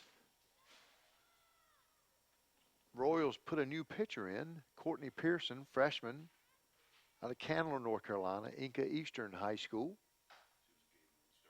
Was the game one starter? As I watched her warm up, I really liked what I saw there. Throws it hard, got a little bit of movement on the ball.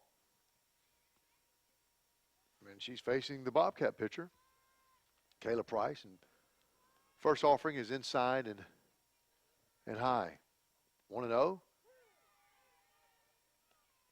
Right down the middle with a fastball for strike one.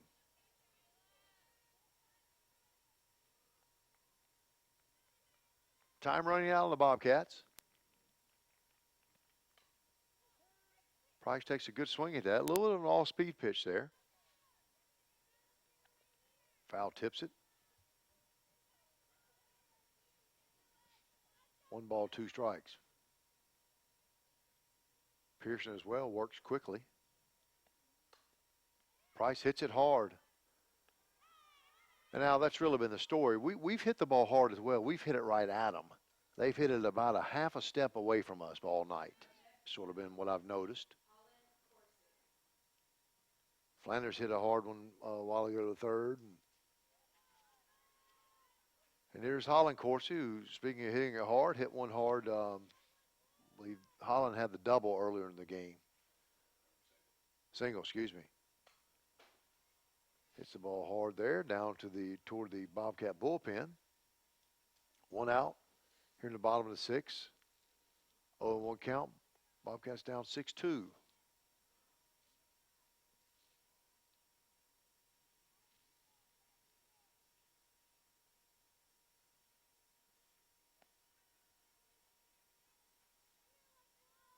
Comes the pitch by Pearson, right back up the middle. Well, that was a safe call. That was an excellent, I got to tell you, that was an excellent stop by the shortstop there. Of course, he just beats that ball out. But just to get that, of course, he put the ball into play. I don't think we'll be bunting here. I think she's going to let Coy swing away.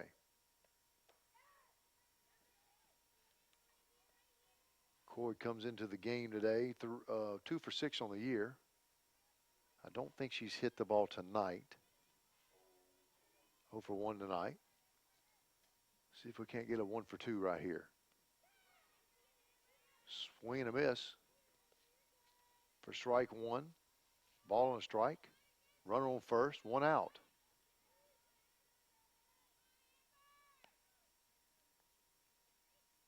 Pearson with the delivery. Ball's low in the dirt.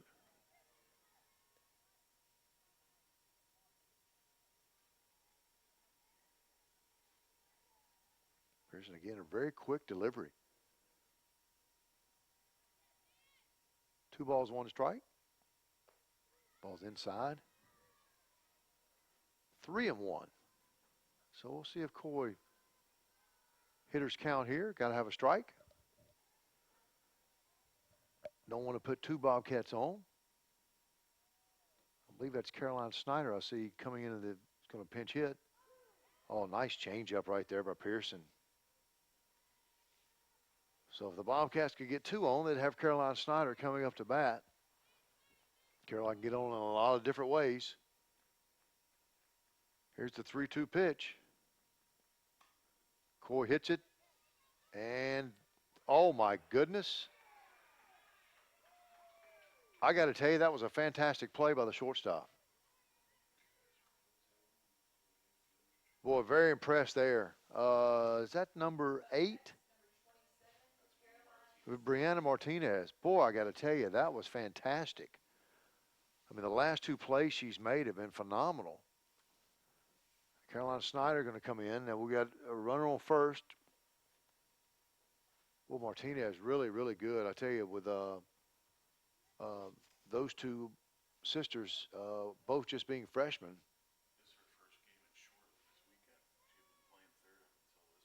Well, I tell you, I'd keep her at short the rest of the year. She's, I tell you, those last two plays that she just got to, the one she almost got Corsi, just the fact that she got to it was phenomenal. And that there, I thought we had it. It went past the third base. That's usually a hard ball when that first person kind of throws their glove out. So Snyder comes up with a runner on first, and she'll take the first one for a ball.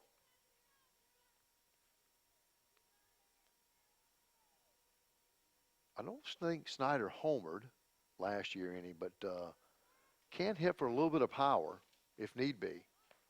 She can bunt, she can slap. She's sort of an all-arounder.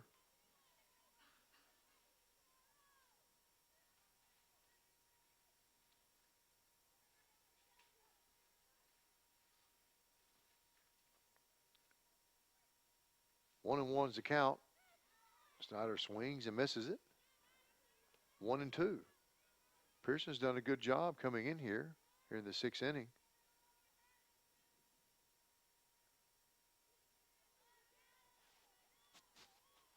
We apparently hit her fairly well in the first game, but have not done so here. Snyder chases one out.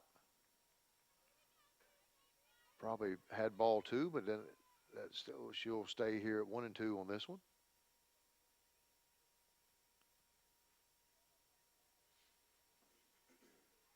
Carolina's a SAC member as well, from right down the road at in Sandersville. Yep, good pitch right there. Got her on the changeup, strike 3. That's a good pitch. Really had us all fooled up here, just kind of set back. So Bobcats go down. Strand one runner again. We've had a few stranded tonight, and so we will go to the top of the 7th, down 6-2, and we'll be right back here on the Bobcat Broadcast Network.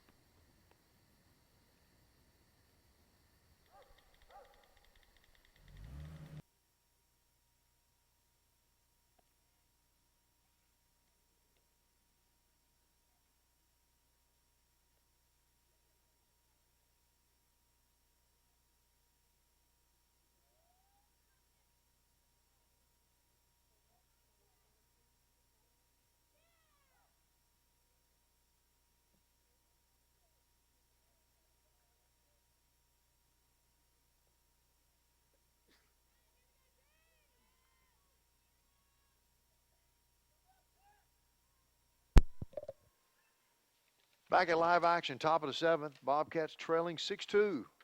Have dug a big hole and can't seem to get out of it. In fact, we kept digging it. Batting is Kelly Winter, freshman out of Jacksonville.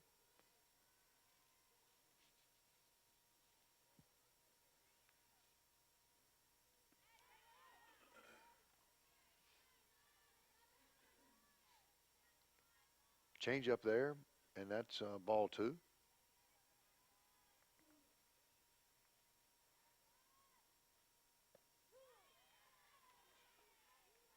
Inside, fastball for strike 1. Again, seen some good things from the Bobcats tonight. And I just think it's been one of those, Al and I were just talking about it between the innings, that a lot of we hit it where they hit it where we weren't, and we hit it where they were. 3 balls, 1 strike, but if we walk here, it'll be the 5th consecutive inning where the leadoff runner's gotten on. And we didn't. Coy makes a good play. Nope. Threw off the bag. Folks, I hate to tell you, that's error number 6 tonight. And Coach Grodecki, I think, is going to call timeout here, not to make a change, but just to say, folks, we're not making ourselves look too good out here. Oh, no, she's going to discuss this with the umpire. I think she's going to ask for maybe for the home plate. Yeah, just for a look here. But from my view here, she was safe. He's going to have to overrule. I don't think we're going to get that right now. She is safe. But I also think Coach Grodecki's got a chance to say, hey, let's tighten things up out here, folks.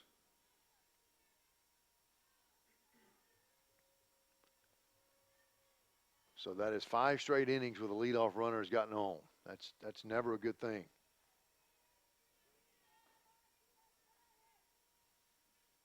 If your own defense is not. First pitch, low and away, ball 1. And that's Brianna Martinez at the plate now. Brianna had herself an excellent game. I believe she hit the home run earlier, and she's out at first. No, that was her sister who hit the home run. I'm sorry. But she bunts the runner over. And so we got 1 out, runner at second in scoring position, Ditto at the plate. Top of the 7th, Queens up 6-2, looking to add some insurance runs to the 4-run lead.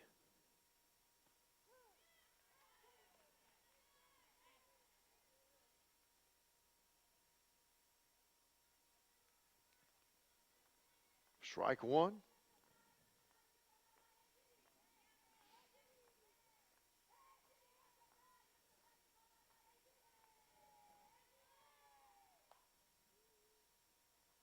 Foul ball to first base, just right off the handle. 0-2 count. Again, seen some good things all around tonight. Just hadn't been able to put it all together for the Bobcats. Queens has put it together. It's a team we beat 8-1 just a couple hours earlier. And certainly in command of this game. And have been really since the very beginning. Took a 1-0 lead and then got up 3-0. And then we came back and put 2 up. And then they had a 3-run 5th inning. 1 ball, 2 strikes. Runner on second, 1 out.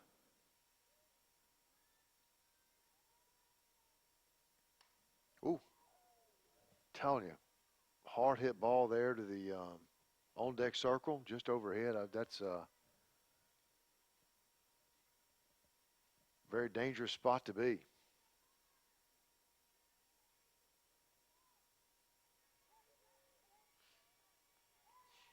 One and two, change up.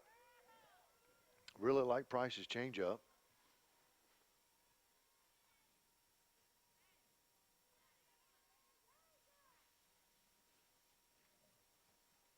Count stays at 1 and 2.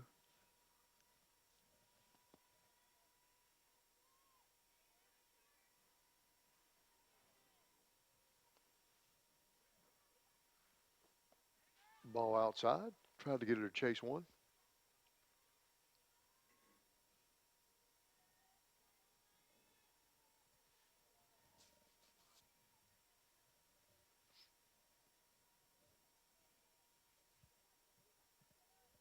Two and two. Here comes the delivery.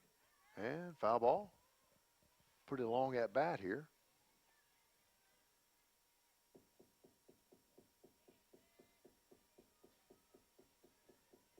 And we thank you for joining us wherever you are tonight.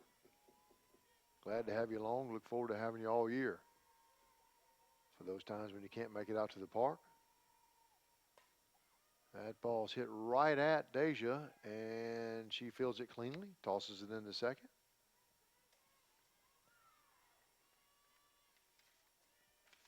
Two outs here in the top of the seventh. Deja Lester, again a transfer junior from Darton State.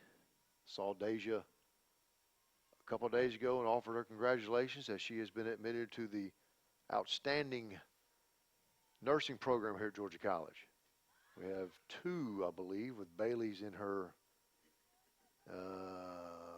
first year, second semester, and Deja is in her first semester. So quite an accomplishment getting that program.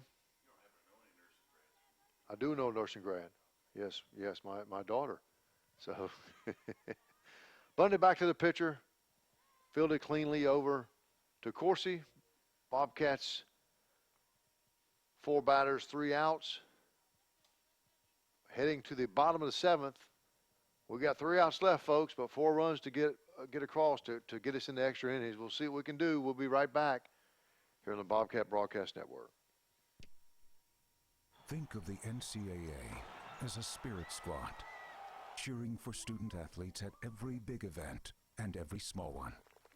We'd be there in the classroom, at graduation, at their first job interview. Okay, so don't think of us as a spirit squad. Think of us as a mascot. Well, just know we're always there for student athletes. Think of the NCAA as a marching band. We wouldn't stop with halftime. We'd be full-time, celebrating student athletes in everything they do. Okay, so don't think of us as a marching band.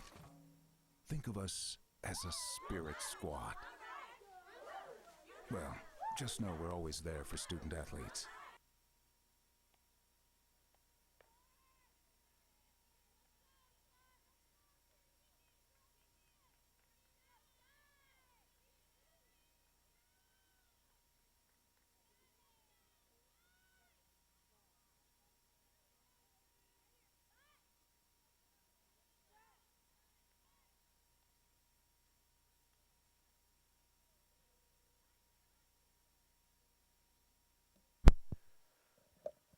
Okay, welcome back to Bobcat Field here at the Peter Complex.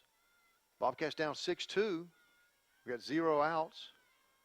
And Sutton Long, another Georgia military product, hits a ball, and she hits it hard on the first pitch, but it's right at the left fielder. Sort of hit it off the handle. Sutton played second, I think, game 1. Very athletic over there. Yesterday made a really outstanding play. A couple of them really impressed me. Here's Hannah Corsi. She's playing second tonight. And she'll take the first pitch for a ball low. Bobcats need a base runner. Again, as we said, when you have 6 errors, you're just not going to win those games. It's kind of takes care of itself. Always give credit to the opponent. 2-0. Oh boy, Queens left 11 on base. Yeah, but you certainly hurt yourself when you have 6 errors. Strike there down the middle, 2-1. Bobcats trying to get a runner on base. Lester's on deck, so we got a left-hander coming up. We have several left-handers in the lineup this year. Bernie, Caroline, and she hits it to third and fielded cleanly. No, oh, pulled off the base. Okay. I got ahead of myself because that was routine. That's the first error of the evening. Umpire kind of gave the wave over, which, you know, he waved a while ago at second, but I think he waved out when he did it. I wasn't sure about that a couple plays ago. Okay. At any rate, Deja Lester is up. Deja hit the ball hard, had a nice double yesterday, and hit it hard earlier tonight, but just hit it at him.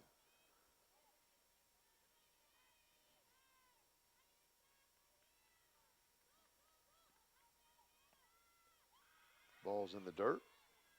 Coach Dennison, who was the coach at East Georgia College last year, coached against Deja for, she said, probably 6 games over the last couple of years. Has been very, very impressed with her play when she played her.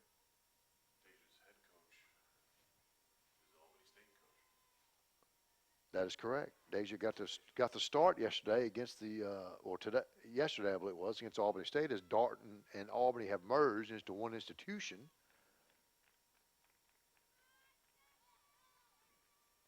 Here's the 2-0 offering.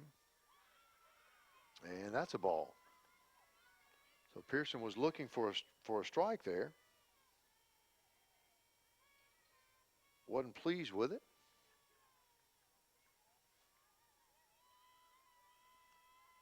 And here we had the dread. Oh, and it's 3-0, and we do have a 4-0. Okay, 4 straight balls. You don't see that often. Okay, I didn't call that one early enough. I believe this is number 9. Bailey Hall. Bailey from the Augusta area. Hebseba. I believe I'm saying that correctly. Hebseba. Cross Creek High School. How about that? We'll leave it at that. She'll take the first one for a strike on the outside corner. So the tying run is on deck, and that's Faith Flanders. And boy, if we could get Bailey Hall on, I'd sure feel good about tying it up with Faith up there. I can tell you that. Bailey also has power, but Bobcats need a base hit's what we need. So put a little bit of pressure here. Ball's inside.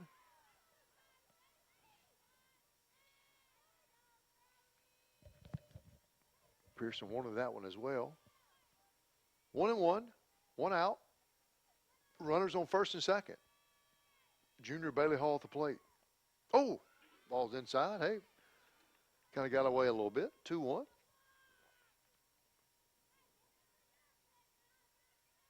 Always glad of the face mask in softball. Excellent safety requirement there.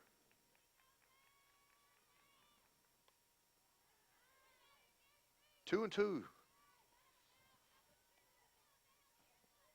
As that's fouled right back at us.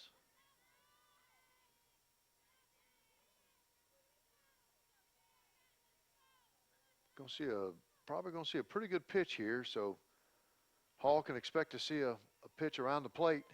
No, it's outside, so we'll take it to 3-2. So an interesting spot right here because you got one of the best players in the region on deck, and you've taken it to 3-2 here. Bobcat momentum. Foul ball. You got a veteran at the plate.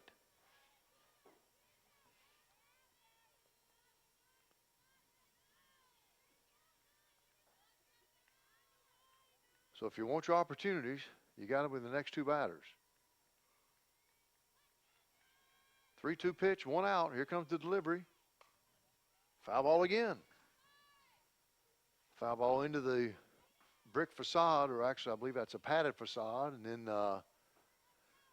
next year all dugouts have to be covered up all the way with netting from top to bottom. Good rule.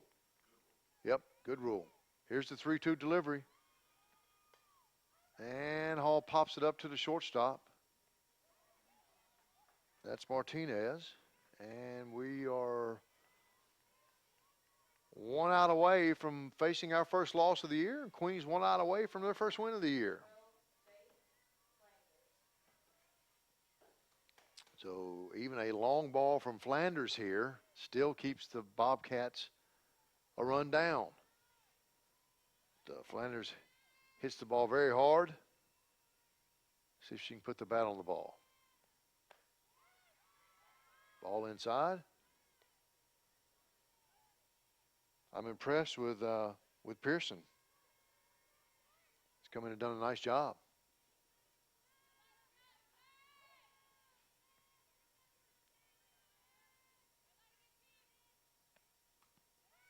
Flanders takes a swing, foul tips it. Ball's in the dirt. 1-1.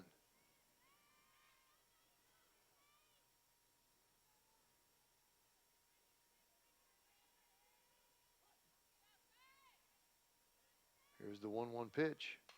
Flanders hits it hard. That's a base hit. We'll score 1. Nope. Stays at third. Flanders hits it right between the second and, shortstop and third base. I think that's 2 hits for Flanders tonight, Al. Yes. She's, Faith was all conference last year. I think all region. It's been an outstanding player for us. I think preseason all conference as well, I'm assuming this year. No? Well, I'll tell you what, if she doesn't make it, somebody pretty good's in front of her, I can tell you that. Yeah, well, reference pretty daggone good. But so is Faith. So, okay, we got Kayla Price up to bat. And no, Coach Gradecki's not sure what we're calling here. On timeout to talk over something. Did we get a pitch there? No. Was Price not pitched to? I thought she, okay. Okay. Runner. I believe that's Shonda.